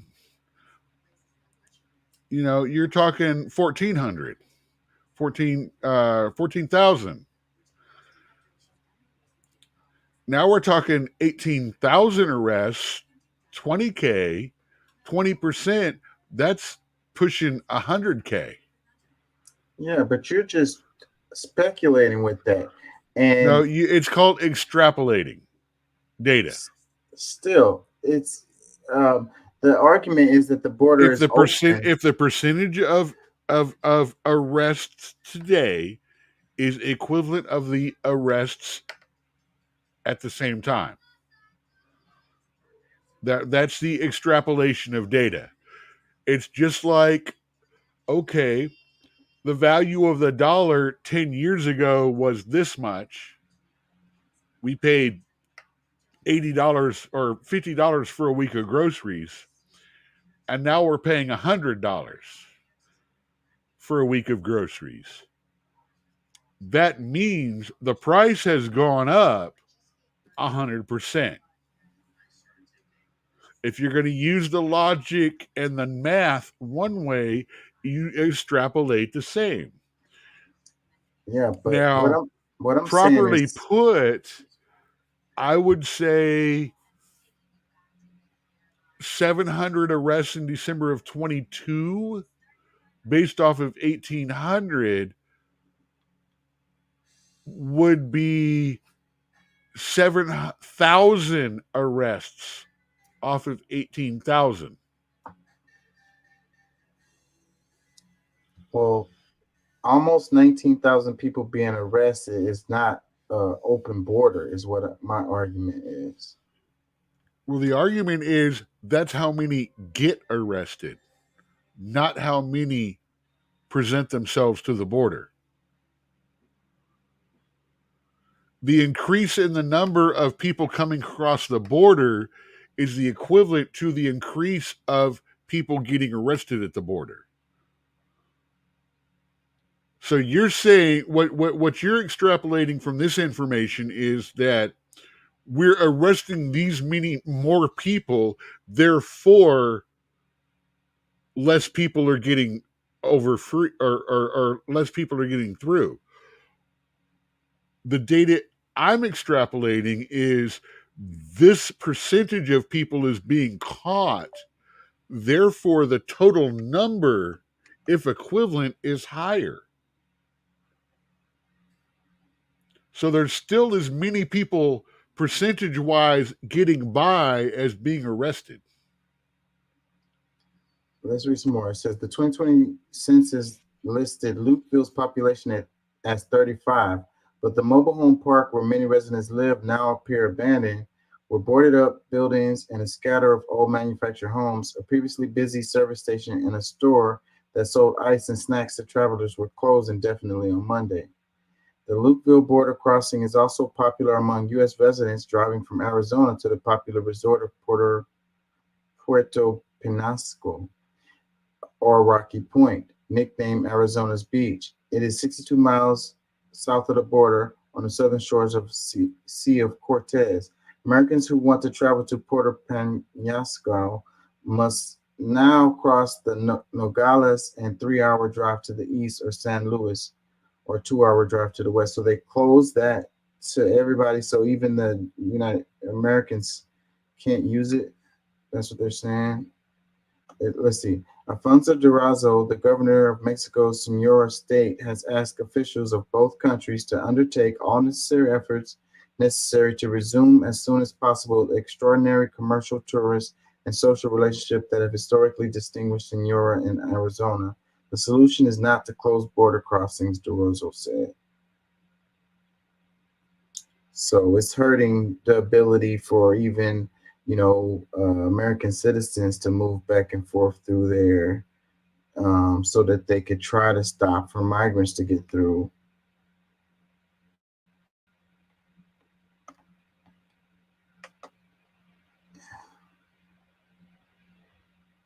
I don't know. When they say that Biden is just leaving the border open, I'm saying that that's not true. No. The question is, are you looking at this from the point of view of, oh, these poor migrant workers? Or are you looking at it from the view of border security? It's two different viewpoints. They don't contend well together. And that is the big problem right now. That is why this is a gray area when it shouldn't be.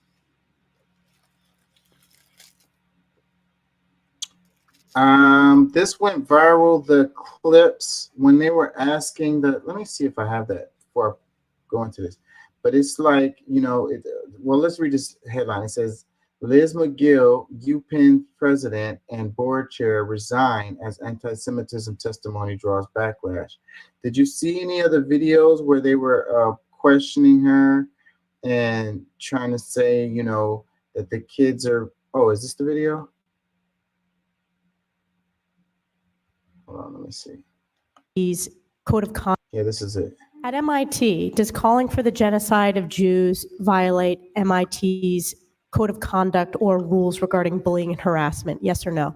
If targeted at individuals, not making public statements. Yes or no?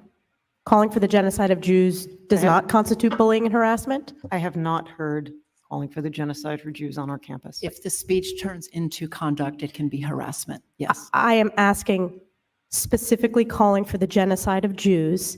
Does that constitute bullying or harassment? If it is directed and severe or pervasive, it is harassment. At Harvard, does calling for the genocide of Jews violate Harvard's rules of bullying and harassment? Yes or no? It can be, depending on the context. What's the context?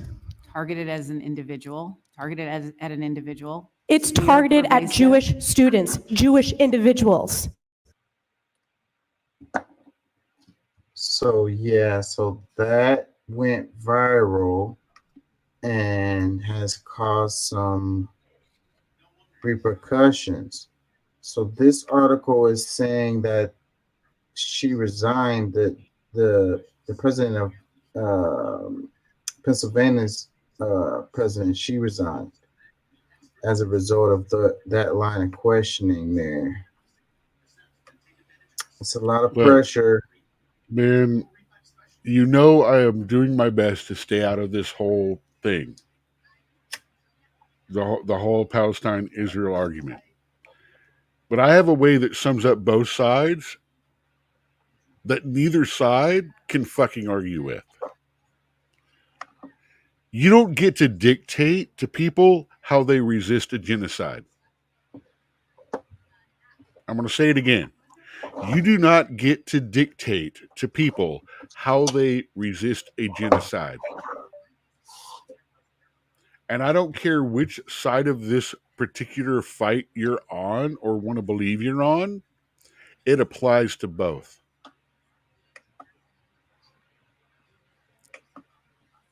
Hamas, well, I'm going to start off with saying Israel has really, in my opinion, gone too far. But that's not my place to say. Because from the river to the sea means no Israeli state. It means the genocide of Jews. It means the genocide of the Israeli state. But at the same time, what's going on in Israel or in Palestine is the same thing. So you don't get to dictate to people how they resist a genocide. And both sides of this fight right now are resisting a genocide.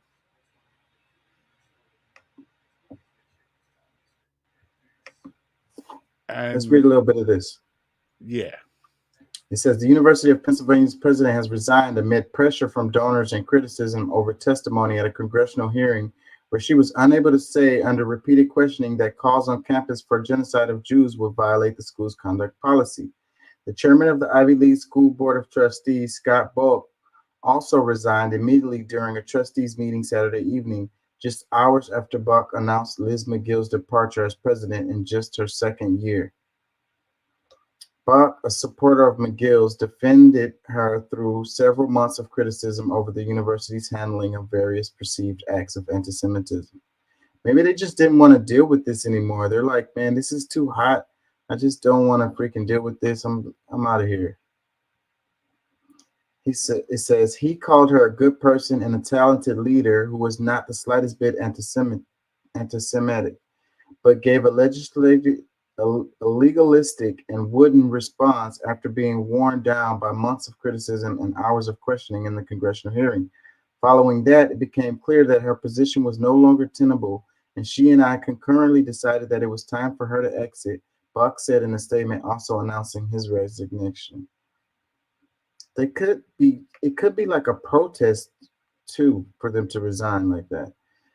The university said McGill will remain a tenured faculty member at the University Carey Law School. She has agreed to keep serving as Penn's leader until the university names the interim president. Calls for McGill's firing exploded after Tuesday's testimony in the House Committee on Anti-Semitism on College Campuses, where she appeared with the presidents of Harvard University and MIT. Universities across the U.S. have been accused of failing to protect Jewish students amid rising fears of anti-Semitism worldwide and fallout from Israel's intensifying war in Gaza, which faces heightened criticism of the mounting Palestinian death toll. So it screams privilege to me, because the Muslim kids are getting bullied too on these college campuses. I covered a story about that because the Israel-Hamas thing is boiling over, and people are emotional on both sides. And you've got innocent bystanders who are being, pointed out, bullied, ostracized, beat up, called names on both sides. But you're only hearing them protecting the the Jewish people in this. So I think that's one-sided. Well, wasn't the whole riots that we had going through 2020 and stuff pretty one-sided too? I mean, What do you mean? one side, it was acceptable demonstration, and if the other side protested, it was a horrible fucking thing. I mean, when the right protested against masks and things like that, it was a horrible, horrible, evil thing.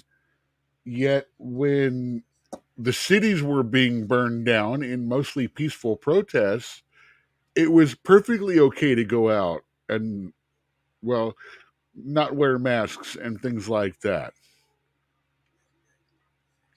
I mean,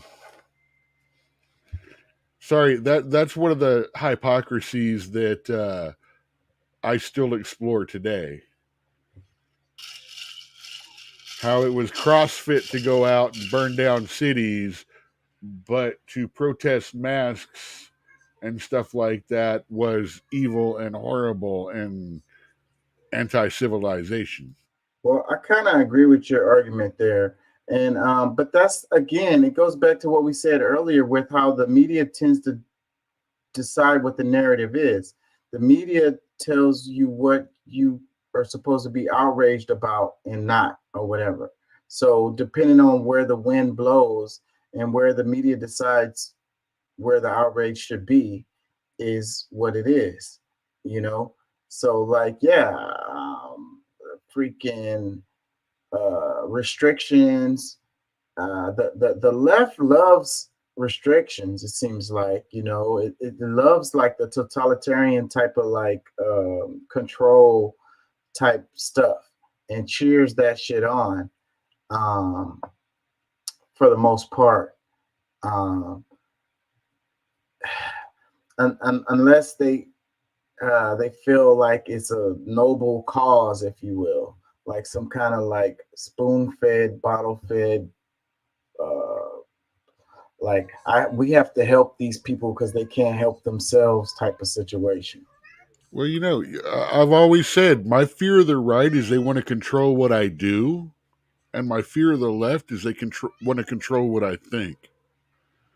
And I'm more afraid of a group of people that wants to get inside my mind and tell me who I should be, rather than a group of people that tells me who they think I should be or how they think I should do.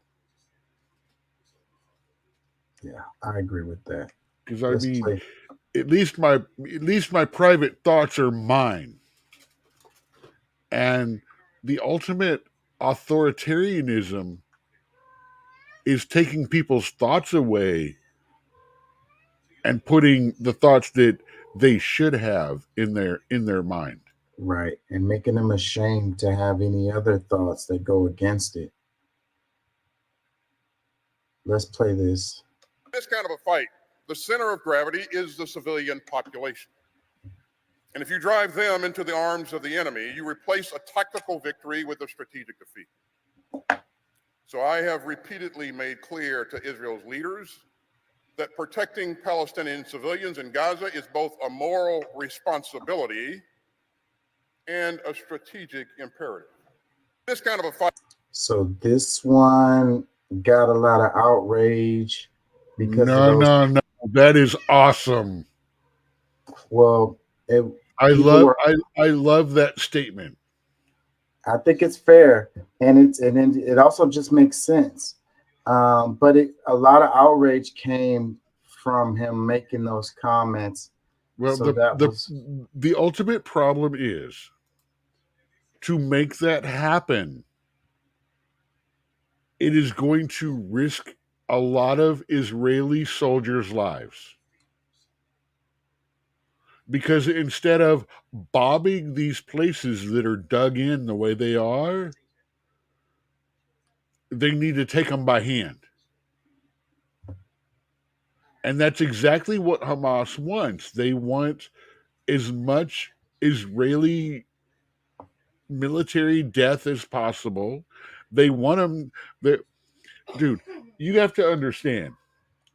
What's going on with Hamas right now is the exact same thing if someone invades the United States. Do you think we're going to give a shit about the Geneva Convention? Do you think we're not going to hide weapons and arms in places that shouldn't be bombed and things? No, we're going to fight dirty. We're going to fight nasty. We're going to go back. We're going to blow up civilians that cooperate with the enemy. No, and that's exactly what's going on now. Again, I'm going to go back and say, you don't get to dictate to people how they resist a genocide. Yeah, but what he's saying is Israel is headed to a strategic defeat. Like, even winning the war against Hamas is going to be a strategic loss. That's the thing. Israel is no longer resisting a genocide. And they have stopped that genocide for the time. It is now time to sit back and realize that in the Abrahamic religions, well, in the first two Abrahamic religions, it is time to look for equality and peace. It is time to stop hurting people who are not part of the fight. Yeah, so if they were, more careful with civilian deaths, it would have a better impact on their long-term efforts. They're creating more Hamas by, killing innocent civilians. But again, if it were on the American side, would we be advocating the death of 10 potential combatants or one American life? Where are we on that? That's where we got to think. That's where we really got to look at it, because look at what we just went through.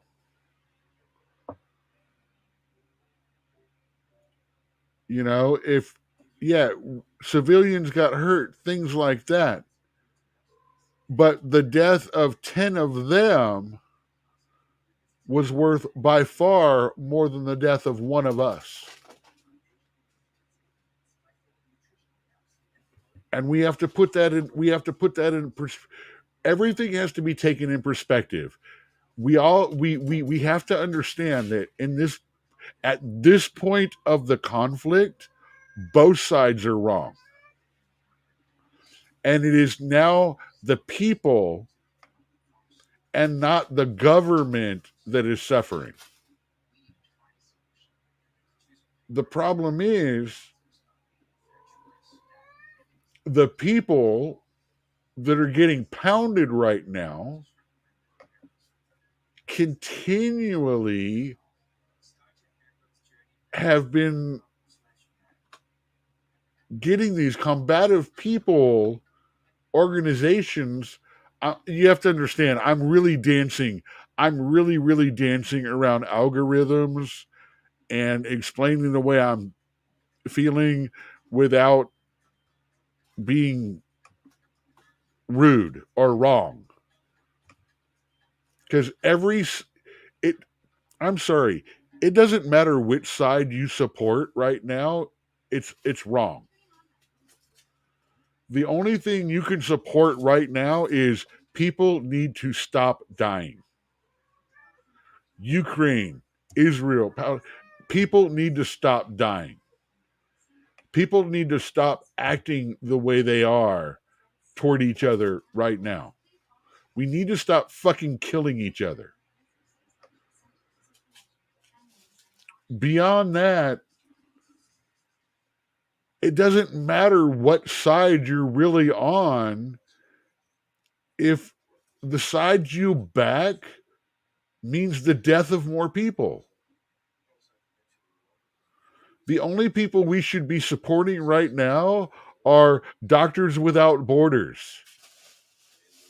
Even as much as I hate the Salvation Army, you know, we need to be supporting humanitarian effort. Not this stupid religious fucking war that's been going on for 3,000 goddamn years.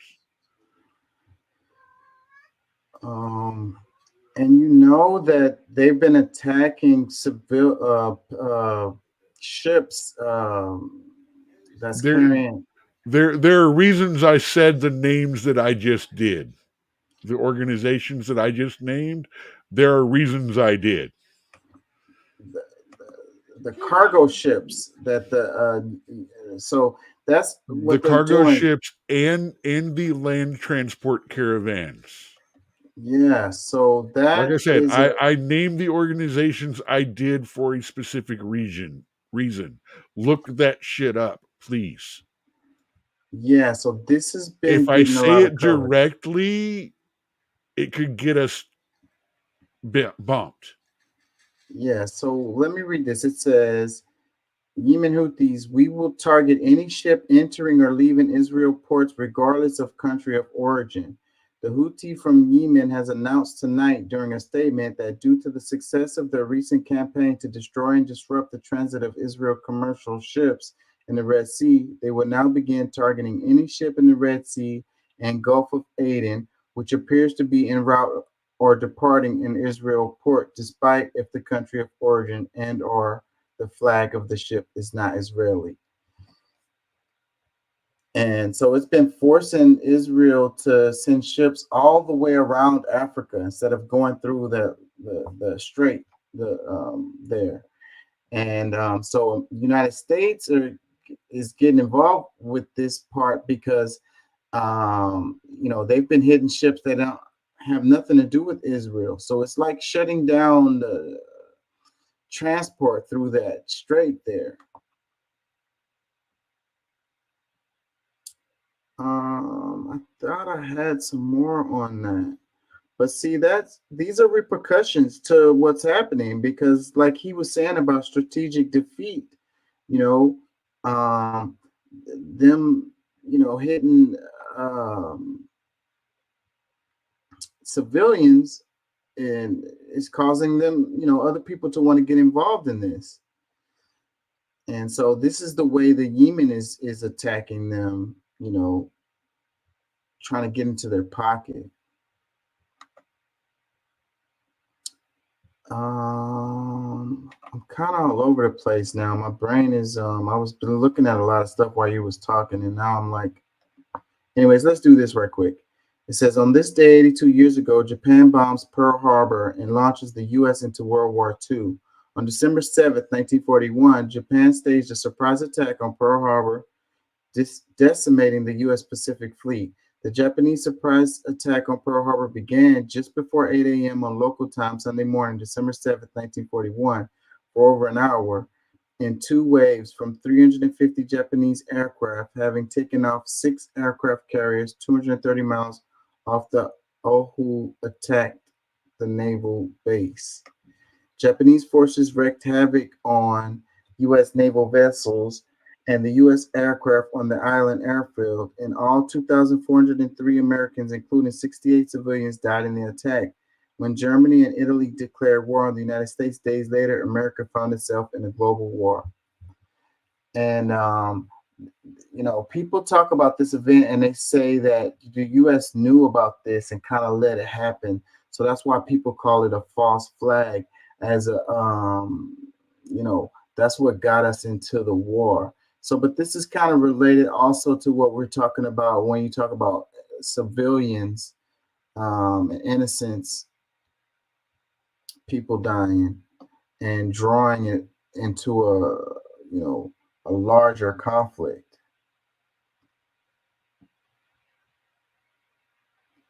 A couple comments. It says, you meant U.S. bombs Pearl Harbor, so they have a reason to join the war. USA bombs Pearl Harbor. No, that's not true. It says, surprise, nobody here is praising the Japanese or calling this a counter-offensive, considering how things have been going in this group.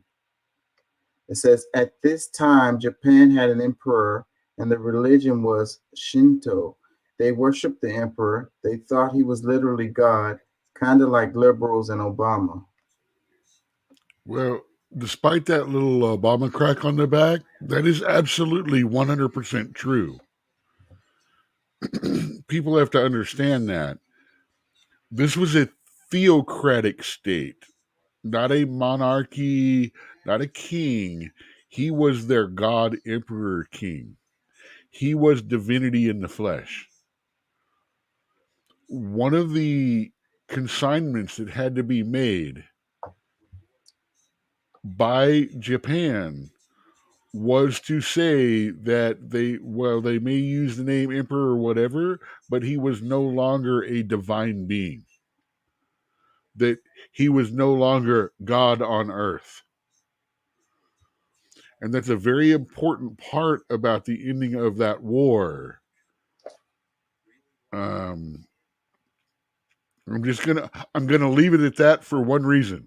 Look that shit up. Yeah. That's why those kamikazes were so scary. And anyways, they did that. Wouldn't they kill them anyways? Like if they wasn't, how did it work? If they wasn't brave, no, kamikaze was the divine wind. I become part of divinity. I am doing this for my emperor, my God. I will become divine. I will be gloried. They are literally suicide bombers, just like in the Muslim religion. Right. So, but wouldn't they face severe consequences if they wasn't like brave in combat, something like that? And when they came back home, they would get executed anyways? Oh no, a suicide attacker, if they returned home, were given glories and honor, and then sent back out again.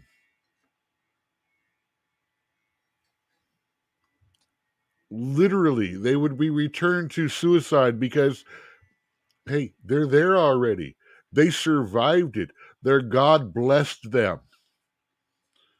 The emperor blessed them. They have survived. They can destroy the enemy again. I can become part of that divine wind again. You know, you go back to the assassins back in the days. It was for the glory of the.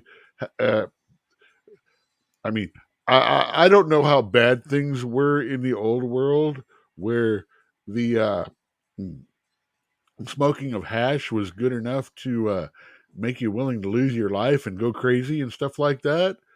But it goes back to stuff like that. It's like it's the glory of God. It's the connecting to the next plane. I mean, the sacrifice of my life is nothing to the glory of the greater empire, to my Lord, my God.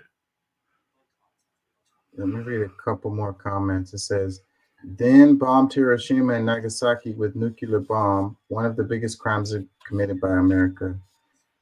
It says, it's kind of my birthday too, but we don't got to talk about that. Why'd you say that? Another one that says, can somebody please answer this question? How did we not know they were going to attack Hawaii, Pearl Harbor? I mean, am I crazy? It takes like 3 weeks, whatever, for boats to get from Japan to Hawaii. Are you going to tell we actually didn't know they were coming? Okay. We need to do a little balloon segue on this. First of all, we didn't have satellites back then. That's about, 50 years, 30, 40, 50 years in the future. We didn't have radio communication and all that like we did back then. I mean, measuring that to a modern day, yes. Now, somewhat the official or unofficial story of how that all went down was there was a translator in the Japanese, I believe, side of things that got sick that day. And they were the ones that supposed to be going, hey, we are declaring war. We are going to attack you. We have officially declared war at this time. Well, supposedly it took 2 or 3 hours later for that official declaration of war to get to the White House, which was the difference of them having 3 or 4 hours to prepare rather than an hour, I believe it was, 30 minutes to an hour from where it was spotted by longer range scouts or fishing patrols. Because, we live in Texas. You can drive for damn near a day and still be in Texas. But when we're talking about the ocean, you can drive for a week and not know where the hell you are. So, yeah, they were able to get pretty darn close before we noticed them, within a few hours. But we would have had, like I said, instead of an hour or two, we would have had 3 or 4 hours difference.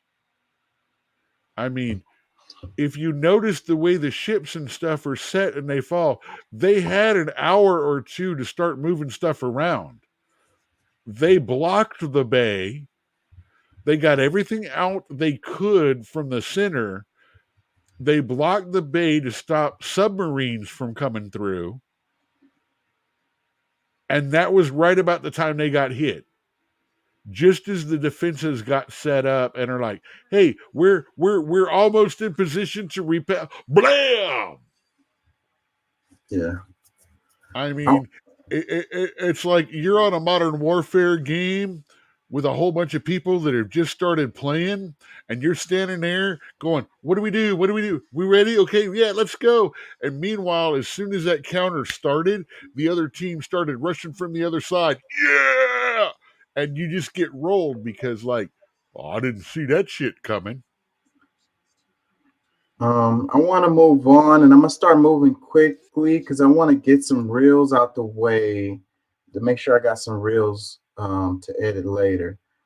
And I'm going to do some random topics too. Check this out. It says, in China, Dingzihu, or nail houses, refer to homes where the owners have declined offers of compensation from developers seeking to demolish them for projects such as freeways, shopping centers, or other infrastructure developments. So this video right here shows how they went ahead and built the freeway or whatever, but it just goes around this house that obviously the people didn't want to sell, and so they just built around it. Really interesting to me because this wouldn't happen here in the States. Dude, in the States, that's almost like malicious compliance. It's like, you don't want us to fuck it, you don't want to sell? Tell you what, we're gonna move traffic around you 24/7 a day. Deal with it, have fun. Yeah, so they got quite a couple of photos of like these. But I'll bet you a lot of those properties, as that country becomes more commercialized as it is being, are actually going to be worth way more than they would have been had they sold. Yeah. I mean, look at that right there. Would you not, coming from an American point of view, turn that into a fucking B&B, buy that whole property just to be able to rent it out to tourists and stuff like that, to say they lived in the freeway house? Yeah. But let me read this because this is what caught my eye for this particular topic. It says, for those who call China a dictatorship, would your government do that? So this is interesting right here because, like, you know, the reputation that China has or whatever. So, but this is pretty friendly right here than to just come through and be like, you know what, screw that stuff you're talking about. We're taking it. And that's what they would do here in the States. It would be eminent domain off top. No. Why? Was it just because they didn't sell? Or was it for another reason? Well, that's what the thing says. It says, nail houses refers to homes where owners have declined offers or compensation for developers seeking to demolish them for projects such as freeway, shopping centers, or other infrastructure developments. So they didn't take the money. They wouldn't sell. I'm thinking there's a little more to it than that.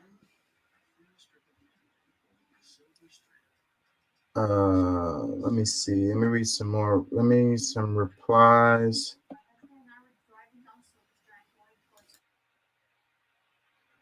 Hold on.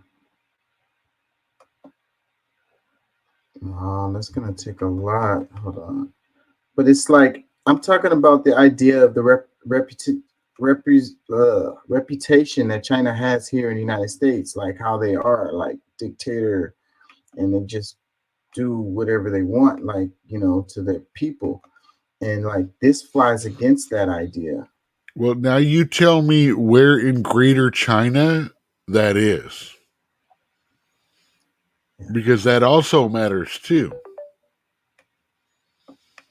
If it's in a lesser province or something like that, if that home is owned by a important family, that's what I'm saying. I want to know more about the residence itself and why they were allowed to say no. Because that is not the way of government. And you know it's not. Well, I mean, we're looking at evidence right here. No, we're not. We're looking at pictures. We're looking at something somebody said, but we're not looking at a story. We're looking at a narrative, not a story.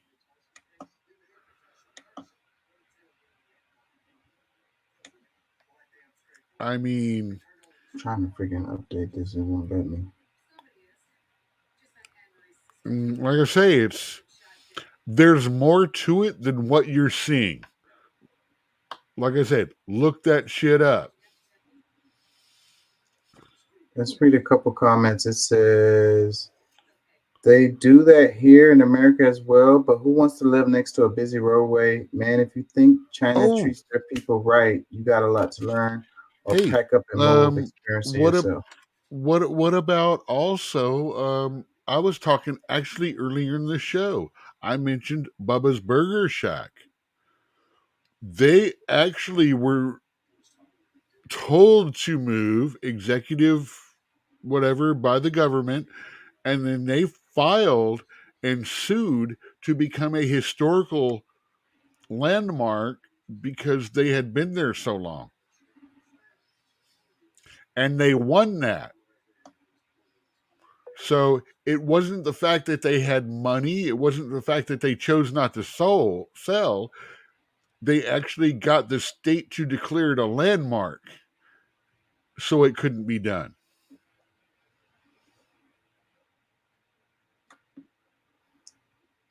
Like I say, there's a story to this that's not being told.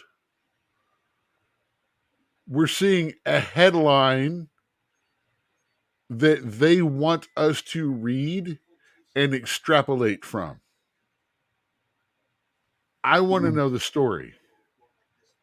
Let me read a couple more. It says, it's typical to Westerners to label any political system they don't know or like simply with one single word, dictatorship, while the power dynamics in a country like China, with many thousands of years of history, is way much more complicated than they think or comprehend. Yay, 100%. I'm behind that. As much as I am against the Chinese government, I am also understanding of the fact that it is an evolved history with a new political idea. The way they are, the way they were, is so much. The way everything is thought about is so much deeper than the current modern world take of it. And a lot of this modern world take of what's going on in that country actually denies and is against the history, all the history, of them. But at the same time, it's not. Kind of like America. Yeah, well, the truth is always more complex than, those simple answers that people like to have is just, that's a reason or excuse to feel a certain way without actually digging into the details and getting to the actual truth. A couple more comments. It says, this doesn't get China off the hook. Nice try. Another one, it says, we're not selling our properties. U.S. government, is that a fire behind you? Another one, it says, the offers are from developers, though, not their government. Another one, it says, they do that here in America as well, but who wants to live? I read that. It says, well, yeah, it's a dictatorship. Have you seen the couple who has been bullied by the government directly just because they talked about how the central bank robbed them? I don't think that's a definition of dictatorship. And that kind of stuff happens here. Dude, I'm explaining. I'm trying to tell you right now. We talked about this. We talked about the whole. It came from a wet market. Oh, everyone that had anything to do with it is now unalived or passed away from the very problem that was created for the world. Yeah, do not ever think that the Chinese government is fucking cool. Yeah. They are by far worse than as bad or worse as the things of America has done. I'm glad you said that because that's what I was about to say. I mean, I'm not gonna dog them. Like they are ultimate evil, but they share the same evil and then some of every government. There is no flag on this earth that does not have blood on it. No government flag does not have blood on it. And theirs has a lot more red than ours. Let's read this. It says, in the wake of a You sex got to scandal. realize, I'm just pointing out, 60% of the population of the world is over in that end of the country, of the world. I guarantee you there's more blood on their hands than there is on where 30% is. Just because of sheer numbers and mathematics. Not necessarily one is worse than the other or one is better. But mathematically speaking, there's a whole lot more blood over there. Let's read this. It says, in the wake of a sex scandal, a Moms for Liberty co-founder's career is crumbling. Bridget Ziegler stepped down from her job, and the Sarasota School Board chair called for her resignation. It says, Mom for Liberty co-founder Bridget Ziegler has admitted that she participated in a bisexual encounter with her husband. She was also instrumental in drafting Florida's famous Don't Say Gay legislation. Make it make sense. It's been just a week since Christian Ziegler, chair of the Florida GOP, was accused of assaulting a woman who was involved in a sexual encounter with him and his wife. Moms for Liberty co-founder and Sarasota School Board member Bridget Ziegler, prominent Florida Republicans, wasted no time in calling for Christian Ziegler to resign, which he has so far refused to do. Now his wife is suffering the consequences as well. On Wednesday, the Daily Beast reported that the Leadership Institute, the conservative political training group where Bridget Ziegler works as vice president, had removed her profile from its website. The group later confirmed that she has stepped down. Later that day, Sarasota School Board Chair Karen Rose, and conservative, said in a statement that she planned to ask Bridget to resign from the board. Rose said she planned to officially call for Ziegler's resignation at the school board meeting scheduled for December 12th. If she does resign, this will mark the end of Ziegler's notoriously influential tenure, during which she pushed through an agenda that sought to rid schools of books and curricula that were inclusive of LGBTQ people. In a Facebook post last week, the day before news of the scandal broke, she boasted that she had terminated gender diverse guidelines, eliminated equity committee, and eliminated equity policy and position. She was able to accomplish these goals by remaking the board to reflect her own political perspective. Last year, Ziegler led a successful campaign to recruit more conservative members, flipping the board's majority from Democrat to Republican. On Wednesday, one member of Sarasota Reddit forum noted the irony, writing, because of the Zieglers and all the gossip they've invoked around school, my elementary-aged kids now know about swinging and threesomes.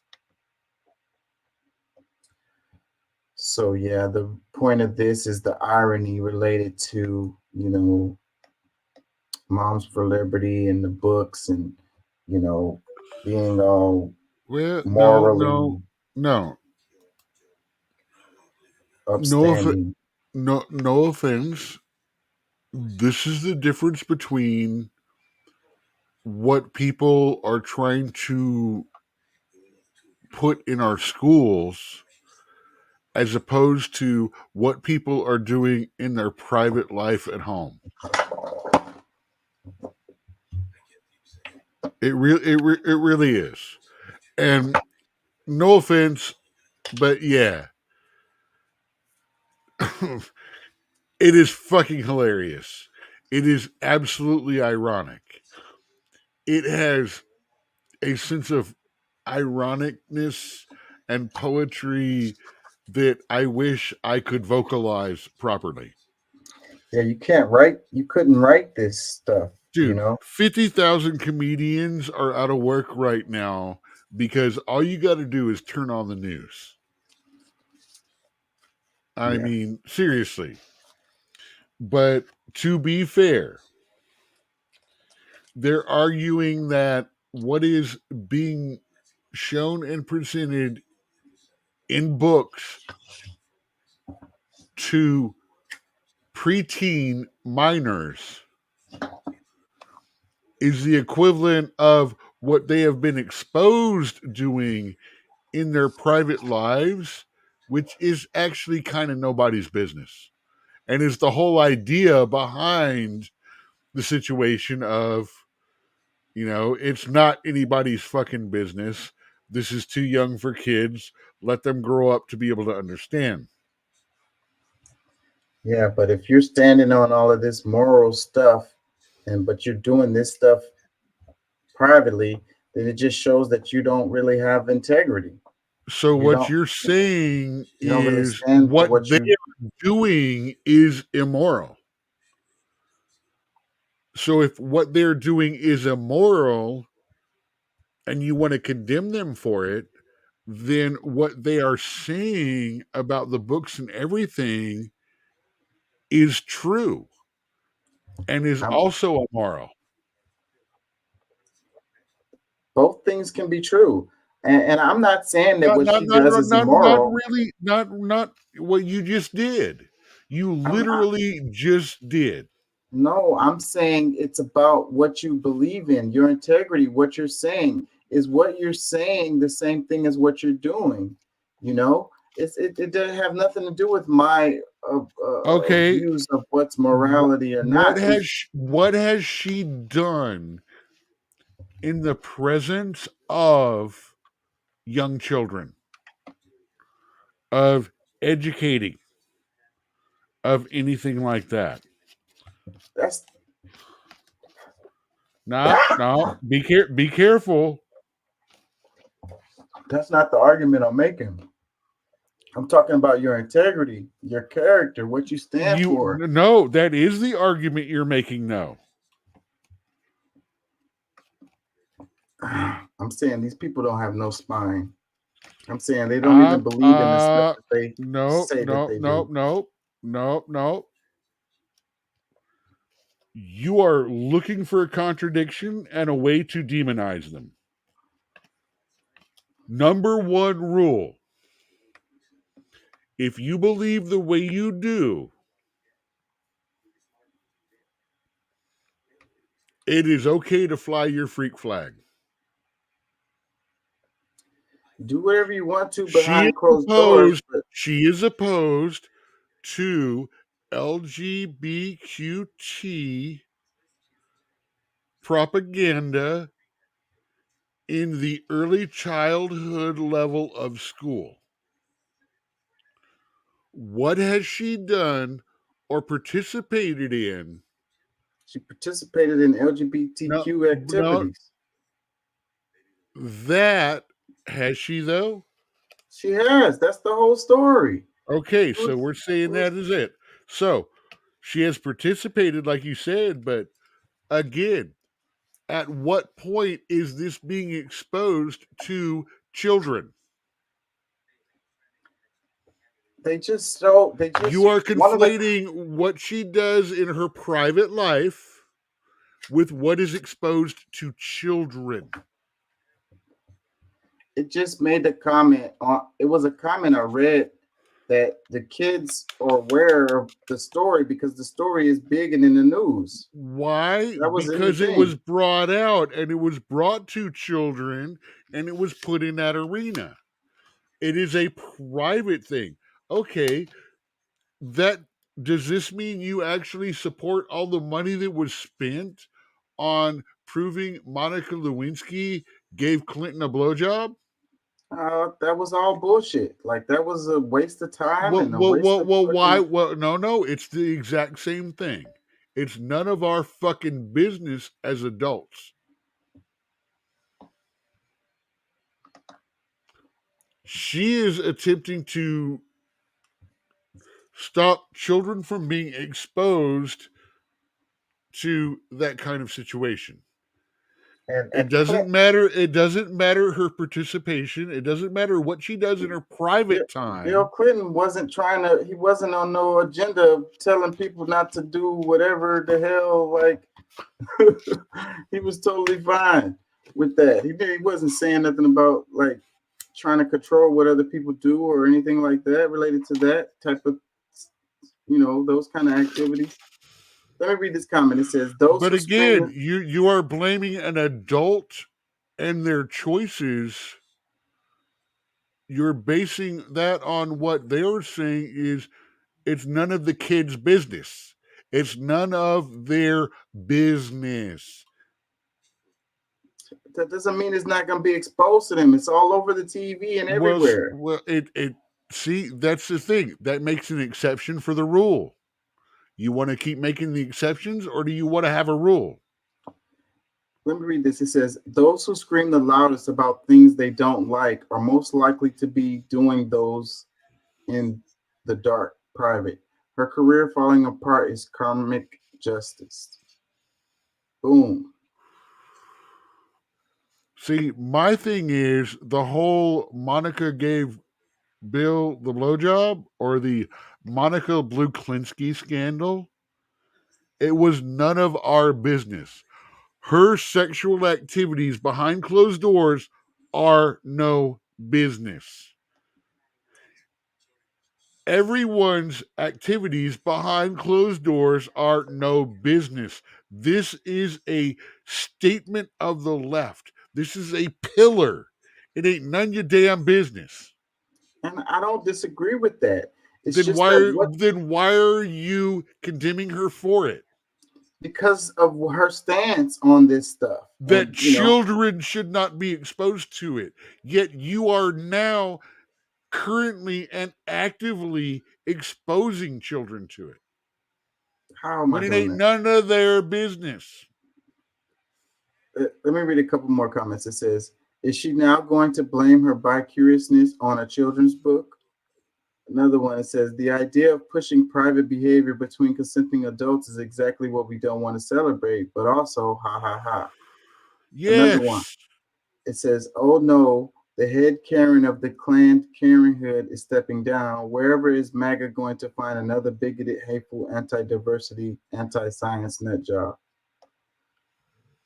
Couple more comments. It says, "It's almost like the real danger to children are Republicans." Another one, it says, "This is the stench that is the GOP. Always, Hey, always protection." look, dude, I'm going to tell you how much of an asshole I am. I'd like to see the tape. I don't think there's a tape. It's the Damn, that sucks. Look at her. The lady said that the other one that was in the threesome said she was getting abused, that she got, abused. I want to be careful about the words I use. And that's why this came out. She's like suing them or something, pressing charges on them.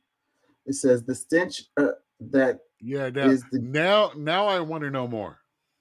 Yeah, I mean, this is a story. It's been going around.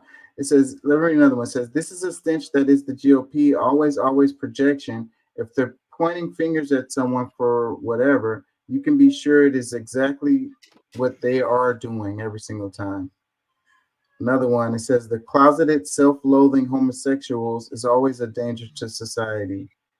Another one, it says, "Now if she writes a book, they can ban it."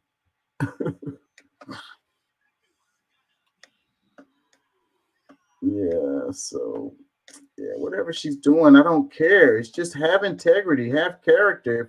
If you are freaking doing that shit, then you're doing that shit. Don't be fucking like I'm an anti-LGBTQ person when I actually am lesbian behind closed doors. Let me explain Like, something that's so to you. fucking shitty. Let me explain something to you right now. I performed as the MC of a drag show several times. And I will stand here in that same statement and say drag does not belong around children in the form that it is presented for most people. When we're talking about Bugs Bunny and Mrs. Doubtfire, that is not the same thing as the drag performers that read in schools and things like that. It is a difference in material. It is a difference in connotation. Is it a difference in direction? men who perform as women in drag for children perform a different style than true drag performers, or they are drag performers. They are different from drag queens. Both of them are glorious. Both of them are fantastic. But one of them is not kid friendly. And it's the one there's that's a difference. reading the book to the kid. No, the one reading the book to the kid and not using the lift up boobies, the sexual jokes, the things like that, who is performing as a drag performer, as a fabulous, wonderful human being in all of their glory, is fantastic. Those drag performers, they're great. Read the kids. There shouldn't be a problem with that. The problem is, in the last 10, 15 years, how the twerkers are okay in a kid-friendly environment. How the bodysuits, the sexualized entertainment has become more allowable for children, and in situations where children are there. You know, that is the problem with the situation. It's not the. But see, the Moms for Liberty have a problem with a drag queen reading to the kids. But you know why? It's because of. Okay, this is a situation where I'm going to boil it down to, you are really wanting to make laws that violate my rights because other people have abused theirs. Well, that's what they're doing when they try to ban these books. Well, no. Are you even reading some of these books? Now, I'm telling you, I'm going to tell you right now, as someone, you know how I feel about banning books. You know how I feel about banning anything like that.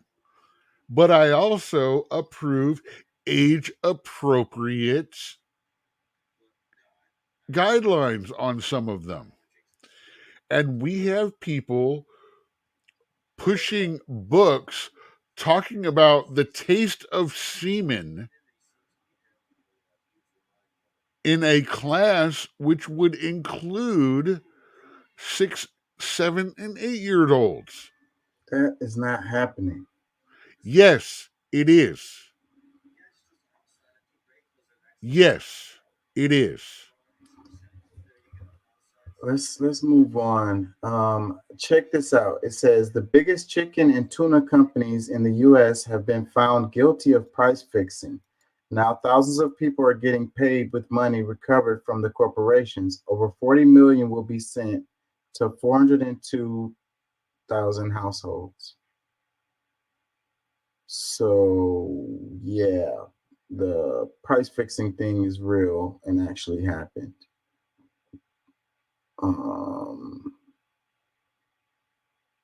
Do they have the article? And remember how many people have been pushing how chicken and tuna are the best supplements and stuff now, and how the price of a single can of tuna in the last 5 years has gone up almost 100%. Yeah, I remember when you could get like, I don't know how many of them things for like $1. Oh, like and remember that. Well, I used to buy them.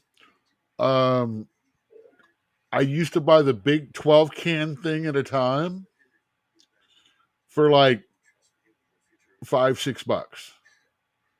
Yeah. And now that same 12 pack at Sam's or Costco is like $12-13, $1 a can instead of 50. That was one of the things. Yeah, tuna, mac and cheese, and Wolf Brand chili were the three, and cup of ramens are the things that you bought when you had $20 and needed to last a week. Yeah. I Now wouldn't.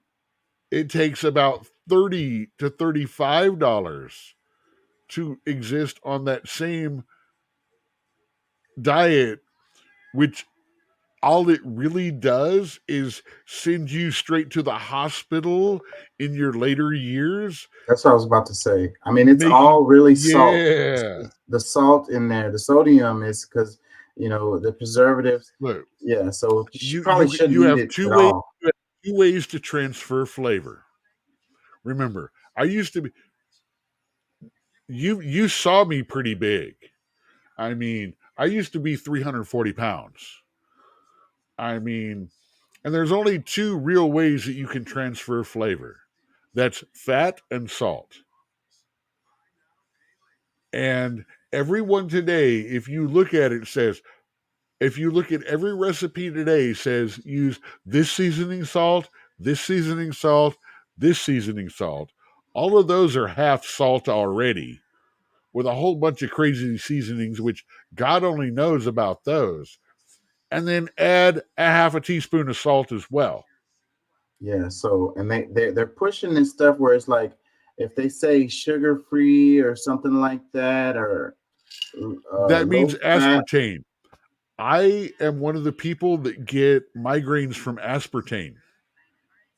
Yeah. So if I drink a diet soda or a diet drink, not only can I taste it, as soon as I taste it, I know I'm going to get a migraine within a half an hour.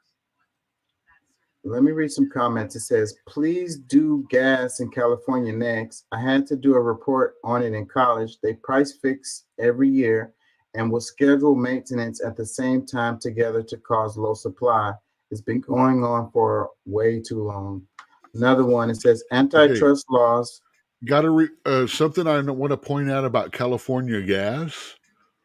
One of the reasons it's already higher expensive than normal is they have a specialty blend in California, which costs the gas companies higher to produce per gallon, and thus creates a higher tax level on the production and the on both the production and the consumer end.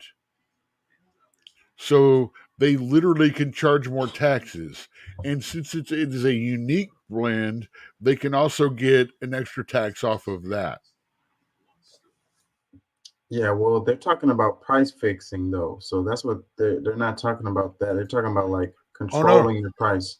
A certain time of Exactly. the Well, year. they have a specialized gas, right? So since it's a specialized formula of the gasoline in California, they can literally produce artificial price hikes and lowers by saying, oh, well, this particular gas is not being produced enough. Oh, too much was consumed in last quarter, so there's not enough this quarter. So, and it has nothing to do with the cost of oil per barrel.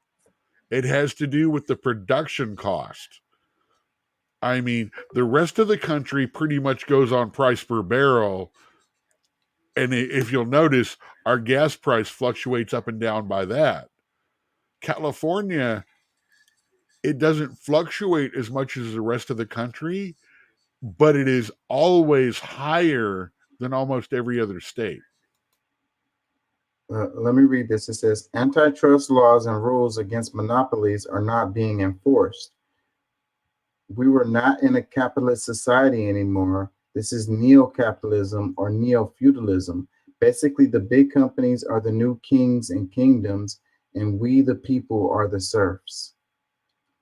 So this is what I've been saying for the longest, is that we just need to enforce these laws that are on the books.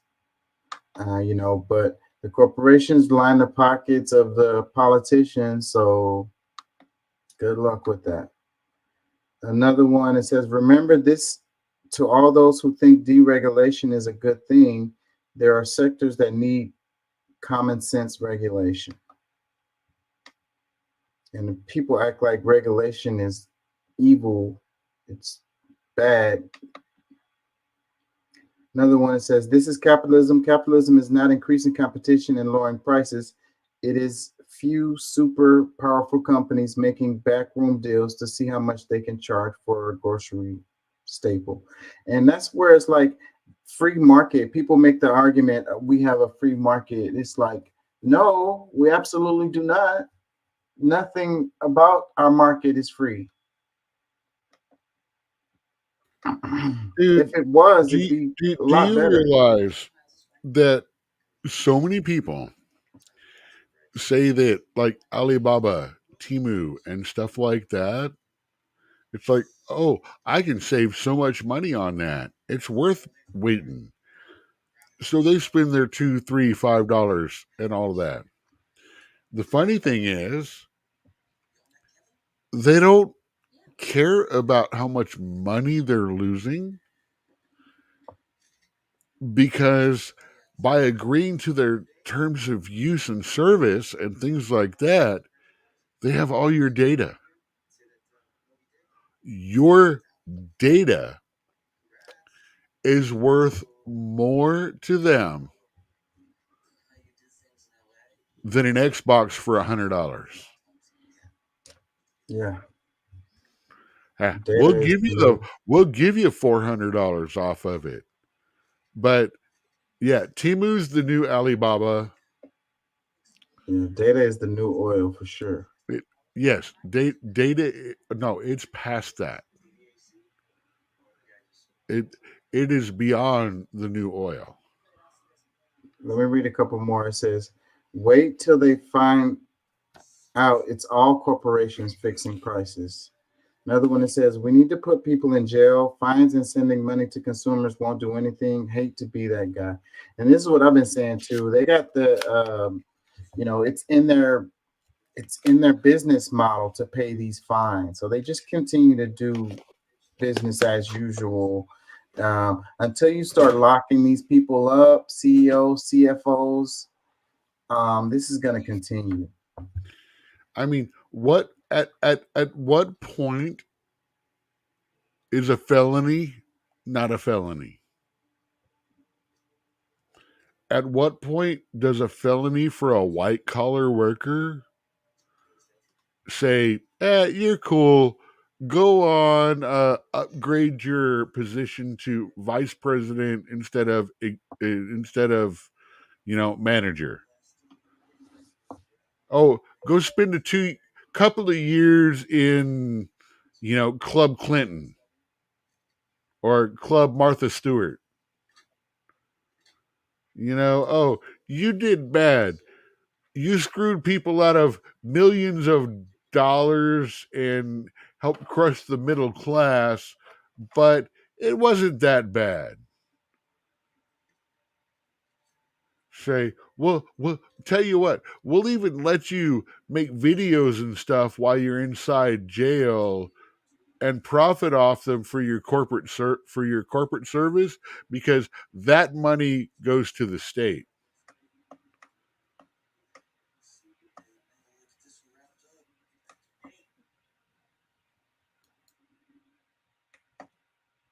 Check this out.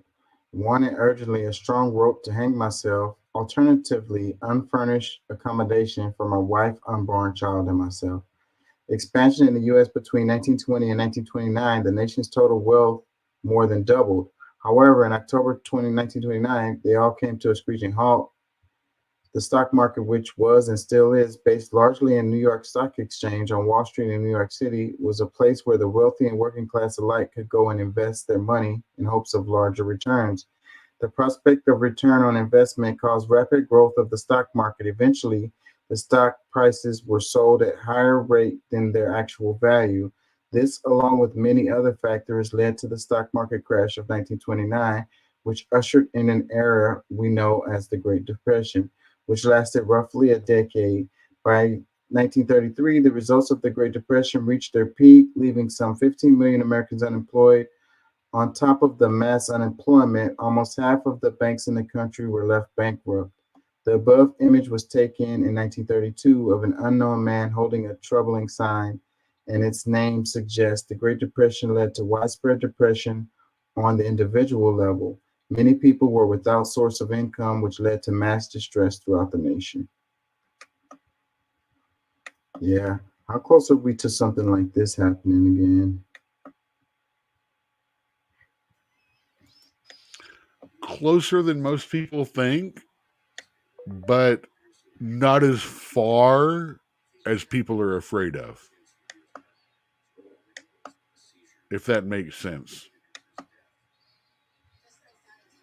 Check this out. It says the man tried unlimited holiday for employees at his company and shares his experience. Unlimited holidays and fully flexible working. The first thing they said to me is, hold on a minute, that's completely the opposite of what we want. That's less control, not more. I'm like, look, give it a go. If after 2 weeks it's all gone horribly wrong, you can cancel it and I will pay. We'll make sure you're not out of pocket. So they tried it and they came back to the end of a month and gone, well, that's weird. It didn't have a negative impact. We're still not sure of the positive, but it definitely didn't have a negative impact. So we'll try it for another couple of months. And after 3 months, we sat down and we looked at the numbers. Productivity had gone up 40%. Revenue had gone up, so they'd had the best quarter they'd ever had. And staff turnover had gone down to 0. But the most important figure, and this is what really blew us away, was that the amount of holiday taken was exactly the same as the same period the previous year. So essentially, productivity had gone up 40% and it had cost the company nothing. And when we dug a little deeper, what we realized was that when you treat people like adults, they behave like adults. Yeah. Like, people wanted to be there. They wanted to do the job. Mhm. They just didn't want to do it on somebody else's terms. They decided to implement unlimited holidays and fully flexible working. The first thing they said to me is, hold on a minute, that's completely the opposite of what we want. That's So treat people like adults and they behave like adults. Wow, what a revolutionary idea. Depends on the job industry. Yeah. It says, you wouldn't believe it. This guy decided to give unlimited holidays at work, and it worked like a charm. People were more productive and still took the same amount of time off. It's like breaking the norm. Discovering the trust and flexibility drives better results than rigid policies. The idea of unlimited holidays seemed counterintuitive, but it proved that when you give freedom, responsibility follows. This guy's experience shows that treating employees like responsible adults fosters productivity and happier work environment. His story challenges traditional work norms, showing that unconventional approaches can lead to better outcomes and a happier workforce. But what is his job industry? That makes a whole lot of difference. Do you really think that you could give people all the vacation and holiday they want in the service industry, and them all willing to end up making more and all that, and being more productive?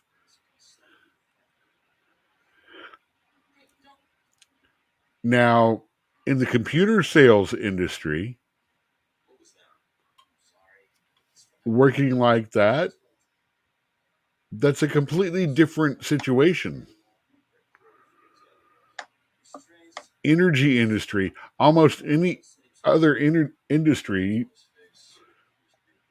But like I said, yeah, I love the idea. I love the thought, but that doesn't work as a blanket idea over every industry. Especially industries like, I mean, the video game industry, where you actually have, a certain amount of time and money to get these things out and things like that.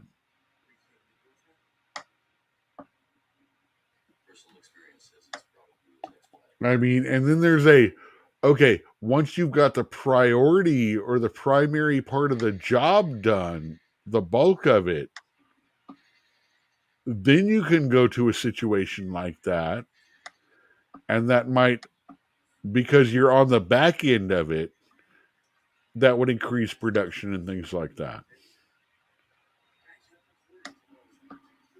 Remember, I'm literally sitting here trying to look at both sides of the situation and the different aspects of it, rather than just, because as a general statement, yeah, that's not going to work. Let's play this.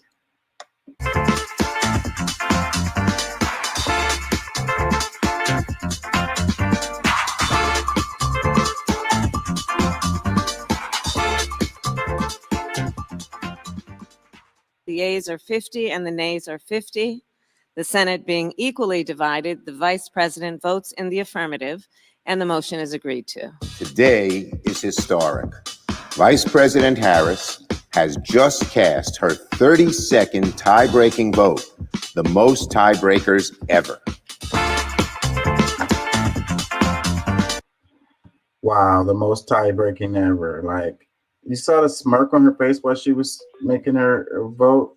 Like, this kind of stuff. Why does that scare me from her more than it makes me feel happy?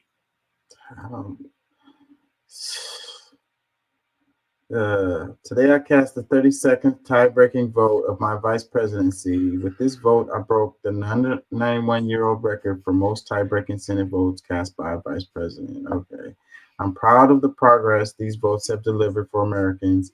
We have lowered prescription costs, created good-paying jobs, made a historic investment in climate action, provided relief for small businesses, and confirmed nominees that represent the diversity of our nation.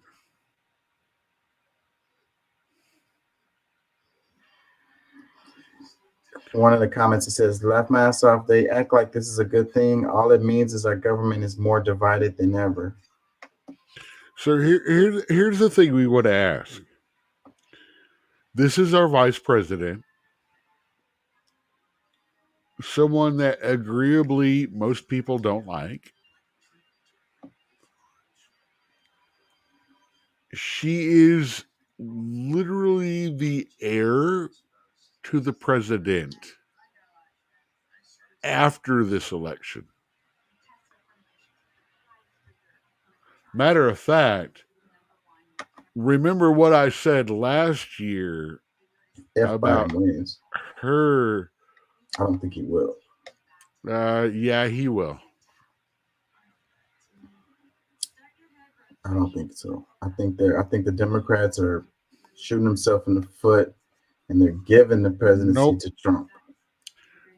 They're going to convict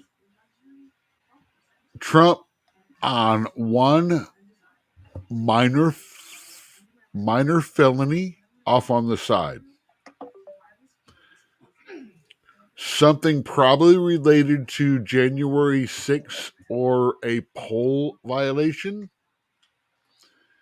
And that will disqualify him under the 14th Amendment or whatever it is from being able to run. So it will go to whichever one is popular. The Democratic vote will win because they are concentrated, and they are together. It doesn't matter within the year or two of all the literal lawsuits that will pop up, because it will be too late. Something will happen to Joe. The vice president will take over. They have 2 years left in the time. They are now able to run for 2 more terms of president after having been president for 2, meaning a total of 10 years. That is the end game. That is the Thanos of the Democratic Party right now. Check this out. It says, during a closed-door fundraising event, President Biden told supporters, "If Trump wasn't running, I'm not sure I'd be running." It says, Mike Bruce reports from White House that the latest from the Biden campaign and what this could signal for 2024. No bones about it. Trump is running a campaign of retribution. And for Biden, this has always been about Trump. He ran in 2020 to try and stop him. And Biden says he is running now to try and protect the country from another Trump presidency. David. Mary Bruce on the comments made late today by President Biden. Thank you, Mary. President Biden, and something he said late today about running for president at a closed-door fundraiser in Boston. The president telling supporters, quote, "If Trump wasn't running, I'm not sure I'd be running, but we cannot let him win. Let's bring in our chief White House correspondent, Mary Bruce. She's live at the White House tonight because, Mary, this made immediate news, obviously. The president signaling in these comments, it would seem, if Trump wasn't his likely opponent at this point, perhaps he would not be seeking a second term. David, the president, in some of his starkest terms yet, laying out what is at stake if Trump is able to win back the White House. Biden saying that cannot be allowed to happen. The president saying, quote, I don't think anyone doubts our democracy is even more at risk than in 2020, saying Trump's not even hiding the ball anymore. He's telling us what he's going to do. He's making no bones about it. Trump is running a campaign of retribution. And for Biden, this has always been about Trump. He ran in 2020 to try and stop him. And Biden says he is running now to try and protect the country from another Trump presidency.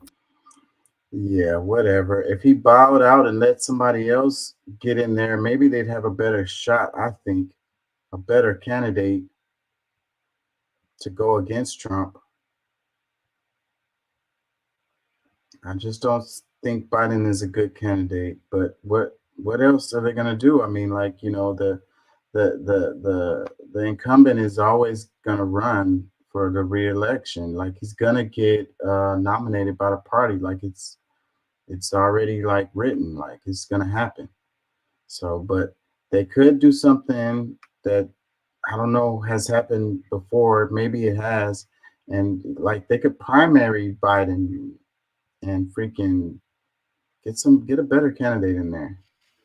Well, no, that's kind of how they got him in the first place. Remember, they had Bernie. Guess what happened? Bernie got another house. I mean, there's no one in the Democratic Party that is strong enough to carry it that is not so far to the left that they would alienate the rest of the country. They have to have two Democrats. One, whatever is needed to do the missive, Kamala, and one to hold the conservative Democrats. They do not have a palatable Kamala or a strong enough conservative Democrat to put forward. All of the Democrats that are strong enough are too far left.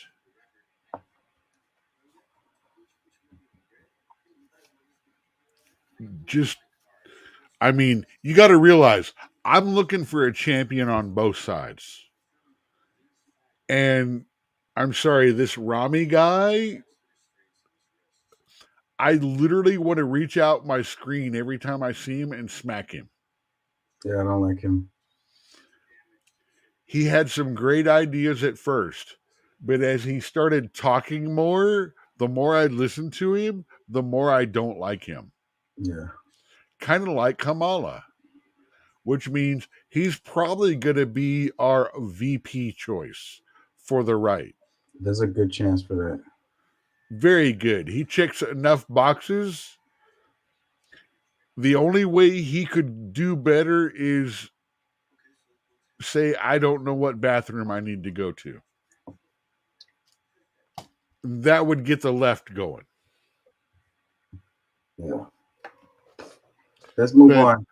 Every right candidate we have right now is fucking poison. All the main left candidates are freaking poison. Or, excuse me, not even poison. They're potato. Let's check this out. You know that Elon Musk, they are protesting. Well, I'm getting tired. My brain is barely working now, but they're giving them a hard time in Sweden because they have laws. They have laws in Sweden related to labor laws, and the Tesla is trying to do their thing like the way that they do it in the United States, and Sweden's not having it. Check this out. Is suing the Swedish government is just a laugh. This may have gotten lost in the Elon Musk discourse, but the billionaire has in fact sued the government of Sweden, where members of the industrial labor union IF Metall have launched the first ever strike against Tesla. This is big for Sweden, a country with labor rights that are a strong part of the culture, and a history of companies and employees coming together to collectively bargain in good faith. So, when the historically anti-union Musk refused to adhere to Swedish culture and agree to a contract, you can imagine citizens had something to say about it. What do I want to say to Elon? You're not the god of this place, and not of any place really, but I mean, you can't just barge in here and think that you get to set the rules. Grow up. I think that IF Metall is doing the right thing. We have a way of doing things here in Sweden that is very important to keep the structure for the employees, so they get the rights and everything, all the benefits. So I think it's a correct thing to do for IF Metall. And I don't know why Tesla is making such a fuss. I think that Tesla should follow the rules in Sweden. My opinion about strike against Tesla is very, I like the strike because it's very important here in Sweden that we have these form of insurance when we are working. Over here, we have a model that's been in place for decades, if not centuries, that you have to give workers fair conditions. And yeah, so I'm really proud of the union. Read up about the Swedish way of doing things, and there's a lot of big companies that have benefited from this from before, and so just read up on the way we do things. It's a great way. Well, my message to Elon Musk is get real. Follow the rules, Elon Musk. Elon Musk is suing the Swedish government is just a laugh. This may have... So it says mechanics serving Tesla's cars in Sweden are striking after the company announced that it would not recognize their union. Here's what the Swedes have to say about Musk union busting. You know, and it's crazy to me how here in the States, how we are against unions. Like, why do we have a problem with unions here in the States? I mean, the only power that workers have is their labor, and the only way that they can leverage that power is by grouping together and you know, Dude, forcing these companies to be fair. Read the book, The History of Unions. It is literally written from a nonpartisan view. All unions are not good. All unions are not bad.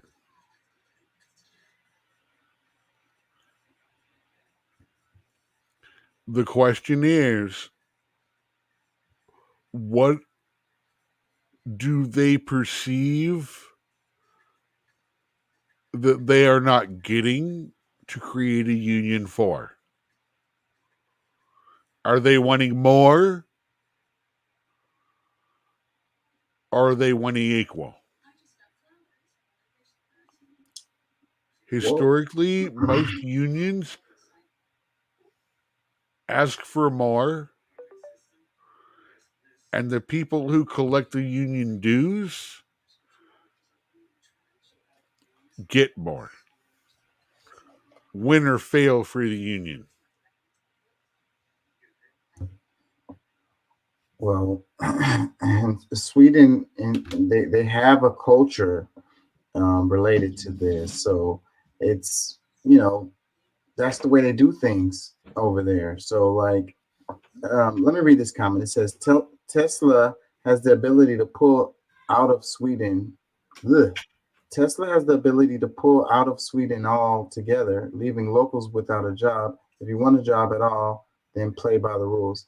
This is a dumbass comment. So it's like the only job that they have in Sweden is to work for the Tesla company. What were they doing before Tesla came to Sweden? Like, get the fuck out of here. Another comment says, he's an epitome of entitled American Karen, never shy away from creating a scene to get his way. Another comment, it says, of course, the trust fund baby whose fortune comes from blood diamonds is acting shocked that a country doesn't view its workers exclusively as equipment to break and discard at his leisure. Another one, it says, hey, when your family wealth comes from blood diamonds, it's hard to adjust to fair labor laws. Another one, it says, didn't Tesla win the lawsuit requiring union members to start unloading the vehicles from the port, or am I delusional? Another one, it says, I envy their culture. It says, reading in other places that 90% of the Tesla workers didn't want to join the union. I don't think that's true. It says, American and global oligarchy worked in many nations, especially Asia, where they force people to work under horrible conditions. Elon wants to make the world like Bangladesh or Pakistan, where workers for big companies have 14, 16-hour days on a below living wage, and hope that the Swedish people and people all around the world are starting to see that. Companies are not your friend under capitalism. Only with many, many, many regulations can it somewhat function for the benefit of workers. One more. It says, I live in Sweden and I'm for labor rights, but the situation in Sweden at the moment is that our labor rights are too good, resulting in ineffective workflow and extremely expensive labor. I have myself worked in many construction fields, and to sit and drink coffee all day is just not what labor rights is meant to be. I applaud Elon for suing Sweden. It has gone too far.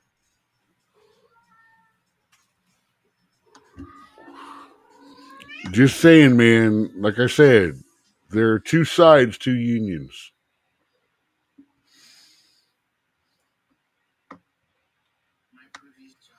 And again, I'm not knocking what's going on because I don't know enough about it.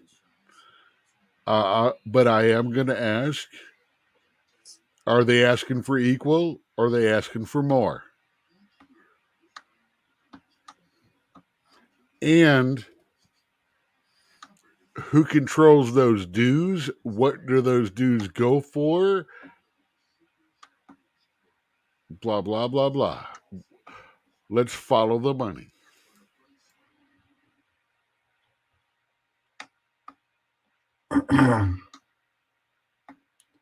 Yeah, I just think that we've been programmed to have a problem with unions, and that's the reason why the freaking minimum wage is $7.25 or whatever the hell No, it is. we haven't been we actually haven't been programmed. From the majority of people that I know that speak about unions, it is very, very positive. Most people that I know that talk about unions back them, agree them, think that we need to do it more often and things like that. And on the same time, where you hear me opposing them in a way, I agree with the fact that there should be more unions and we should unionize some things. But the difference is, who are we paying those union dues to? What are they doing? What are they getting done? And the tax that you're taking out of my money for being part of your union, what am I getting out of it? Because no offense, union dues are just another tax given to an entity that has no control, no regulation, and no authority. Yet they're taking my money with the promise of doing better for me. It doesn't matter in every single circumstance in union. You know, some of these unions are actually kind of dumb. Well, yeah, we want to take a percentage of your salary, my $2.13 an hour salary. They want to take more money away from me, money that goes to pay my taxes, put me further in tax debt and things like that. But what do I get out of the money that I put into them? You get the ability to strike and still be able to pay your bills when you're on strike. But you're told when and where to strike. You don't get the choice. It doesn't matter if it's the middle of the friggin' winter and your bills are up. It doesn't matter if it's the worst or the best part of the year. Matter of fact, they tend to focus toward the best part of the year. And I'm speaking only from a food service point of view. You want us to strike and take our minimum amount of pay, $7.25 an hour, if we even qualify for that union benefit. Are you going to pay us that $7.25 an hour? Oh, wait, you don't have to. Why? Because it's $2.13 an hour. That's all you have to pay us in our union, because that's all that's legal. You may be fighting for more, but that's all you are required. Well, where's our union? How much are we paying on our dues? How much are we paying per month? Even if you pay us minimum wage, how much are we paying per month? How much are we paying per this? So you're working to get us a couple of more bucks per hour. Like I say, I work in food service. Every single union that has come across me or tried to recruit me has given me worse options than I have now. Let me play And this. in food service, you have to agree with me. You know what I'm talking about. We covered a bit of this earlier, but I really want to play this clip, and it's clearer than anyways, let me play this. It took out 3 drones, the Pentagon says, acting in self-defense. The drones flying overhead right in the direction of the American warship and other vessels. The hostilities began when several commercial ships fell under attack. Ballistic missiles fired from Houthi-controlled areas of Yemen, hitting 3 vessels in busy shipping lanes. The USS Carney responding to their various distress calls, defending the civilian ships, and finding drones overhead. U.S. officials telling ABC News the drones were also launched from Houthi-controlled territories of Yemen. The Houthis claiming their goal was to target Israeli ships. A U.S. official tells ABC News some of the commercial vessels may have had connections to Israel. No one was reported injured. It's the latest attack on commercial shipping by the Houthi rebels. Last month, they released video showing armed members using a helicopter to hijack a cargo ship. The Carney, one of several U.S. warships and aircraft carriers sent to the Red Sea after the outbreak of Israel's war with Hamas. The U.S. is being very careful not to turn the Red Sea into a shooting gallery. The Houthis claim this unverified video shows them shooting down a U.S. Reaper drone last month. And in late October, the Carney already intercepting 4 missiles and 15 drones headed from Houthi-controlled territories towards targets in Israel. Tonight, a major escalation in the Middle East. The U.S. pointing the finger directly at Iran for a series of missile attacks on multiple vessels in the Red Sea and drones flying towards a U.S. warship. Over the course of 6 hours, the USS Carney took out 3 drones, the Pentagon says, acting in self-defense. The drones flying overhead right in the direction of the American warship and other vessels. The hostilities began when several commercial ships fell under attack. Ballistic missiles fired from Houthi-controlled areas of Yemen, hitting 3 vessels in busy shipping lanes. The USS Carney responding to their various distress calls, defending the civilian ships, and finding drones overhead. U.S. officials telling ABC News the drones were also launched from Houthi-controlled. So 3 commercial ships came out and attacked international waters of the Red Sea. So yeah, they've been covering this pretty heavy in the news. We talked about it a bit earlier.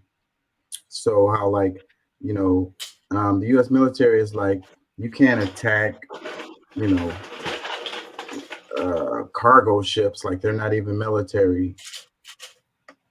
The Houthis are like, We don't want nothing coming through here. So,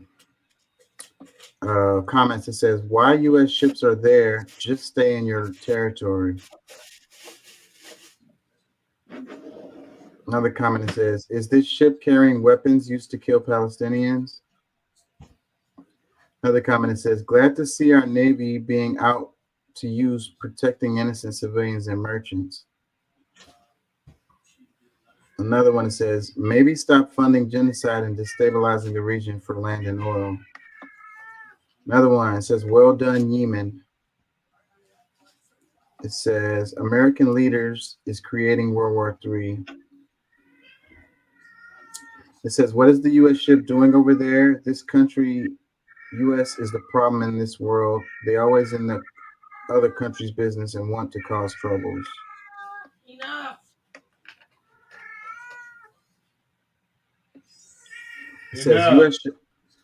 It says U.S. ships are not supposed to be in the Red Sea territory. Go home. Yeah, I hear you. It says down with Hamas, down with Houthis. Yeah, so that whole thing is just continuing to escalate. They're forcing them to travel all the way around Africa. Let's do this one. It says you lessen crime by eliminating poverty. You lessen crime with universal health care, public housing, strong unions, high wages, universal child care, and free college.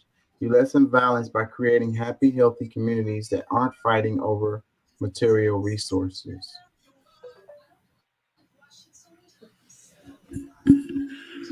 Well, how about you fight crime? You lessen crime by supporting nuclear families.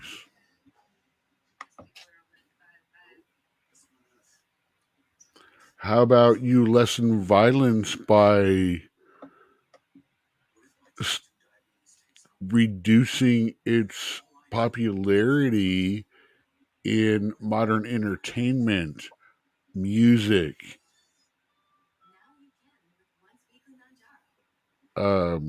entertainment, glorifying violence.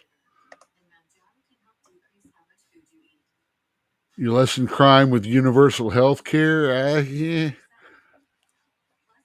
Again, I point you toward the VA system as to how universal health care will be, which is about the same exactly as it is now.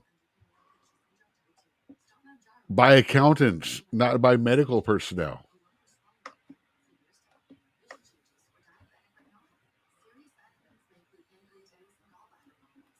I'm actually a big fan of kids going to school. I don't think there should be a free lunch program. I think there should be a lunch program.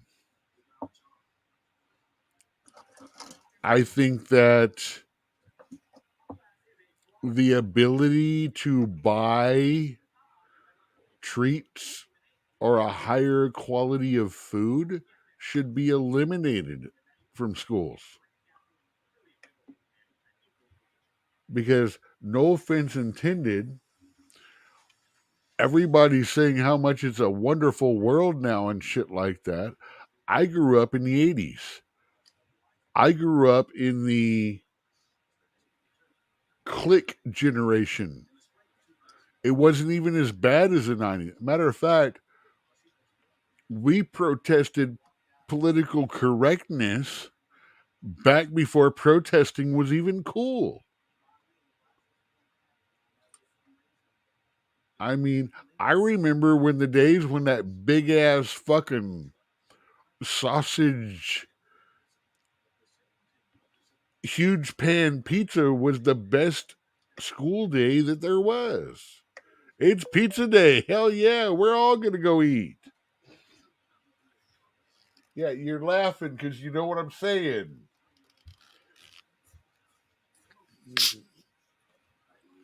I mean, all of this is great, but again, it doesn't address money involved. It doesn't address the will, the vote of the people. It says, these are all the things that you should do and we should do, but it doesn't address how.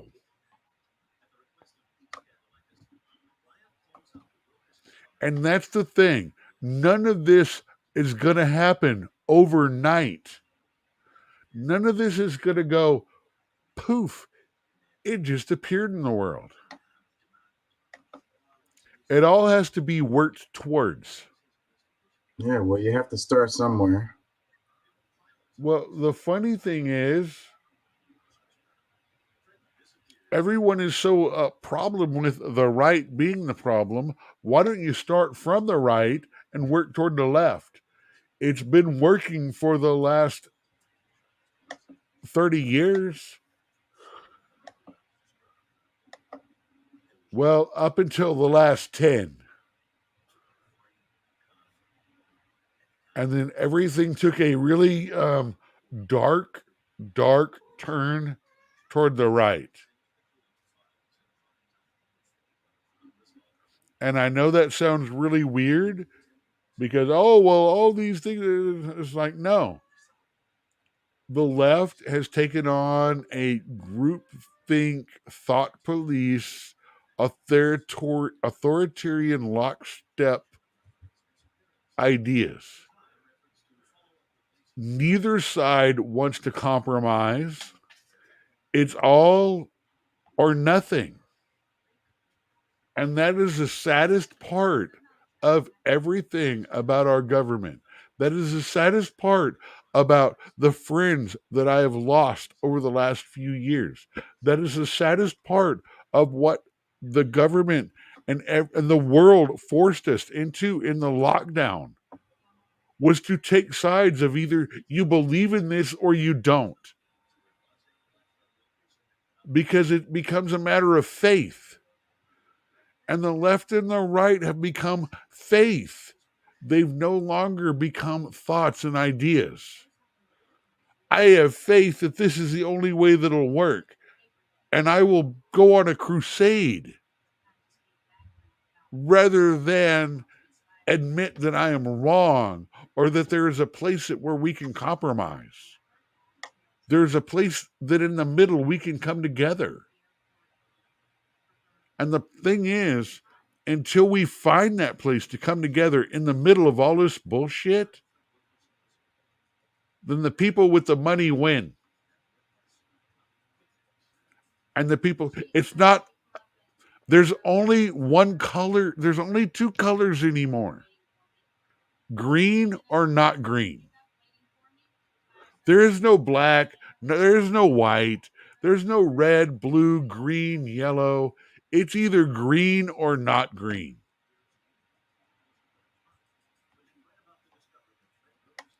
Just saying.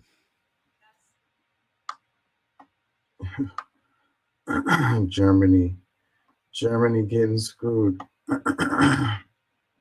Let me share this right quick.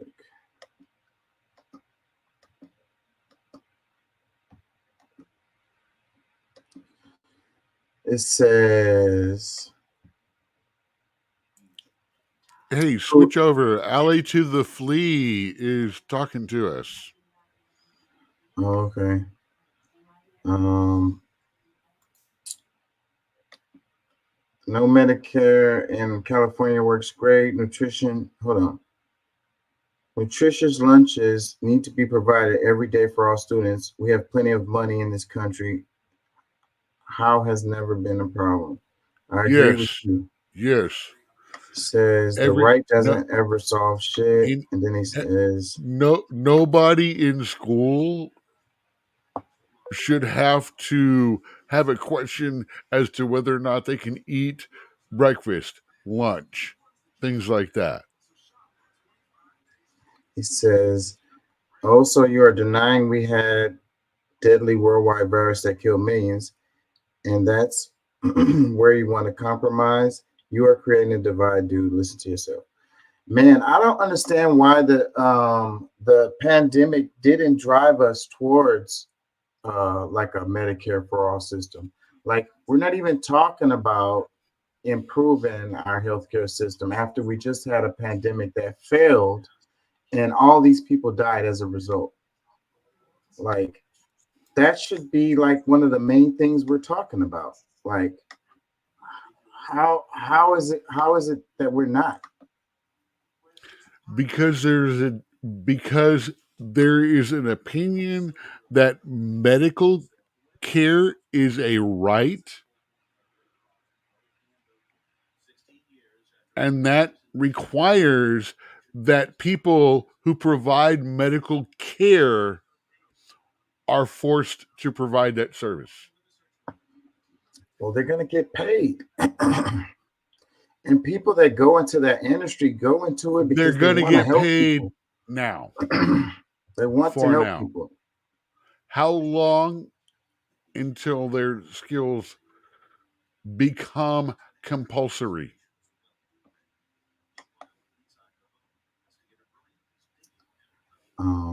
Let me read some of the comments in here. It says, question, is there a way to do this without stealing money from people? I don't like the argument of stealing money from people. Like, I mean, taxes are a good thing, you know. Pooling resources are a good thing. I wouldn't call it stealing from them. These corporations are the ones that's stealing from people left and right. They price gouge people, they steal wages. You know, we don't have a problem with that. We're worried about some kid that's in the corner store stealing the candy out of there. You know, But see, the problem is you are saying this should be funded for everybody. You are saying that I don't have the ability to perform this service.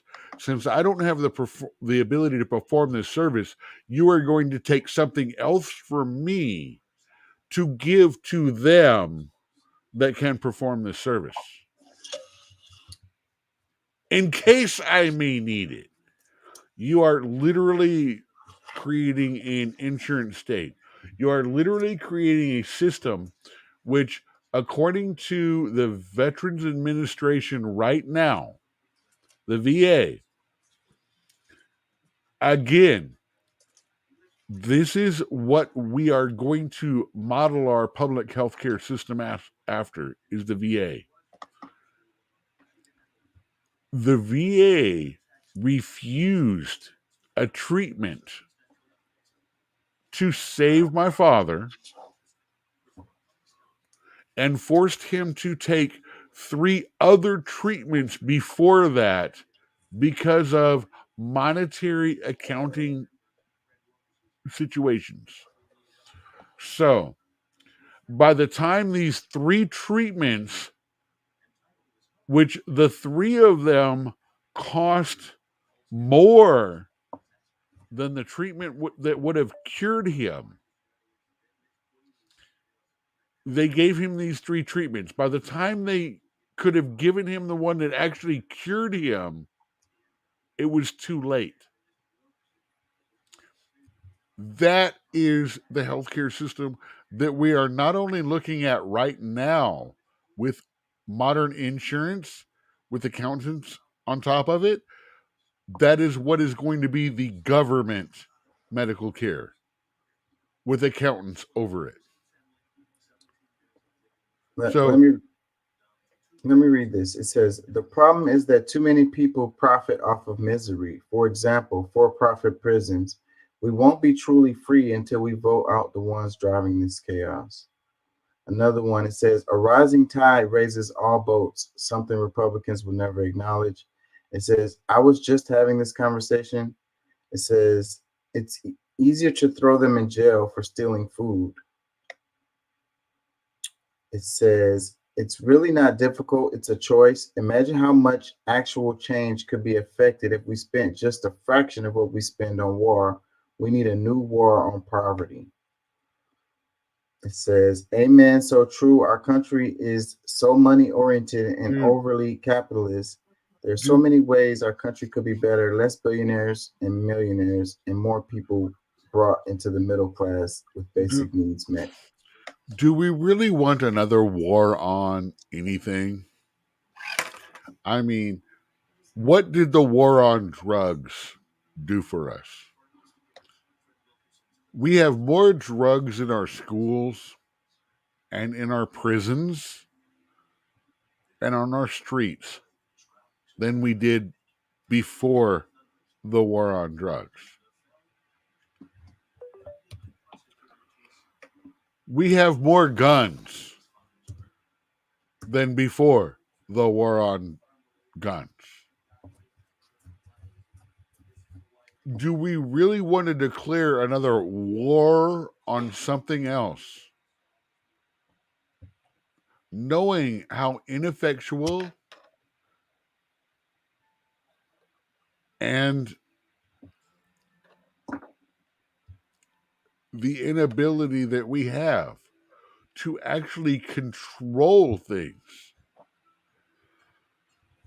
And you're wanting to add more legislation, more rules, more laws, hire more people in the government, create a larger government, despite the fact that at this point in time, the federal government employs 2.7 million people,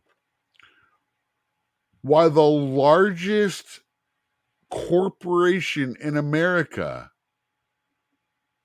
employs 1.5, Walmart. Let me read this one. It says, wanting everyone to have health care and food does not make you a communist, socialist, or unpatriotic. It just makes you a good person. Feeding and housing the poor would do more to reduce crime than any amount of punishment ever will. They know this. The data is there. It's, the homeless is there to make us go to work. It's there to benefit the corporations. Dude, we just want to.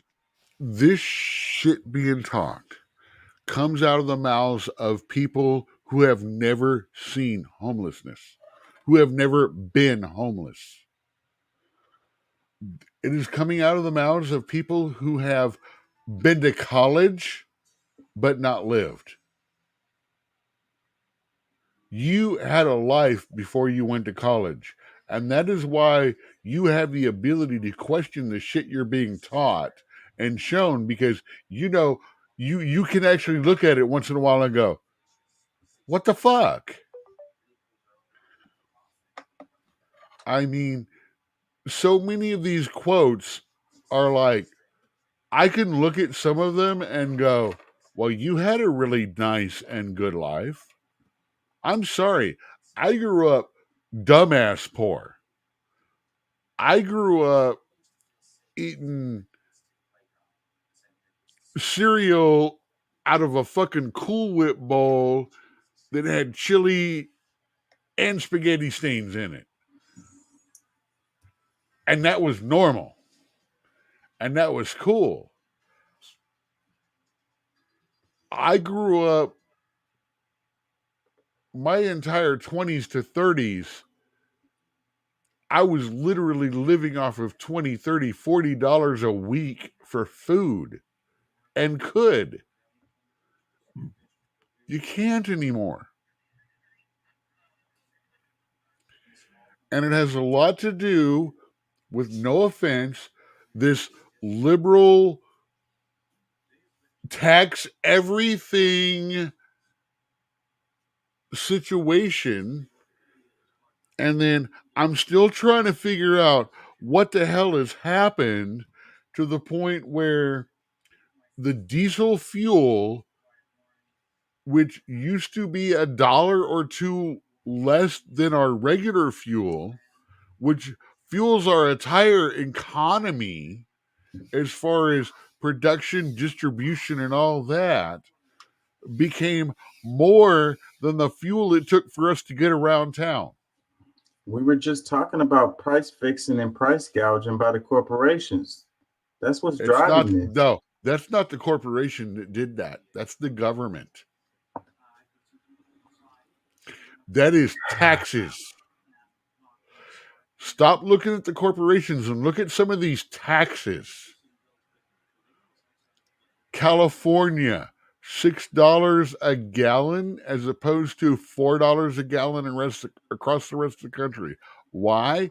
Because the government decided they have to have a certain kind of fuel, certain additives and this and that.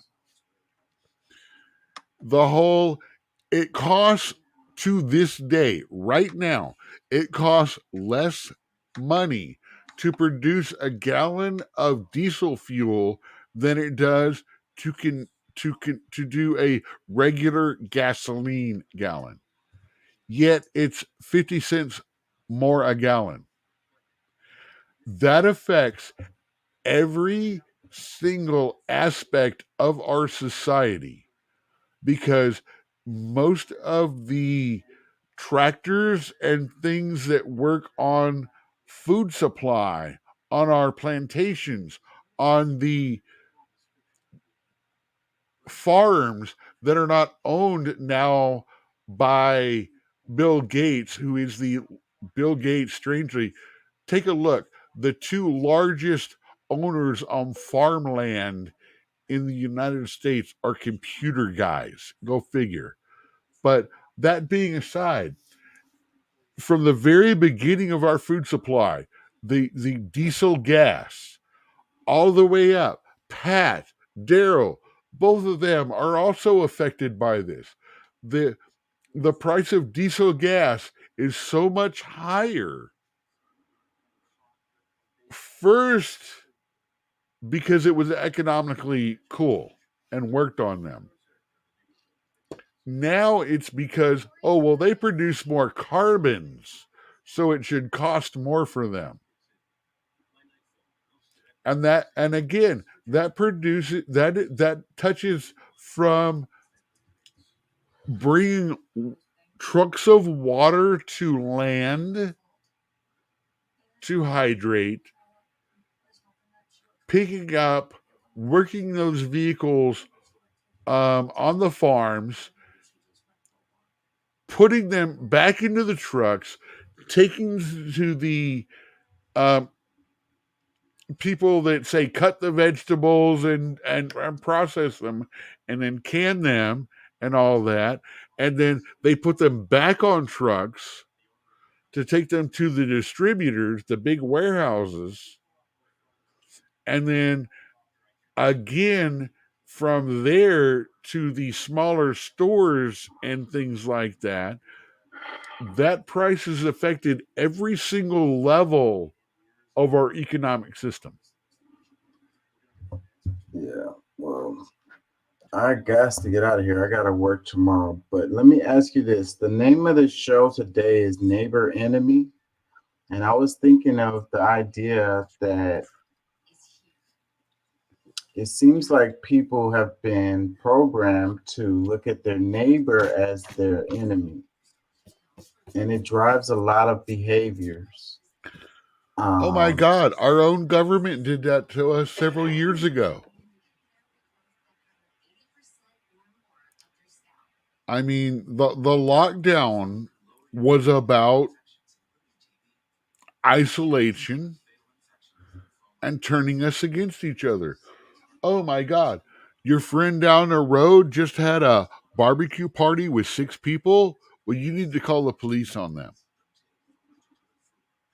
You need to let people know that, they're showing up, because that's now a concentration of violators, that now that we have the phone system enabled, we can track them in case it's a COVID hotspot. The whole pandemic was about how far can they push us? How far can they turn us against each other? It's And how did we fall for this? How did we allow, hey, how come we can't look and see what the true enemies are and fight against them instead of being so worried about our neighbor and what our neighbor is doing and thinking that they are the ones that are our enemy? As long as we continue to fight with each other, then the powers that be continue to win and things continue to be the same way that they are. Things don't get better. Like, if we can't identify who the true enemies are, then how can we, fight the fight, that is the whole idea behind 5th generation warfare. Everyone thinks we're in the 3rd and 4th generation warfare. We're past that.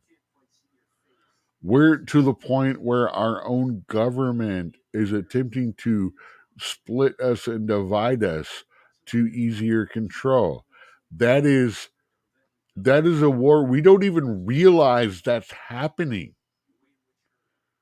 That is the definition of 4th and 5th generation warfare. So, but then whenever we talk about politics or whatever, then everybody is pointing fingers at one side or the other. It's those Democrats that's the problem, or it's those Republicans that's the problem. It's those liberals, it's those conservatives. It's those LGBTQ people that's the problem. It's those immigrants that's the problem. It's Exactly. That's exactly what I'm saying. It's the ist, it's the isms, it's the able, it's those guys. It's a if you don't agree with me, then you're wrong. And everyone that thinks like you is the same way. It's about division. It's about, you see 9 different videos over the course of a week that show TV shows or this or that about white cops or situations beating down, holding down, being assholes to, people of color. But at the same time, you don't understand, or no one's telling you that that is not the rule. That is the exception to the rule. Yes, that proves your bias. Those scenes prove your bias, but that is not the everyday altercation and situation that's involved. And when you say that, I think about how the news cover these people like stealing from the stores or whatever, like grabbing stuff and running out of the stores. And it's like every other news story is something like that. And it's like the news that isn't covering how, I saw a story where it was a company who was literally stealing people's wages, like doctoring the books and not paying these people their actual wages. Like that's different from underpaying people. That's like taking money out of their check. Like, no, that's stealing. Yeah, that is stealing. I will stand on that hill and fight with you on that. Not fight with you, but fight with you, my friend. Yeah, So, but that's the thing, though. So, like, and we're supposed to be. A lot of people like to say that it's a Christian nation or whatever, but I don't agree with that. No, we are not a Christian nation. We are a deist nation. But we are a nation that believes in a. We were written and believed to be there is a higher power. Yeah, and that higher power is what you seek and are part of yourself. By seeking a higher power, we agree with certain fundamentals of humanity and sociability and things like that, because all forms of God do bring us to certain conclusions. Right. So this is where I'm getting to. It's like, so love thy neighbor, you know. Yes. That By the way, out of some 50 to 75 religions that I have researched, love thy neighbor appears in damn near 90% of them. Yeah, so how did they get to the point where we got our brain like left, right, brain or whatever, one part turned off that's not connected to the other, where in one hand we say we go to church on Sunday and we talk about love thy neighbor, and then after church we come back home and we're looking over our shoulder about our neighbor. No. We go to the restaurant and eat and run up $100 tab between your little group and tip $2 and right on there, I gave 20% to God. Why should, or I gave 10% to God. Why should I give 10% to you? Yeah, but like we're worried I about had our to throw neighbor. that in because you know you've had that tip too. Yeah, we're worried about our neighbor or our coworker or whatever. They're trying to take our job, or they're trying to, you know, rob us, or they're breaking into our house to steal our stuff, or, you know, something like that. Instead of looking at, you know, the corporations, the lobbyists, you know, the powers that be that's putting us in the position that we're in, you know. We all fighting the same fight, whether we're left, right, conservative, liberal, LGBTQ, straight. We all trying to pay our bills and buy groceries, you know, pay our mortgage, you know, just live in, you know, taking care of our friends and our family. But Dude, and if you call someone a bootlicker, and this is one of my big pet peeves, when you call me a bootlicker, all you're doing is telling me you are so sold out to the other side that you don't get it. Which means your tongue is on the other boot.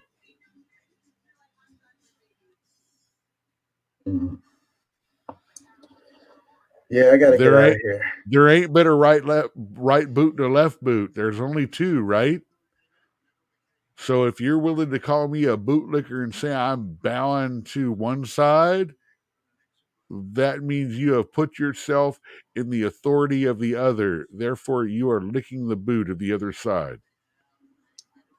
I gotta get out of here. But how do we get past this of looking at our neighbor as our enemy? What is the solution? Go back out. Go to the bar. Start drinking. Don't agree with them when they say don't talk about politics. As long as no one's getting violent, talk about it. Bring it out. Say the words. Because if you don't, no one else will. You may not agree with me, but you don't have to hate me. I don't have to agree with you, but we're in each other's face now. We're not on the other side of a keyboard. We're not protected by bullshit. We are two human beings interacting, not two keyboards slamming at each other's ideals. We're only going to get better when we start talking and realizing when we sit down together what is important and what is not.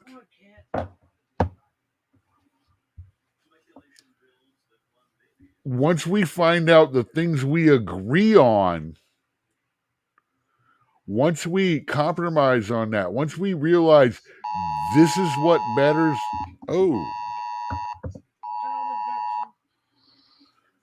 If this is what matters, then here we are. Let us grow from there. Let us do better. Because as long as it's me and I and me and all of that, we're never going to get along. And vote blue. Fuck you. Sorry, Aaliyah to flee. If you want to vote blue, go ahead. Because when you vote all on one side or one color, you literally disrespect anyone that has a different opinion from you. Yeah. Well, I got to get out of here, man. Peace and love. He says, I'm getting tired of blue. Vote blue, no matter who. Yeah, I don't normally say stuff about things like that, but that's annoying me right now. Stir fried shit or baked shit. Yesterday was an election day, and we didn't talk about it. So, what are you talking about? The local election? Our local. No offense, man. I covered it at the beginning of the show before you came on. Whitmire and No. We actually should have done a short thing talking about everything that was available and stuff like that, because we promote vote local, understand local. That's where the change needs to be made. We didn't do that. Yeah, I covered some on it. But the day after, we should have done this a week ago. We should have done it a week ago. Hey, come on out. We should have done a little short or a clip or something. I did some covering. Like I covered the stuff that was on the ballot. What do you call them? The freaking propositions. I'm tired now. My brain is tired, but I did cover it. I did, and I talked about when the election was and all of that. That was we're both off schedule for normal right now. Yeah. I actually should have been driving tonight, but I'll tell you the truth. Despite the fact I'm sweating cash this month and things are not going well, I actually feel like I'm doing more important things right here with you than I am driving and making money for myself. Yeah. Well, I appreciate that, man. That's why I do this. I try to make a difference. But anyways, I got to get out of here because I got to get some rest. So peace and love. Thank y'all for listening. Thank y'all for joining. And I'll probably do another, because I only did one this week. So I'll probably do I don't know which day it's going to be, though. You know, look, talk with Pat. We'll do this in a minute. Yeah. All right, y'all. Peace and love. Thank y'all for joining. We're out. Peace, love, out. And don't treat your neighbor like an enemy. Love thy neighbor. And happy holidays by all means. Happy holidays. Whatever holiday you have, because everybody has a holiday during this next 3 or 4 weeks. Mm-hmm. Be happy, be fun, be real, be productive. Bring more love into the world. Yes. Say something nice to someone. Yes. Acknowledge other people. Amen.